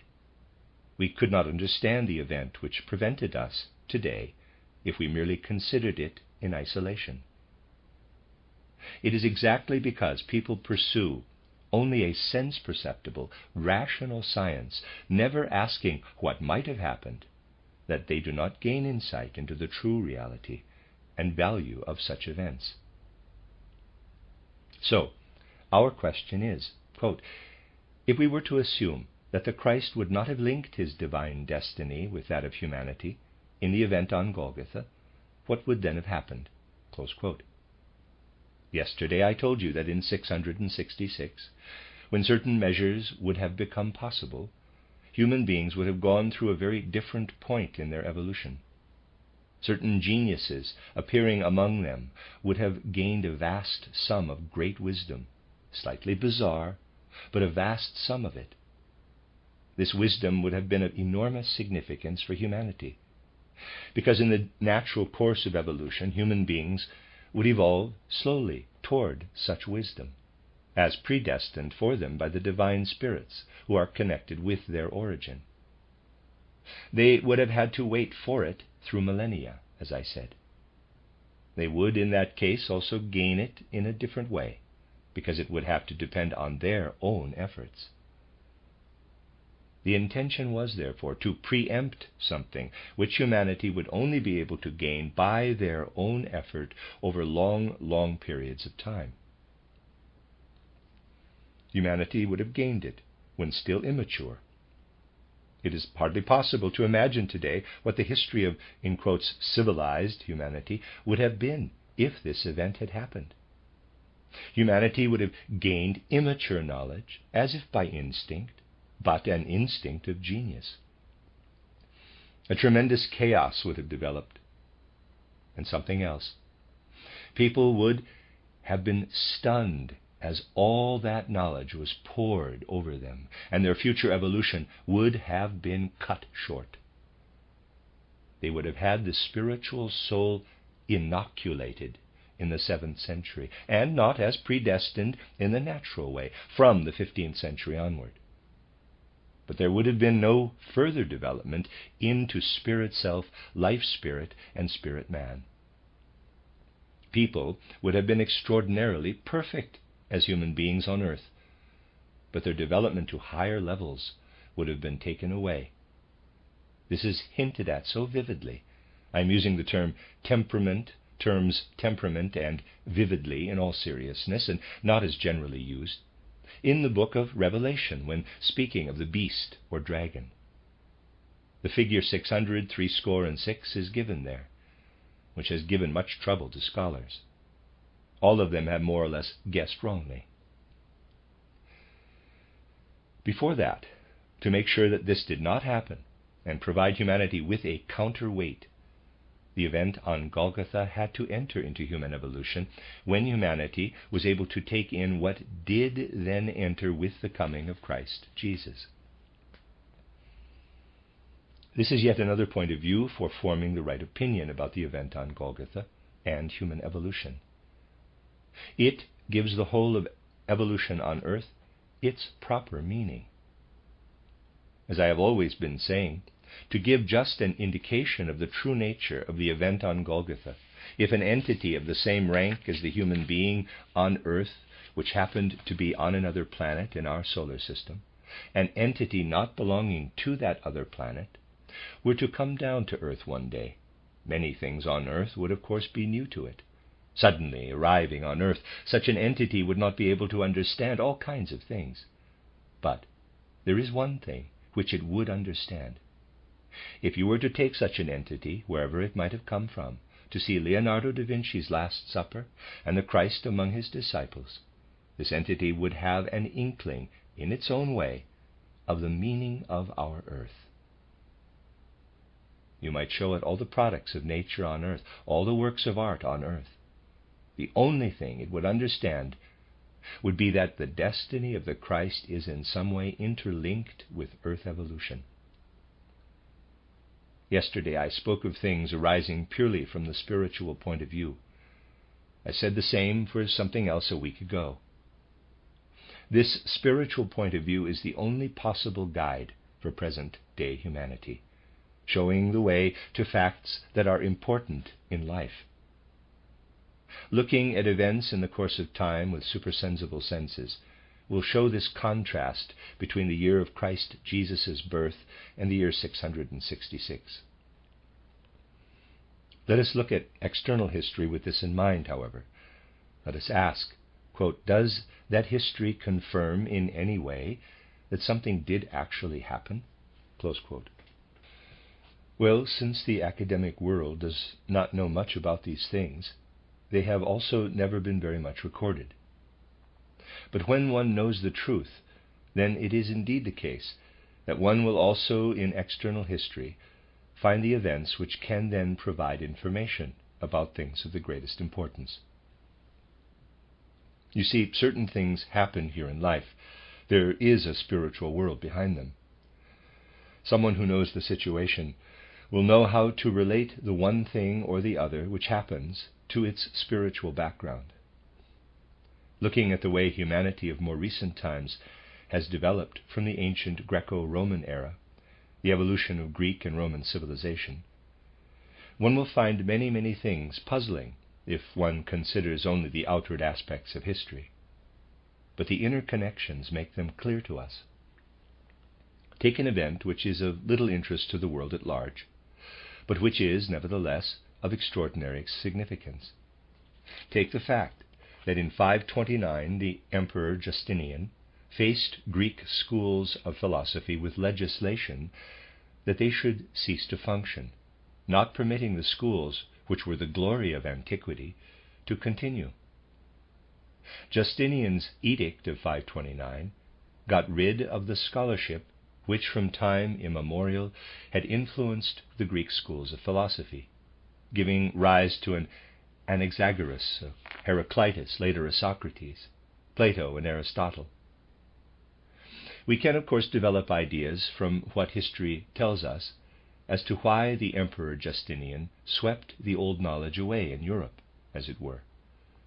But if we are honest in thinking about these things, we find that none of the details offered satisfy. We sense that unknown powers are at work in this. Strangely, this event coincided, not entirely, but historical facts, which may sometimes even be a few decades apart, do appear to go together when considered at a later time, with the expulsion of philosophers also from Edessa, which was done by Zeno the Isaurian. Learned people were thus driven out from some of the most important places in the world at that time. And these learned people, who still had the ancient knowledge, insofar as it had not yet been influenced by Christianity. This was in the 5th and 6th centuries of the Christian era, had to emigrate. They emigrated to Persia and established the Academy of Gandishapur. Even philosophers do not refer much to this academy. Yet one must be aware of the nature of Gandishapur, which was established by such ancient scholars as remained, or one will have no idea of the whole evolution of humanity in more recent times. For the ancient wisdom of the sages, who had been driven out by Justinian and Zeno the Isaurian, provided the basis for tremendously important teaching, which was given to the students in Gandishapur in the 7th century. It was there that Aristotle, the Greek philosopher, was translated. And the strange thing which happened was this. Aristotle, otherwise his work would probably have been lost completely, was first translated into Syrian in Edessa by the scholars who had been driven out by Zeno the Isaurian. The translation into Syrian was taken to Gandishapur, where it was then translated into Arabic. Something rather strange may be found in this translation of Aristotle from Greek to Arabic via Syrian. Anyone who gains some insight into the changes which thoughts undergo when translated properly from one language into another, when one attempts to translate them, will be able to understand that there may have been something, well, let me put it hypothetically, like intention to take not the Greek Aristotle, but the Aristotle which had gone through Syrian to Arabic. The Arab soul, a strange soul at that time, combined great acuity of thought with something that had an element of fantasy to it, though it was along logical lines and would rise even to the level of vision. And with the translation of Aristotle, a basis was created of Aristotelian concepts seen in the light of that Arab soul. And a mighty philosophy of life developed at Gandishapur in the light of this particular way of seeing things. It was at Gandishapur that the event to which I was referring happened in the 7th century. The event to which I was referring was not out of the ordinary, not even something that did not exist already on earth.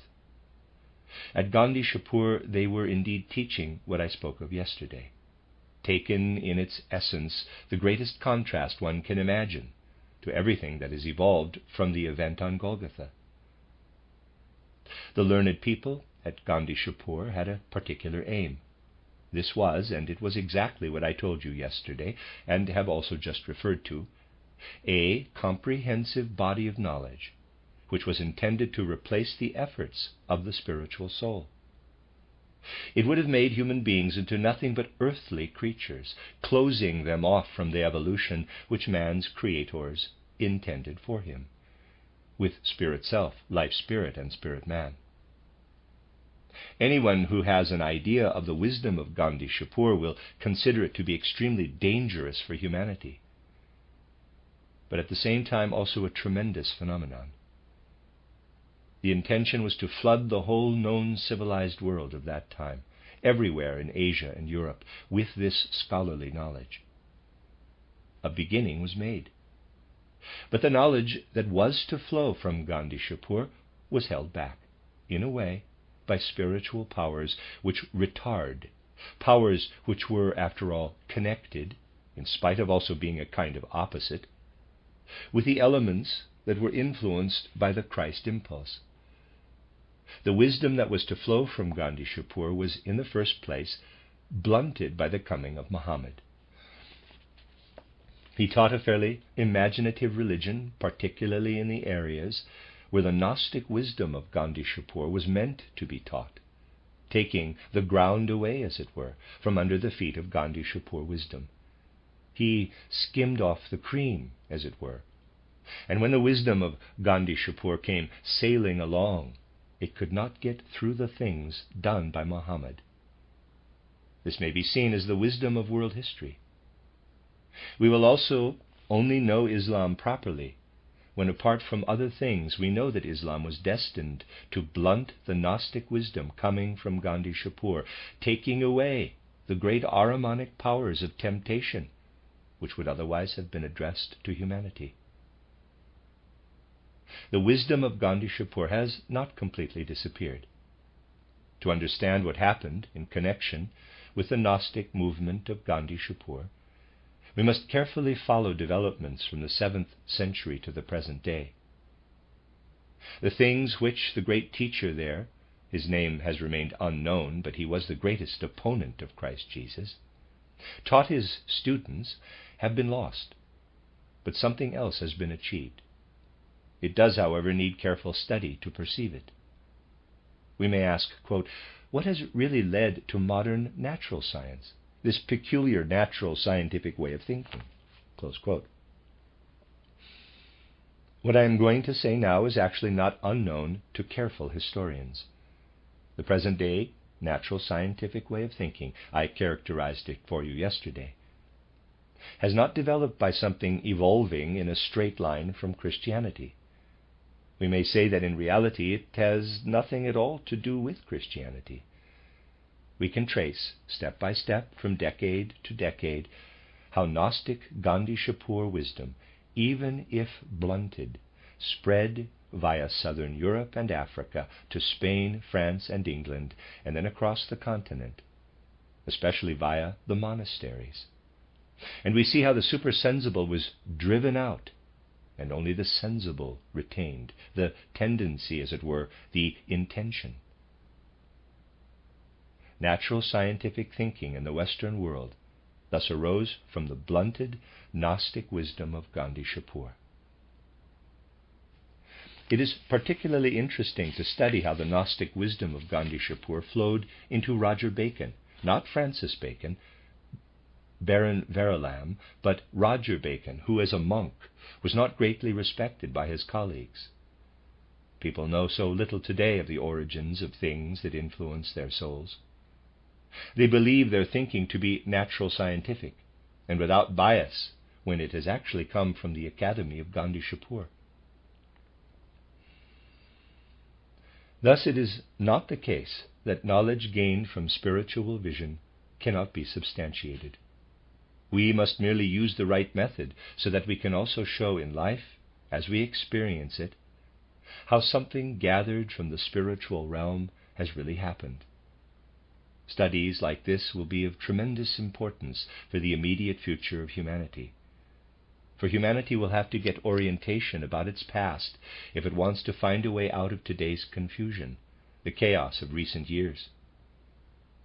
Today people tend to look at everything from the natural scientific point of view, and this does not really have anything to do with Christianity as such. It is the outcome arising from preconditions which I have been characterizing. We therefore do truly have these two streams, two forces in evolving Western civilization. On the one hand, the Christian stream, on the other, the element which has so profoundly influenced Western thinking, an element we can study by looking at the cultural life in medieval times. The cultural life of the Middle Ages is studied in a rather biased way. But go and look at the work of the painters, which shows how medieval scholastics behaved toward Arab philosophers. See how in the Western Christian tradition they showed the scholastic, who stands there with his Christian teaching, and with this teaching made occasion to trample those Arab scholars underfoot. Again and again this passionate theme, using the powers of the Christ to trample the Arab scholars underfoot.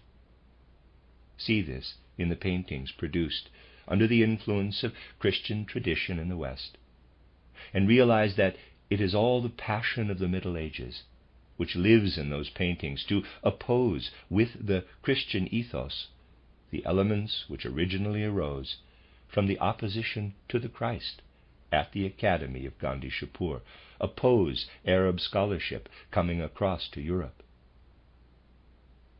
Those who know the situation will see echoes of what I have been telling you about in Maimonides, Rambam, Avicenna, and everywhere. Consider, man was intended, with the mystery on Golgotha, to help him in this, to find the spiritual soul out of his own individual nature, and then ascend further to spirit self, life spirit, and spirit man.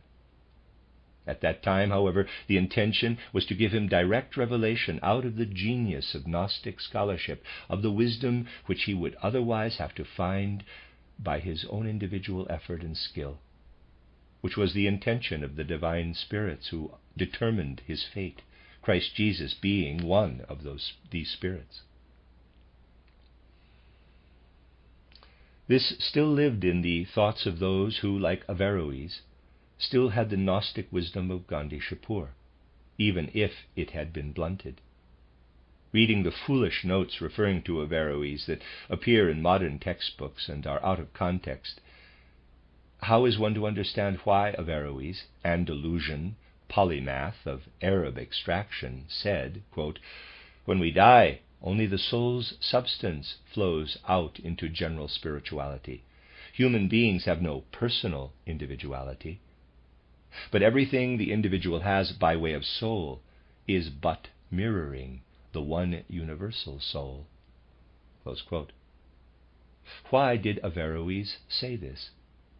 Because it is a branch of the wisdom coming from Gandishapur, which has made it clear to people not that every individual was to develop the spiritual soul, but that the wisdom of the spiritual soul was to be given to them as a revelation from above. It would have been an Ahrimanic revelation.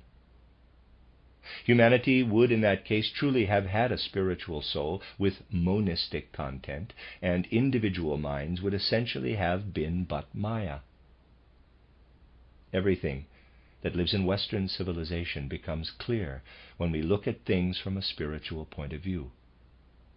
We do, however, have to ask ourselves over and over again, quote, how can this development leading to the spiritual soul take place? Close quote. It will, after all, have to take place. Secondly, we must ask, quote, what prevents people today from turning to spiritual science, which alone can show the way to the spiritual soul? Close quote. Yesterday I told you that the natural science, which modern humanity is so proud of, really leads to ideas which do not reflect nature, but contain a ghost. The things people know about nature are not the truth of nature, but a ghost, relating to real nature the way a ghost does to something that is absolutely real. It is merely that scientists do not know that theirs is a ghostly knowledge, that their knowledge of the human being is not of homo, but of homunculus. The kind of progress in human evolution which started in the 15th century and will continue to the end of the third millennium will be such that people will have to realize more and more what they are gaining with insight into nature, for instance, how they come closer to reality with this insight into nature. People will have to seek insight. They will have to avoid the obstacles they meet when they develop their desire for insight. The major obstacles, we have already characterized them from one particular point of view, and will bring them back to mind now, arise because in the age of natural science, which is the offspring of Gandishapur Academy, people gain only ghostly knowledge, for there is nothing spiritual in their ideas of nature. We might ask, quote, why do human beings do this in this day and age? Close quote. Because it will give us an idea of what we have to overcome. Why do human beings unconsciously want to have a ghostly knowledge of nature and are actually proud and in high spirits with their ghostly knowledge of nature? Why? Well, the moment one realizes fully that this knowledge of nature gives us only a specter of nature, one also feels the need to penetrate to the true reality that is behind the specter. One then wants to have the reality of nature. We might also characterize our natural scientific philosophy from the following point of view. We might say, quote, this natural scientific philosophy comes with ghostly ideas, settles down with them, thinking that these were ideas about real nature. And one then develops all kinds of concepts, atoms, molecules, and so on, which, as you know, simply do not exist, but are pure invention. Invents all kinds of laws, such as the conservation of energy, conservation of matter, which do not actually exist. Close quote. People look for all kinds of hypothetical aspects behind something which does not exist, behind their ideas, which are ghosts acting according to ghostly laws. Why do they do this? Well, because deep down the fear I mentioned earlier makes itself felt. It is just that people do not know they have this fear, seeing that it is unconscious. I might also call it cowardice. For what would happen if people had the courage to confess, quote, you want a concept of nature and not a ghost nature. You must therefore penetrate to the reality. Close quote. Then you won't find atoms, nor molecules, nor concepts developed by Ostwald or by Haeckel. You will find Ahriman and his hordes. Things get spiritual then. Someone who truly penetrates to reality with a proper science of nature will find Ahriman. But that is what people are afraid of. For they think they will fall into the abyss when they find the spirit where they were merely looking for matter which in fact does not exist. Initially the spirit shows itself, which one cannot worship, but against which one must protect oneself. One has to be fully clear in one's mind about this spirit. In the sculptured group next door, there is nothing arbitrary about putting the Christ together with Ahriman and Lucifer. The composition reflects the most profound vital issues of our time, and humanity must become aware of such things. Our knowledge of nature is ghostly, has to be ghostly for as long as people do not have the courage to look for the spiritual aspect. There they will, however, find Ahriman. Our knowledge of the soul does not give us the true soul, but merely an image of it. Essentially, the psychology taught at academies and universities today gives merely an image of the soul. And this image blinds us to the real soul. For if one were to continue one's investigations in the same way as that which has produced the image, it would be Lucifer who appeared. That is the next spiritual element which one would find. Yes, anyone who is truly able to penetrate through the historically blunted wisdom which still remains of what was to be established in Gandishapur will find that this approach provides very exact knowledge of Lucifer and Ahriman. But it was intended to lead to Lucifer and Ahriman only, and not to the guidance which Christ Jesus gives to humanity. The medieval scholastics who wanted to tread the Arab scholars underfoot did have a feeling for this, always finding themselves in this situation, and they felt it because it is connected with humanity's most profound developmental impulses. The wisdom which was to have been revealed to humanity with the help of Ahriman, instead of being gained by people's own efforts through centuries, would have been most dangerous. Humanity is in the process of gaining this wisdom, which has to do with three things, through the spiritual soul today. But at that time, in the 7th century, it was to come to them in the way I have indicated. This wisdom relates to three things. It is not that humanity is meant to gain it, but they are meant to do so under the guidance of the Christ impulse. The three things are, firstly, the nature of birth and death. We have often spoken of this, and you know from the way in which we have spoken of birth and death that human beings can only master them with supersensible insights. As the human being is born and as he dies, the supersensible shines into the sense-perceptible world. Birth and death continue to be riddles for those who would only grasp them outwardly through the senses, for they are not sense-perceptible phenomena. The sense-perceptible phenomena of birth and death are unreal. In reality, these are supersensible events. When one attempts to explore the secrets of birth and death supersensibly, using real observation, secondary phenomena will appear to the inquiring mind. Above all, one comes to see that in life here in the sense-perceptible world, one has only an apparent inner life. In the Western world, people have refused to accept this truth for centuries. You can follow the history of this refusal in my book titled The Case for Anthroposophy, where I discuss this right at the beginning.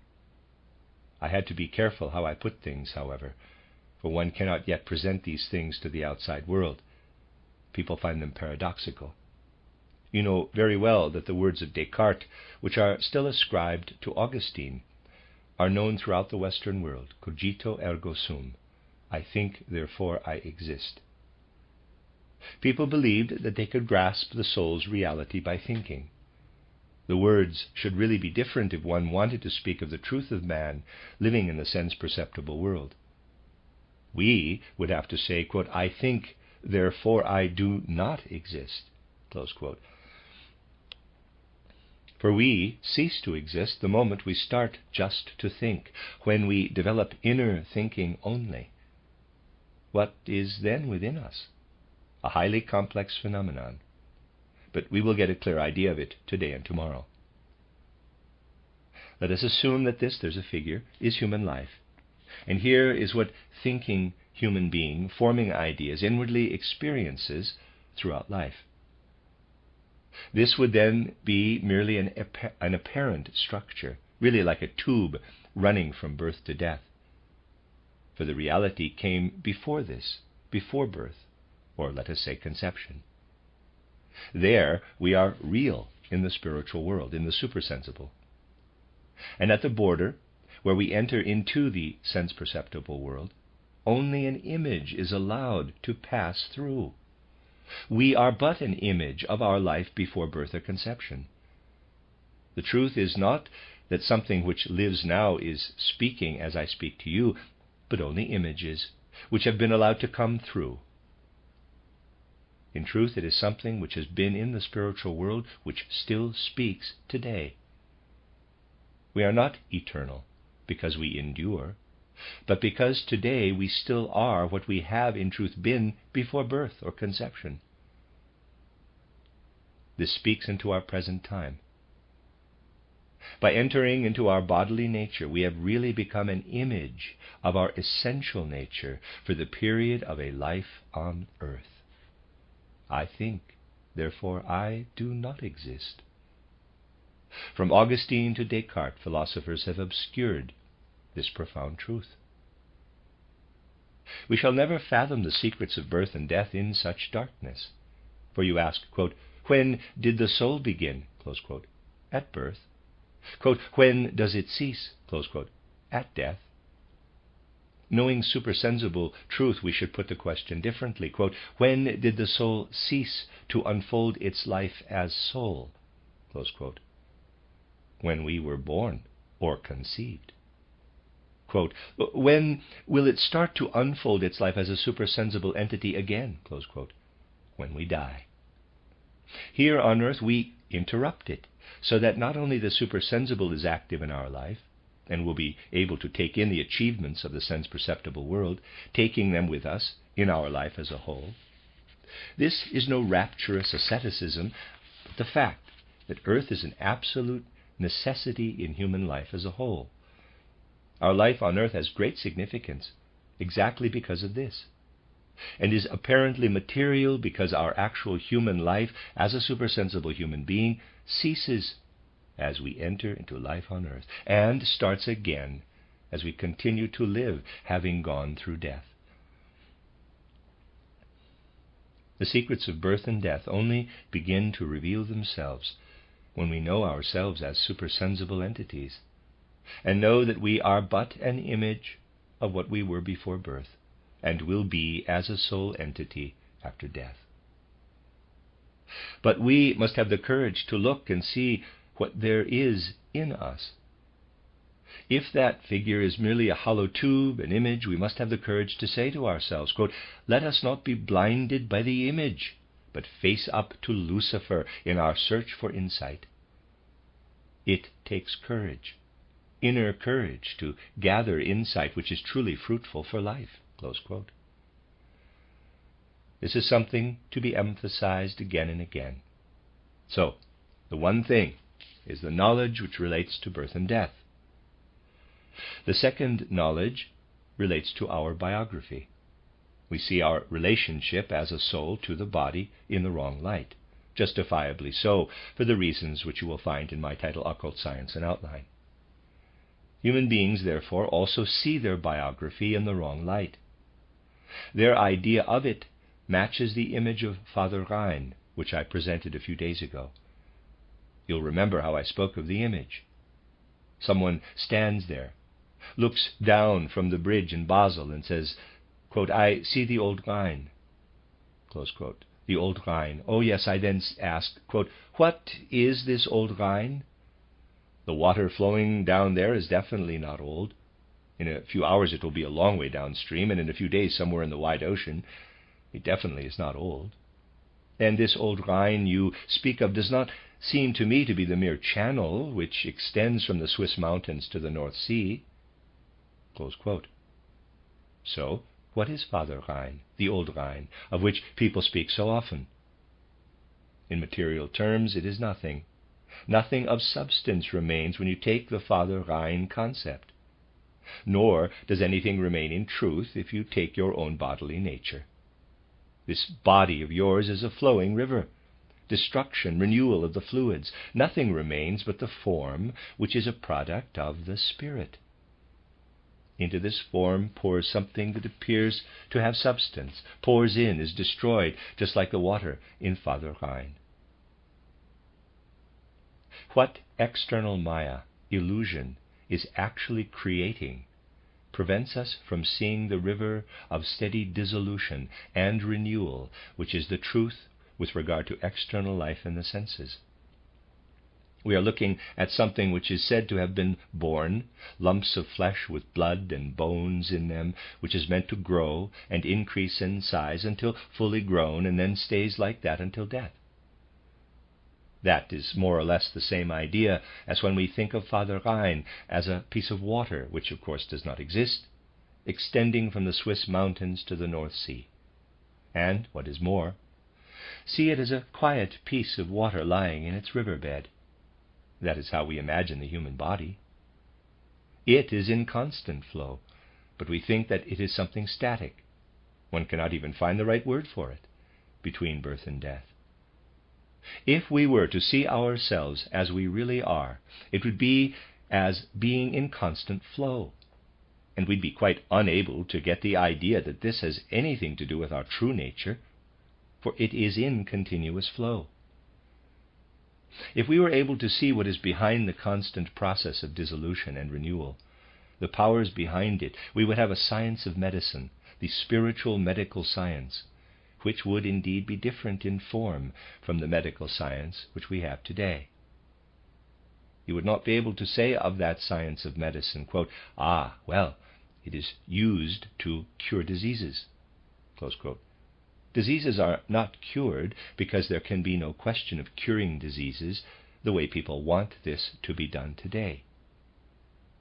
With a genuine spiritual medicine, one can only maintain the totality of health-giving powers. A true medicine would consist in organizing life in such a way that human beings govern the powers which effect constant elimination, dissolution, and renewal.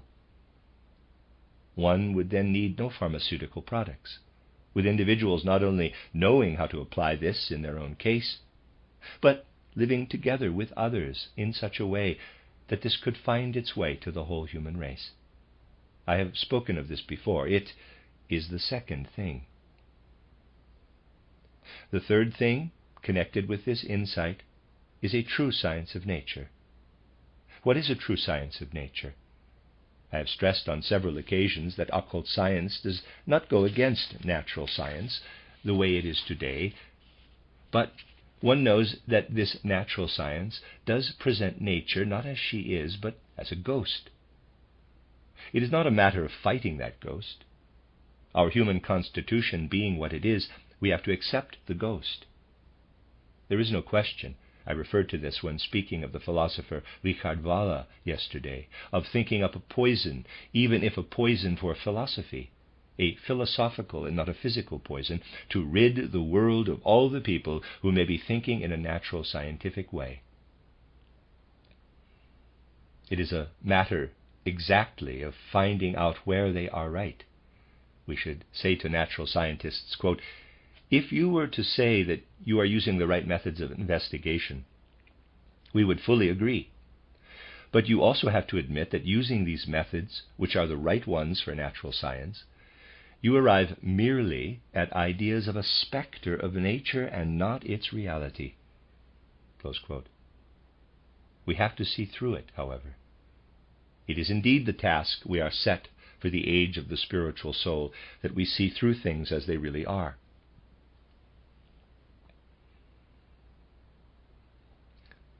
The natural scientist will say, quote, yes, I have various reasons why I will not have made my knowledge of nature into a ghost. Close quote. The spiritual scientist will have to reply, quote, but you are quite right to have a ghostly nature of knowledge, You would be wrong to look for any natural substance outside the specter. You are only right when you look for all kinds of Ahrimanic elements behind the specter, when you look for something spiritual behind it. But you do right in looking for ghostly knowledge." Close quote. The things I told you about the human being's bodily nature do indeed have very much a ghostly character. And someone who penetrates nature from a higher point of view considers a very different natural phenomenon to be true and not deceptive than the robust natural phenomena which are normally presented to us. The strange thing, I will also speak of this tomorrow, is that in spite of it all, the world will everywhere point firmly to the right thing at one point or another. A pointer to the right thing will be found somewhere or other when one wants to know what to think of the reality of the natural phenomena which surround our senses. What should we really consider? Is there something in nature herself that will enlighten us? Yes, there is. The rainbow, for example. The rainbow is the perfect image of a natural phenomenon. Just think, you know this yourself, if you were to get up to where the rainbow is, you would be able to walk straight through it, for it is merely the result of certain processes coming together. All natural processes are as spectral as the rainbow, are ghosts just like the rainbow. We merely do not notice this. They are not what they are to the eye or the ear or the other senses, but a coming together of other processes, and these are non-physical. We put our feet down on what we think is solid matter. In reality, it is merely something we perceive as a power or force, just like the rainbow. And when we think we are putting our feet on solid ground, it is Ahriman who sends up the power or force from below. As soon as we go beyond the merely spectral or ghostly aspect of natural phenomena, we come upon things of the spirit. This means that all exploration looking for crude matter is fairly senseless. Once humanity gives up the search for crude matter as the basis of nature, and they will do so before the 4th millennium, they will arrive at something completely different. They will find rhythms everywhere in nature, rhythmic systems or orders. These exist, but are generally laughed at in the materialistic science of today. We have created an image of these rhythmic orders in the 7 pillars, in the whole configuration of our building here. But you also find it everywhere in the natural world. One leaf rhythmically follows another in the plant. Petals show rhythm in their arrangement. All is rhythm. Temperatures rise rhythmically when you are sick and then go down again. All life has rhythm. To penetrate the rhythms of nature, that will be a true science of nature. Penetrating the rhythms of nature also induces us to make use of rhythms in technology. It is to be the aim of future technology to generate harmonious waves or oscillations on a small scale and then transfer them to the large scale. This means that simple harmonization makes it possible to do tremendous work. Tomorrow I am going to show you in detail why it is truly wise in the Christian world order, which in this sense is the wise divine world order, to let humanity mature through centuries for the insights to which I have been referring. Whereas the Academy of Gandishapur intended simply to throw them at people. Humanity must strive for something else if these insights are to come to them. These insights must only come for humanity when, in the first place, and together with evolution toward such insights, there is a completely selfless social order for the 3rd point, widespread among humanity. You cannot develop rhythmical technology without bringing more disaster upon humanity, unless a selfless social order is striven for at the same time. An egotistical humanity would see disastrous consequences from developing rhythmic technology. It also is not possible to provide human beings, without further ado, with the 2nd power I mentioned, which is identical with human healing powers.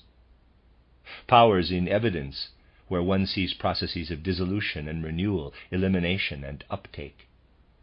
This power cannot simply be given to humanity, as I have said from other points of view, unless one does at the same time breed absolute conscientiousness in human beings, when it comes to their attitude not only to things that are outwardly perceptible, but also to things that are not outwardly perceptible. When human beings deny themselves not only things that are outwardly visible, but follow a certain rule of conscience, and deny themselves also things that are not outwardly visible, thinking and feeling. This power is hidden from us, because we see the stream of life from birth to death as a rigid body. If we were to gain insight into and learn to control this power, we would be capable of doing enormous harm, unless the power were to develop in the light of absolute conscientiousness also with regard to things not evident to the senses. The third thing would be corresponding to my first point, insight into the secrets of birth and death. Yes, these secrets of birth and death require that human beings first go through a certain state of maturity. They require that human beings can face Ahriman and Lucifer in full awareness.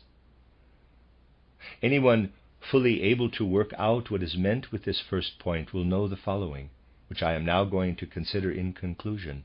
More details will follow tomorrow.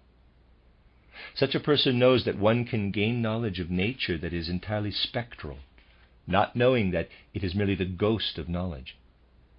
It helps us, it really does, for we do not then face the danger of getting close to Ahriman. You can make Ahriman invisible, but in that case you have to gain insights into nature merely in the present-day sense, and that is untrue. It makes a good barrier against Ahriman to stick with insight into nature that is untrue. You merely have a choice between wanting the truth, in which case you will also have to acquaint yourself with supersensible Ahrimanic influences in the world, or taking untruth, breed untruth. Say, quote, "The ghostly knowledge of nature gives us real nature," close quote. Well and good. In that case you stay with the things that suit Ahriman. Ahriman wants the lie. He lives on it. And he'll manage to live particularly well on this hidden lie. There's nothing he likes better than to have this lie prevail. The view being, ghostly knowledge of nature is real knowledge of nature. I have again spoken of something which is but a maya of what exists in the supersensible realm, referring to it as the image that was allowed to pass through. You then also have the choice. You can penetrate to the supersensible. Good. In that case you must also come face to face, supersensibly of course, with Lucifer. Or you stay with untruth and consider the maya of the psyche to be reality. You will, however, never find out about birth and death in that case, and about immortality, since you'll not be considering the soul, which is immortal, but just a mere image. This is what I wanted to speak about today. Tomorrow we'll take it further. It is an important thought. On earth, human beings have the option now, in the age of the spiritual soul, to strive for the truth. They must then also face the spiritual sphere with courage. Or they may choose to avoid the spiritual, in which case they can stay with the illusion, the non-truth. The Academy of Gandishapur wanted to spare people the effort of seeking the truth, wanted to spare them the effort of further development, wanted to reveal to them what had been revealed to them themselves in Ahrimanic ways. The last shadow, the ghost of the Academy of Gandishapur, is the natural scientific illusion of today. The aim of the Academy was to make man into a holy earthly being. It was overcome in its endeavors by something which was made part of humanity even before it came to exist, the meaning on Golgotha.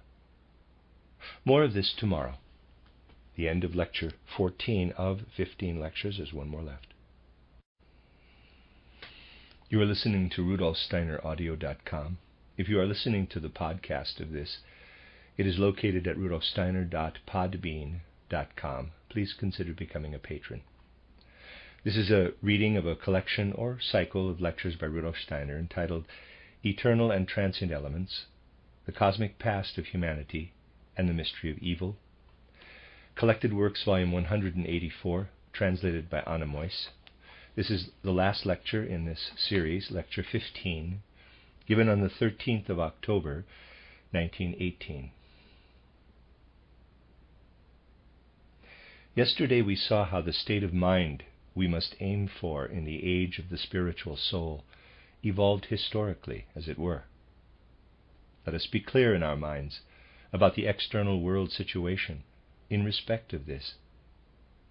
We can say, as it were, that the year AD 333 represents a certain state of equilibrium, and there's a figure, that was clearly evident in historical evolution, though little is made of it in formal history. The simple reason for this is that it was a kind of pivot, I'd say, and a pivoting point does not in itself form part of a moving mechanical system, though things do move around it. Take a balance, you see the pans and the beam move, but the pivoting point is ideal and not physical. It is, of course, the most important element and must above all be supported. Above all, we must understand what came to pass, unnoticed by the outside world, in the important year 333, like the pivoting point of a balance.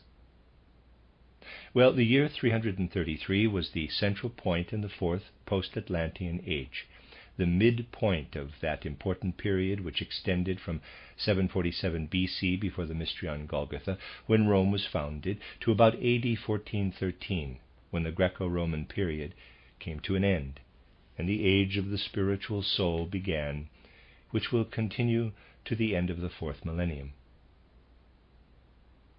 This central point in 333 does not stand out much when we study historical events, no more than the pivoting point does on a balance.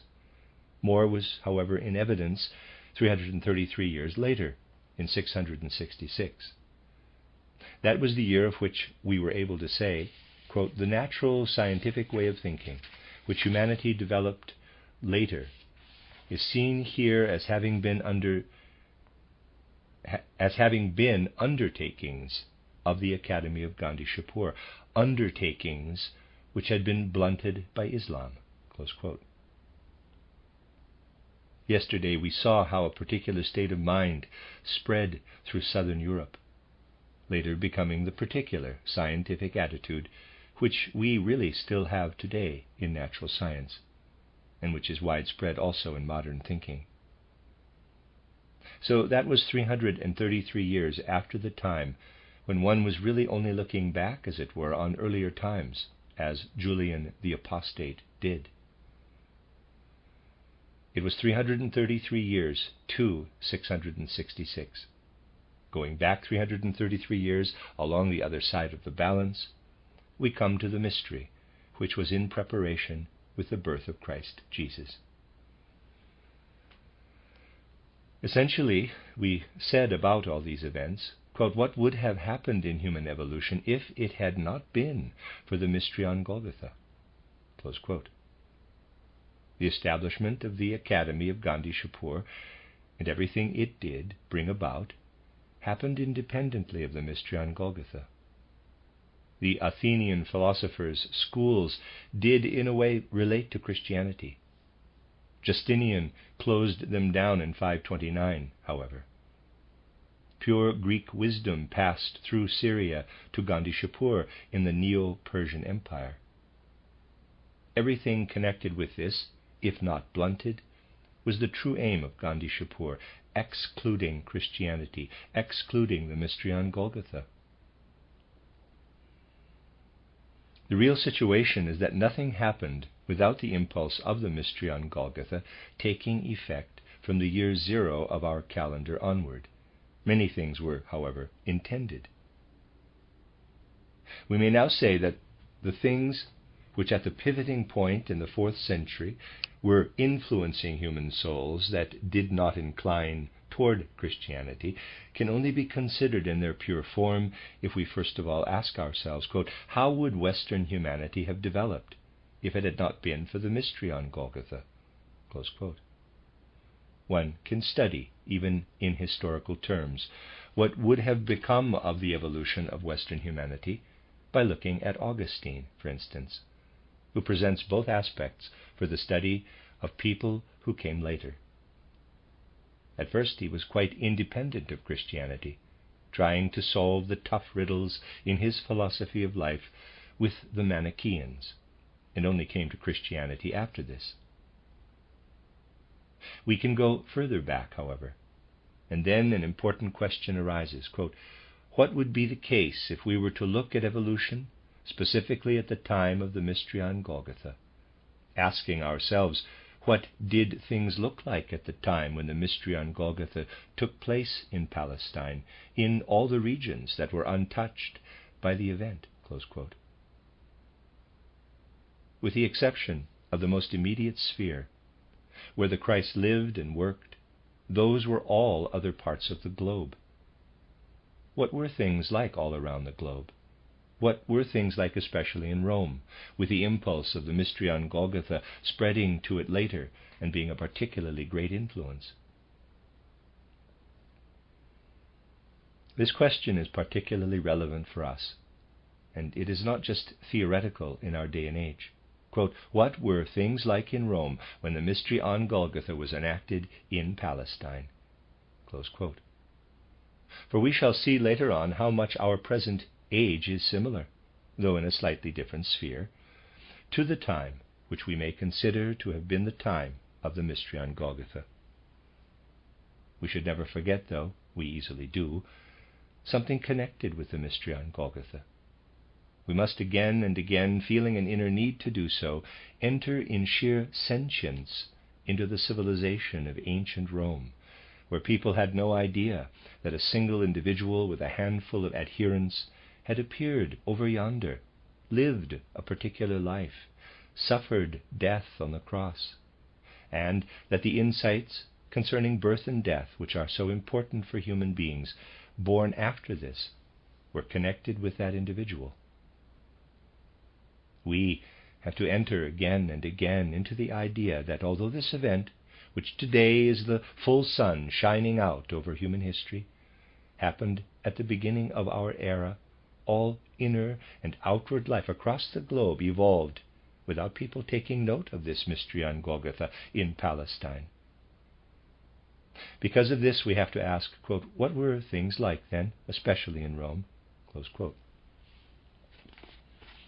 We'll understand one another more easily if we start with the aims which the people who had created the Academy of Gandishapur had particularly in mind later on in 666. As I said yesterday, their aim was to give the knowledge they had themselves gained by Ahrimanic methods to humanity as a revelation, when human beings were actually meant to develop the spiritual soul at a later time and by their own efforts. The year 666 was still in the age of the rational or mind soul. Human beings were not able to think of their own accord in a way that would have given them spiritual awareness of everything. And the aim was to give them this. Something that was to come thousands of years later was to be given to humanity right then. The opposite situation applied in the year 0, in the age in which the mystery on Golgotha itself took place. 333 years after the year 333, the aim was to give humanity something belonging to the future, something predestined for future times. 333 years before that, around the time of the mystery on Golgotha, the aim was to force humanity back to something which in the normal course of human evolution entered into that evolution thousands of years before. It is extremely difficult to speak of these things, the reason being that history, which also has its own history, evolved in such a way that where these things were concerned, humanity was really always driven into error by history. Things that actually happened in the southern regions of Europe were obscured so that human beings would not know of them. Historians do speak of the personality of the Emperor Augustus, for instance, but no effort is made to help people understand the crucial role played by that individual, deliberately so by some and inadvertently by most. The Emperor Augustus was the focus for Roman endeavors to bring about quite deliberately a world civilization that was to obscure for human eyes everything the rational or mind soul had provided, obscuring the things human beings had been able to gain by their own efforts from 747 BCE onward. People were above all to be limited to what had been gained before the age of the rational or mind soul, in the age of the sentient soul, the Egypto-Chaldean civilization. At a later time, in 666, the scholars of the Academy of Gandishapur wanted to bring something destined to come later at an earlier time. In the days of the Emperor Augustus, anything which human beings were able to gain at that particular time was to be wiped out. Instead, they were to have the full glory of old, something which humanity had had in Egypto-Chaldean times, the age of ancient Persia, and they were to have it in its old meaning. Looking back on the reality, under the brushwood piled up on top, which calls itself history, one may ask oneself, quote, what exactly did Rome deliberately wish to preserve at that time, the preservation of which was then prevented as the impulse of the mystery on Golgotha spread? What did Christianity prevent from being preserved? Close quote. And one would realize the following. Well, it was essentially twofold. In the first place, they wanted to preserve the feeling, the sentient feeling for the old rites, the rites which had been the usual practice for centuries among the Egyptians and in Asia Minor and also deeper into Asia. They wanted to eliminate the rational mind, the intelligence of people, making it ineffective, and let only sentience develop by presenting all the significant, the magnificent, and tremendous rites meant to be effective, and being effective in olden times, effective at a time when human beings had not yet developed intelligence, effective at the time when the rituals for the gods were meant to evolve from the sentient soul, so that human beings would not be without gods. Those great significant rituals were to take the place of reflective thought, were meant to stimulate awareness of the Godhead and a state of being in harmony with the gods in human souls, in something of a hypnotic state, according to old atavistic custom. Rome intended to revive sentience of this. You only get to know the specific difference between Roman and Greek civilization, the latter going into decline at that time, if you look at these more subtle differences. The sentience, which the Emperor Augustus in particular wanted to introduce in Rome, being a man with a tremendous retrospective initiation impulse, such impulses were not known in Greece. The Greeks did not want to reach back to olden times. They wanted to have things before them which they could understand themselves, things they could relate to. If the Christian impulse had not come later on, very soon after, if the Christian impulse had not taken rapid effect against the intentions of Augustus and his successors, rituals of much, much greater brilliance would have sprung up in Rome than those which did spring up. So the first thing to remember is that it was the aim of Augustus and his adherents to have a powerful ritual go out from Rome, just as, later on, a prophetic wisdom was to go out from the Academy of Gandishapur that would cloud the whole world. It was to deprive the world of the potential of the rational soul, and later also the spiritual soul. The aim of Gandishapur had been to give humanity the spiritual soul, and so cut off later development, cutting off the development of spirit self, life spirit, and spiritual man, because the spiritual soul had come too early.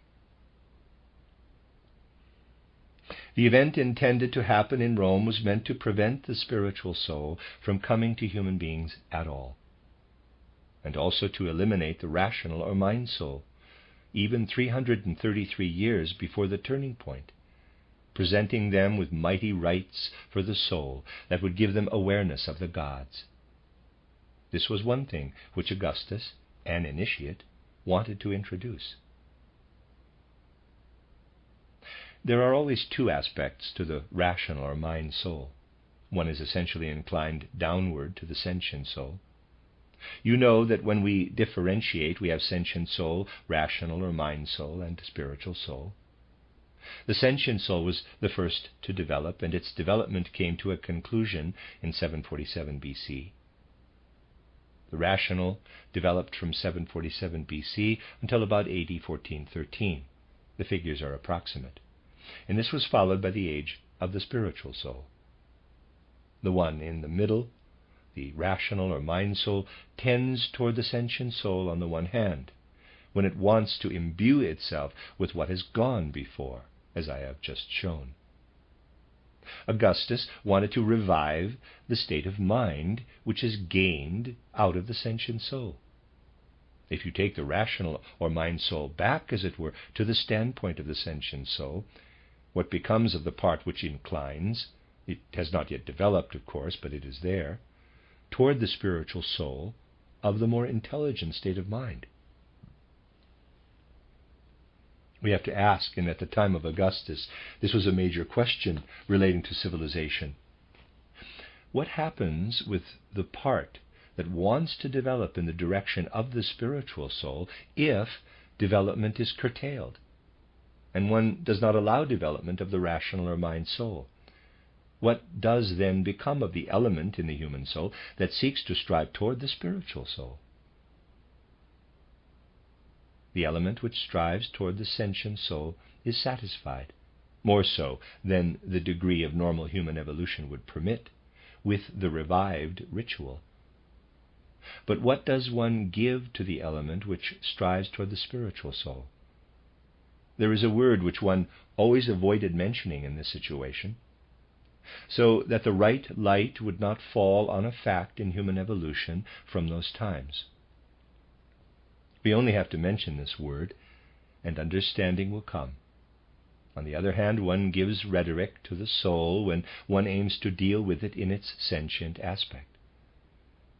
Instead of giving the soul substance, inner content, rhetoric provides only an outer shell, which strives for the configuration of the words, the sentence structure, rather than concepts full of life.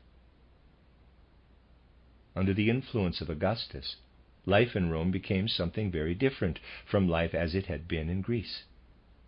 The garment worn by a Roman may have looked similar to that worn by a Greek, but looking at it you'd no longer see how a Greek felt himself to be within its folds, but see it from the outside as something meant to be decorative. An echo of Roman rites of veneration still survives in the folds of a Roman toga, as distinct from the Greek garment.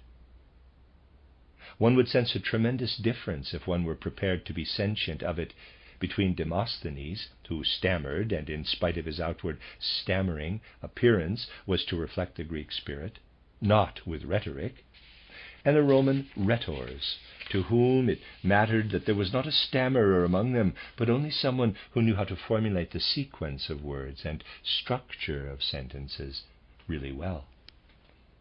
The aim that came from the Augustinian age was, on the one hand, to give humanity the ancient rites that were not understood. The whole point was that people should not take to the ritual with understanding, and certainly should not ask, quote, "What do the elements of the rite mean?" Close quote. This attitude still persists in many different areas today. There are Freemasons today who will tell you something really odd. You tell those Freemasons, for example, quote, "Yes, you have an extensive symbolism, and there is much in it. But present-day Freemasons don't care at all about the meaning of those symbols," close quote. If you tell them this, their answer is, quote, That is exactly what is so good about present-day Freemasonry. Every individual can have his own ideas about the symbols." Close quote. Such a person will usually think whatever his simple mind suggests, and that is far, far removed from the profound meaning of the symbols, from the profound meaning which takes one into human brains and human hearts. This was the deliberate intention in Rome at that time. Ritual, and no one asking about the meaning of the ritual, not using intelligence and will to tackle the ritual. The other pole, which is necessarily connected with this, is empty rhetoric.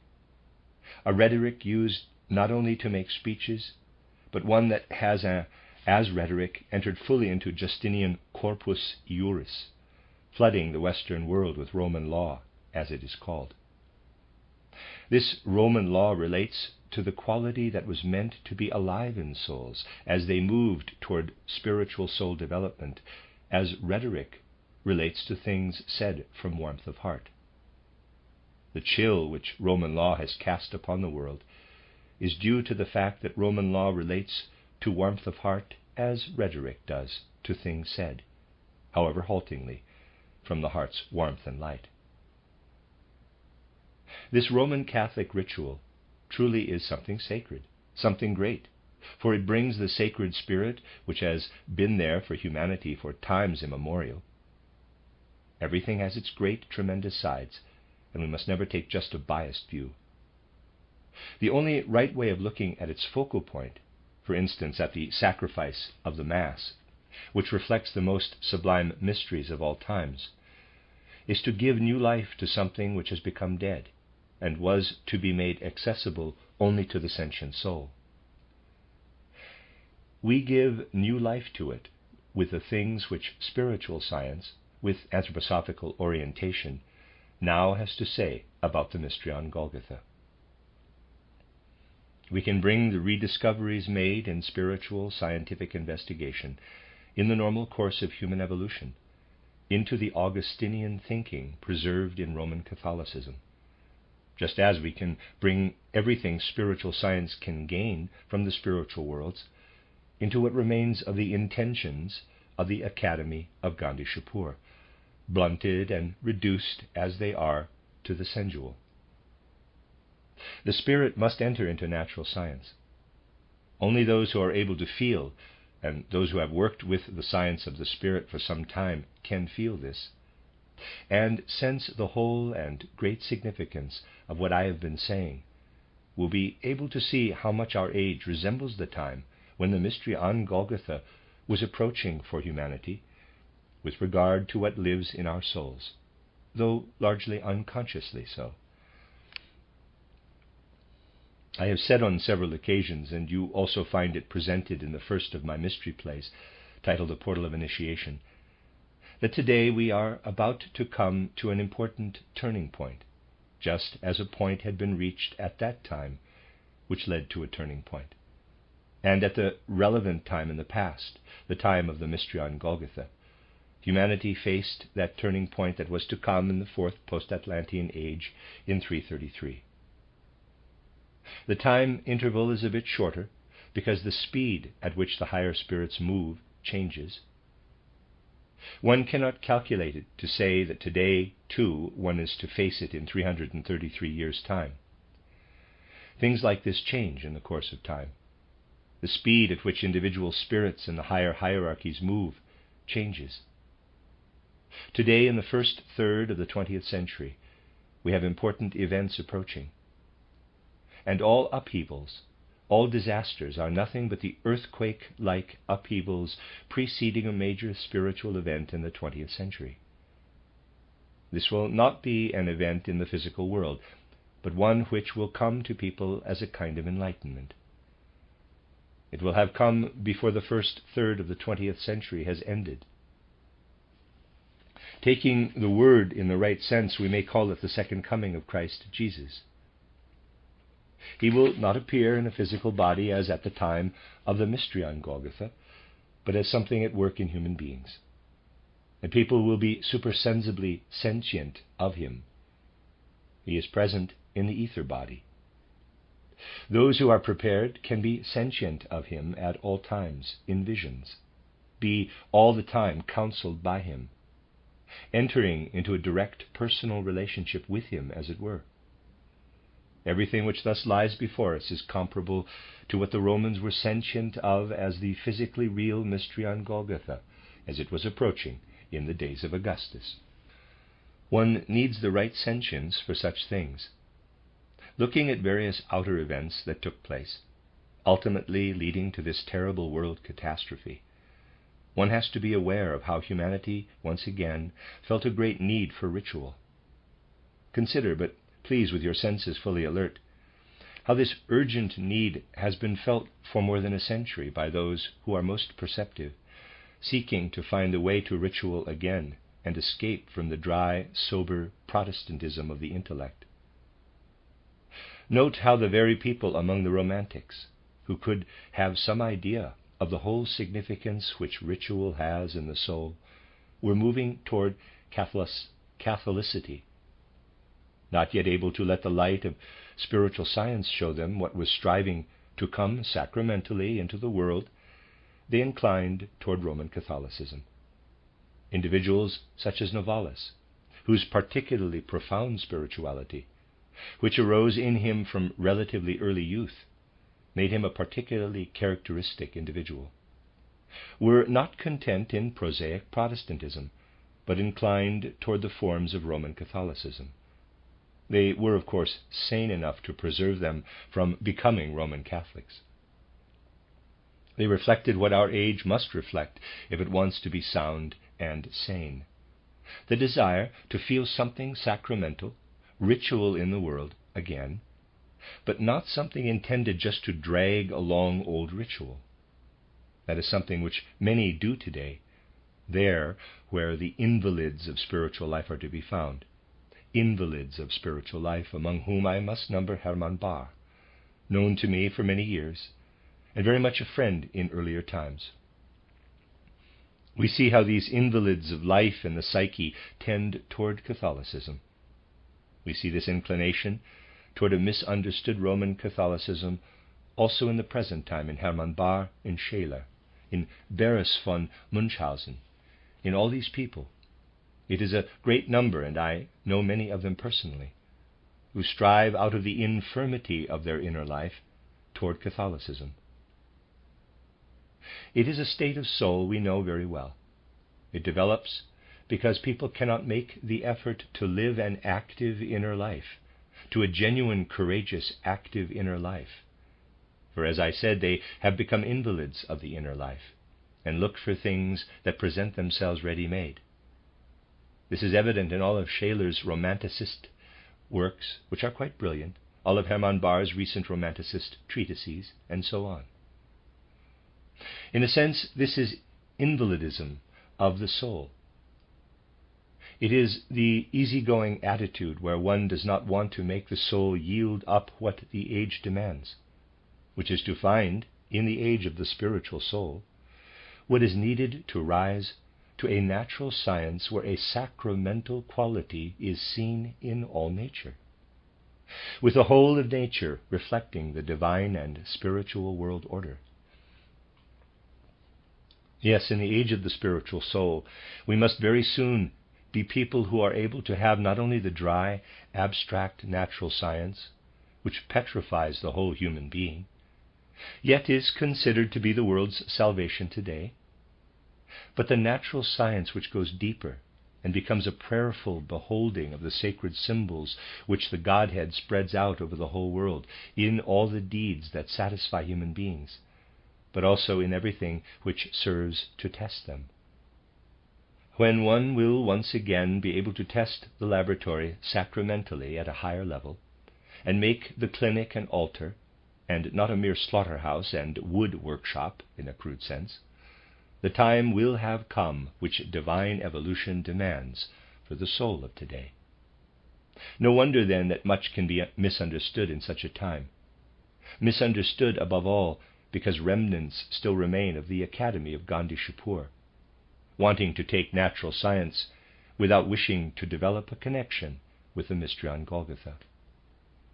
That makes natural science entirely Ahrimanic, meeting all Ahrimanic needs of humanity, in accord with the attitude of wanting to order the world purely according to external criteria.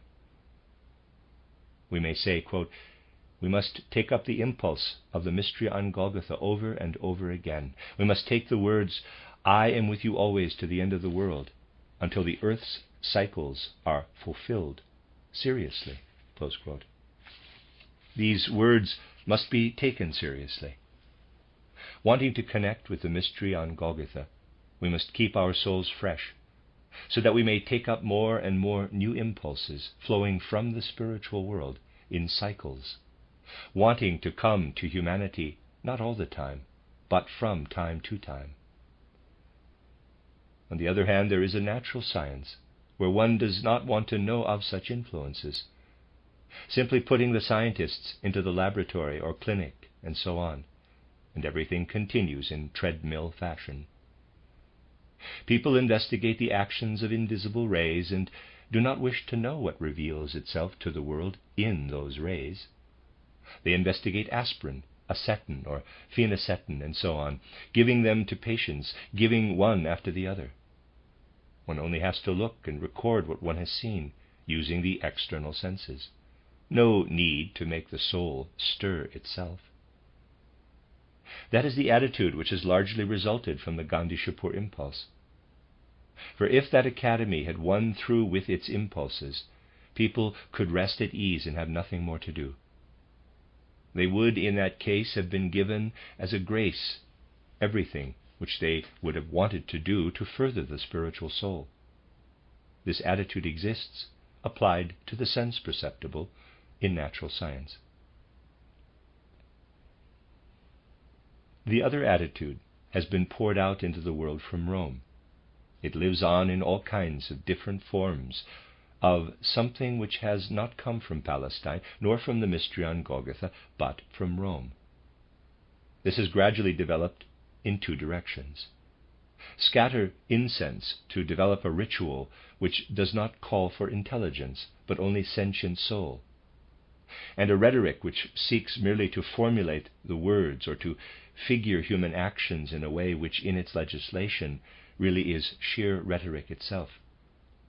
Both sides have survived.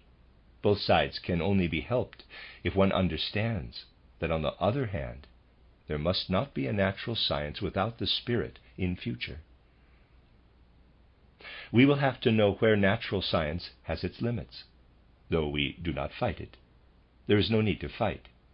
If you look at it in a positive spirit, you find it provides tremendous, mighty things, and no one has the right to speak derogatively about natural science unless they are fully cognizant of its findings.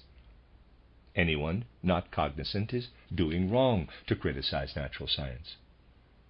Only those who believe in natural science have really studied it and adopted its methods for themselves, have gained the right to judge it by stating its limits and showing how natural science itself should lead to our grasping the world spiritually. People with a hostile attitude have, among other things, discovered that in my books I expressed appreciation of Haeckel and modern natural science. I would never dare to say anything derogatory about natural science unless I had first done everything possible for its appreciation. Basing oneself on a positive approach, one only has the right to offer negative criticism if one is able to show that one fully recognizes the object of one's criticism within the limits where recognition is due. I believe that I have fully gained the right to speak of a spiritual evolution of humanity, and within this I have shown the things which the senses do not teach, also having shown the significance of Darwinism and Haeckelianism in the life of science. Basing oneself on the science of the spirit, one is entitled to ask that one's words are taken in a slightly different way than they usually are. I, therefore, do not wish for things I am going to say from such a point of view as the one taken today about Roman Catholicism or other endeavors in the present age, to be taken from the usual Philistine point of view, and confused with things which any liberalizing society may say in criticism of Roman Catholicism or similar endeavors. Nothing is meant in any other way than said here, and nothing else is meant but what can indeed also be justified from the point of view of spiritual scientific investigation. Natural scientific research needs deepening so that it may gradually take us into spiritual life. Something which has survived from ancient times, partly worn out in the course of human life, is now coming up again for the reasons I have just given. People's need for sacramentalism, for form. Seeing the divine alive in the world as we perceive forms, but understanding the forms, not to speak of Lucifer, Ahriman, and the Christ as if it were dogma, but to have this Trinity before us also in works of art. That is what we need. For this reason, the central creation of Christ, Lucifer, Ahriman, will be the wood carving which has arisen from the idea of creating figures that form a whole and reflect the challenge which lies in human evolution, but in such a way that we penetrate through to the spirit as we look at the forms. The creation of such forms had to be the basis for our building. One also does not have the right to consider this building in a commonplace way, but must consider it according to the fundamental intentions for what are the great challenges of our time. It is needed at a time when we must once again approach the mystery on Golgotha, this time in a new way. In our time, I would like to say, the necessary point in time is given to find the Christ again, finding him at a higher standpoint. This means that there will also be resistance to the Christ. Such resistance existed also in the past.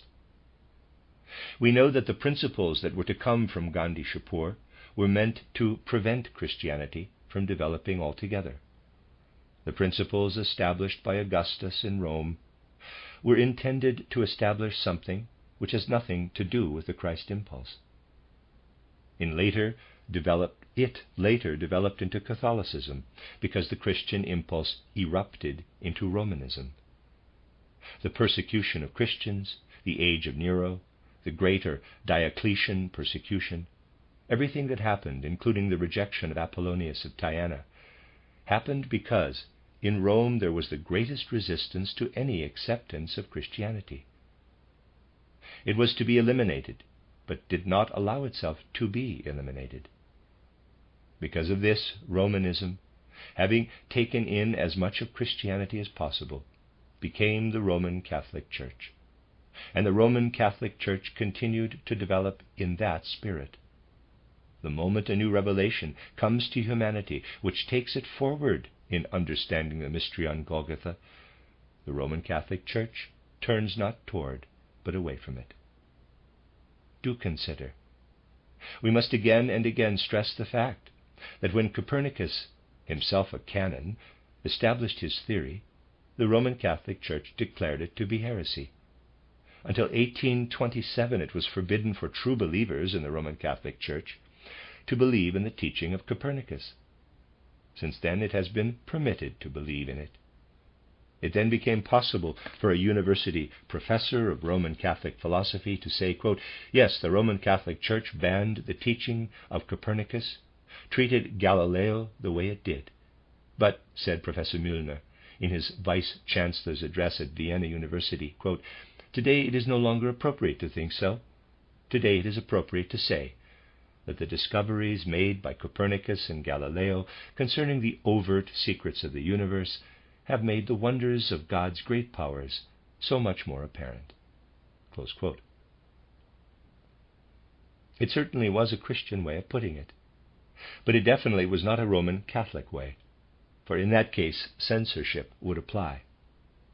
So it took some time until pressure from outside made the Roman Catholic Church acknowledge that insight into the universe does not suppress but promote Christianity. How long the Church will need to acknowledge the spiritual scientific and anthroposophical findings, well, let us wait and see. As we wait, we will probably have to depend on it that we will not arrive at a result whilst incarnated in this earthly body. That is one aspect of the matter. Confusion and misunderstandings can easily happen, however. The confusion and misunderstandings are that there definitely is a subconscious urge in human souls to feel sacramental.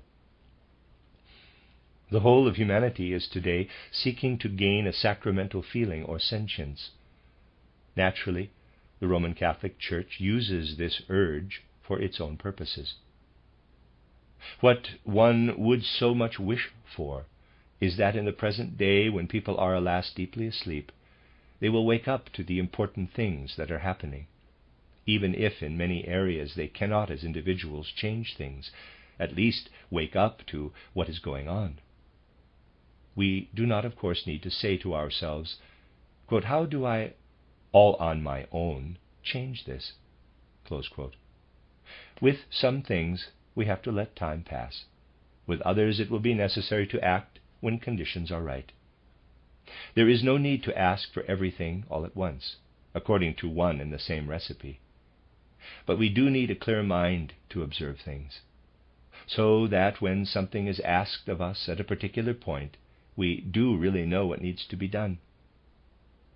Above all, it is necessary to see that wherever possible, human beings, thinking that they do a lot of thinking, are actually asleep. People are asleep, and one would wish for them to come to true insight into the impulses which exist in human evolution. This is difficult, however. But others are on the alert. Jesuits are on the alert.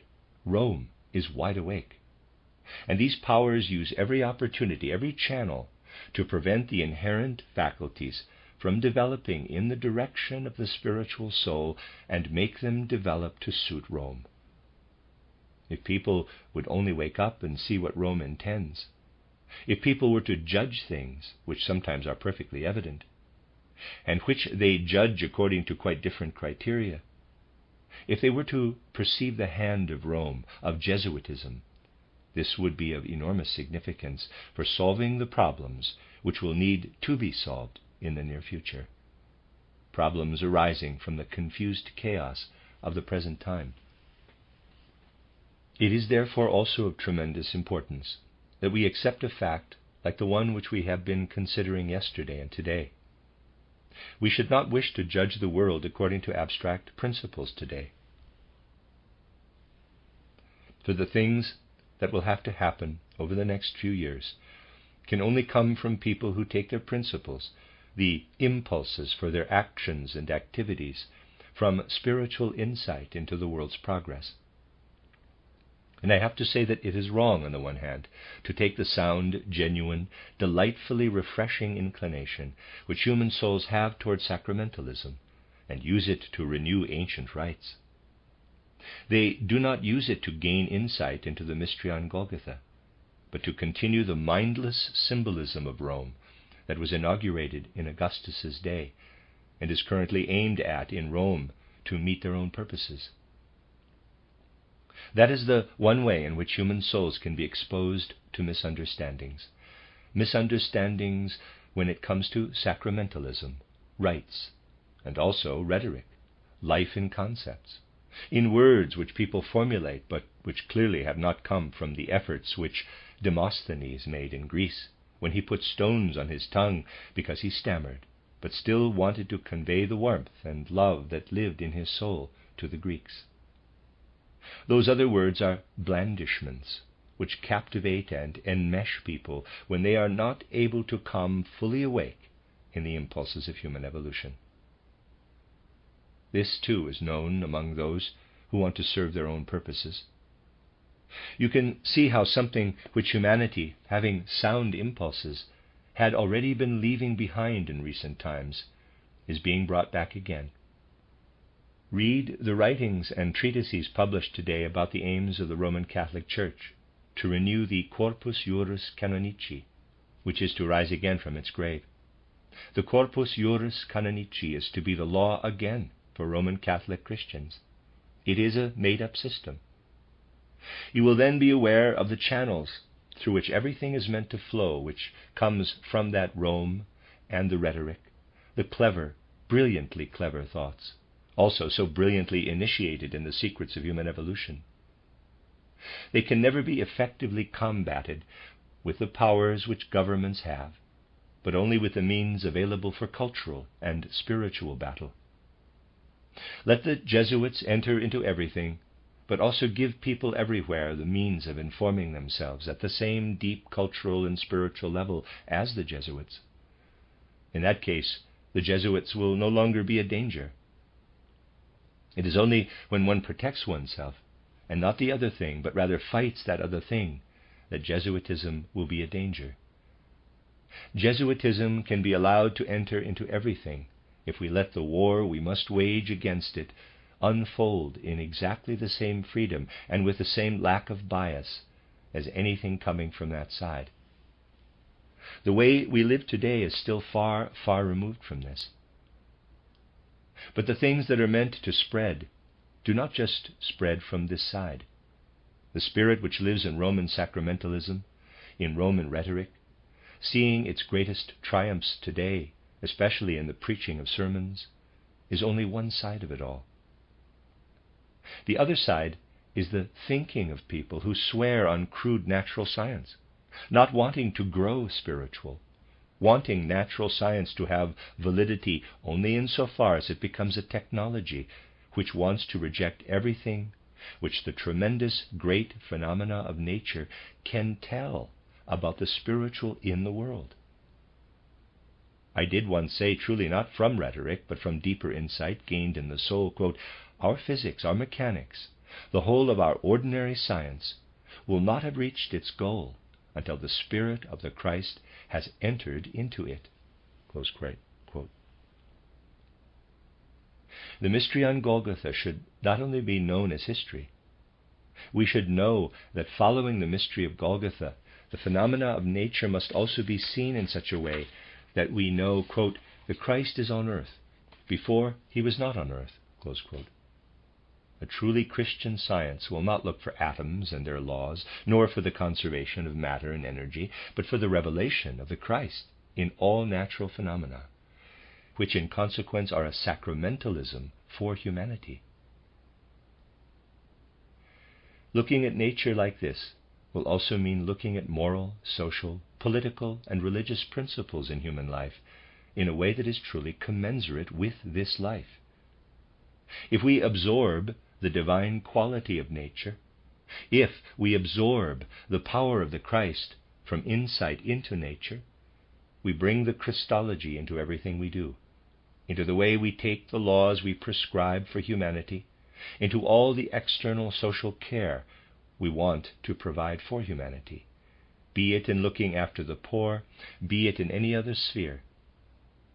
If, however, we are unable to see the Christ in all of nature around us, if we cannot discover the Christ at work in all human actions, even if they are testing activities, we will also not be able to enter into our social, moral, and political life with the powers which our age truly calls for. We would stop on the side of crude natural science, which is nothing but a failure to perceive the supersensible. Or we would stop at mere rhetoric, a legacy of Romanism, a specter of Romanism. On the other hand, we have to refer to Rome when speaking of the misunderstood sacramentalism and ritual, to present-day Rome, a Rome grown strong particularly thanks to Leo XIII, the intellectual pope. And we must also find the name which points to the empty phrases in rhetoric which anyone who truly imbues himself with anthroposophical insight into spiritual life must perceive in rhetoric today. I have referred to this rhetoric here on a number of occasions. I have to speak of current events at this point, something I generally do only when the other subject matter has been given the time it needs. Where do we find the rhetoric, which, just like Roman pulpit rhetoric and Jesuitism, is the counterpart to a ritualism that has grown invalid?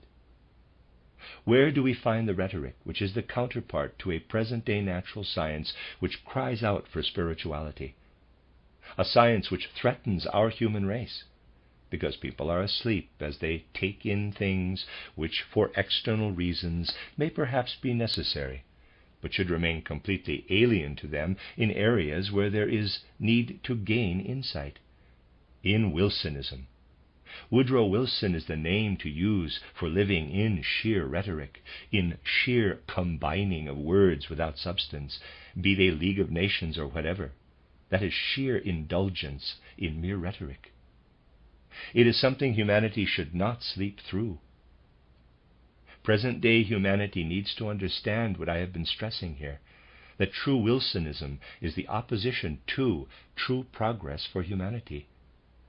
It has to be seen as rhetoric on feet of clay. On the one hand, a state of the human soul which is no longer valid today is aiming for Rome.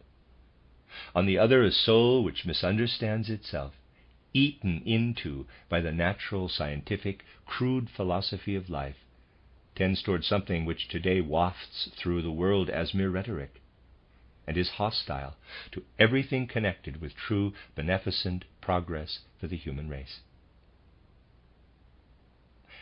One cannot put this in just a few bourgeois Philistine thoughts.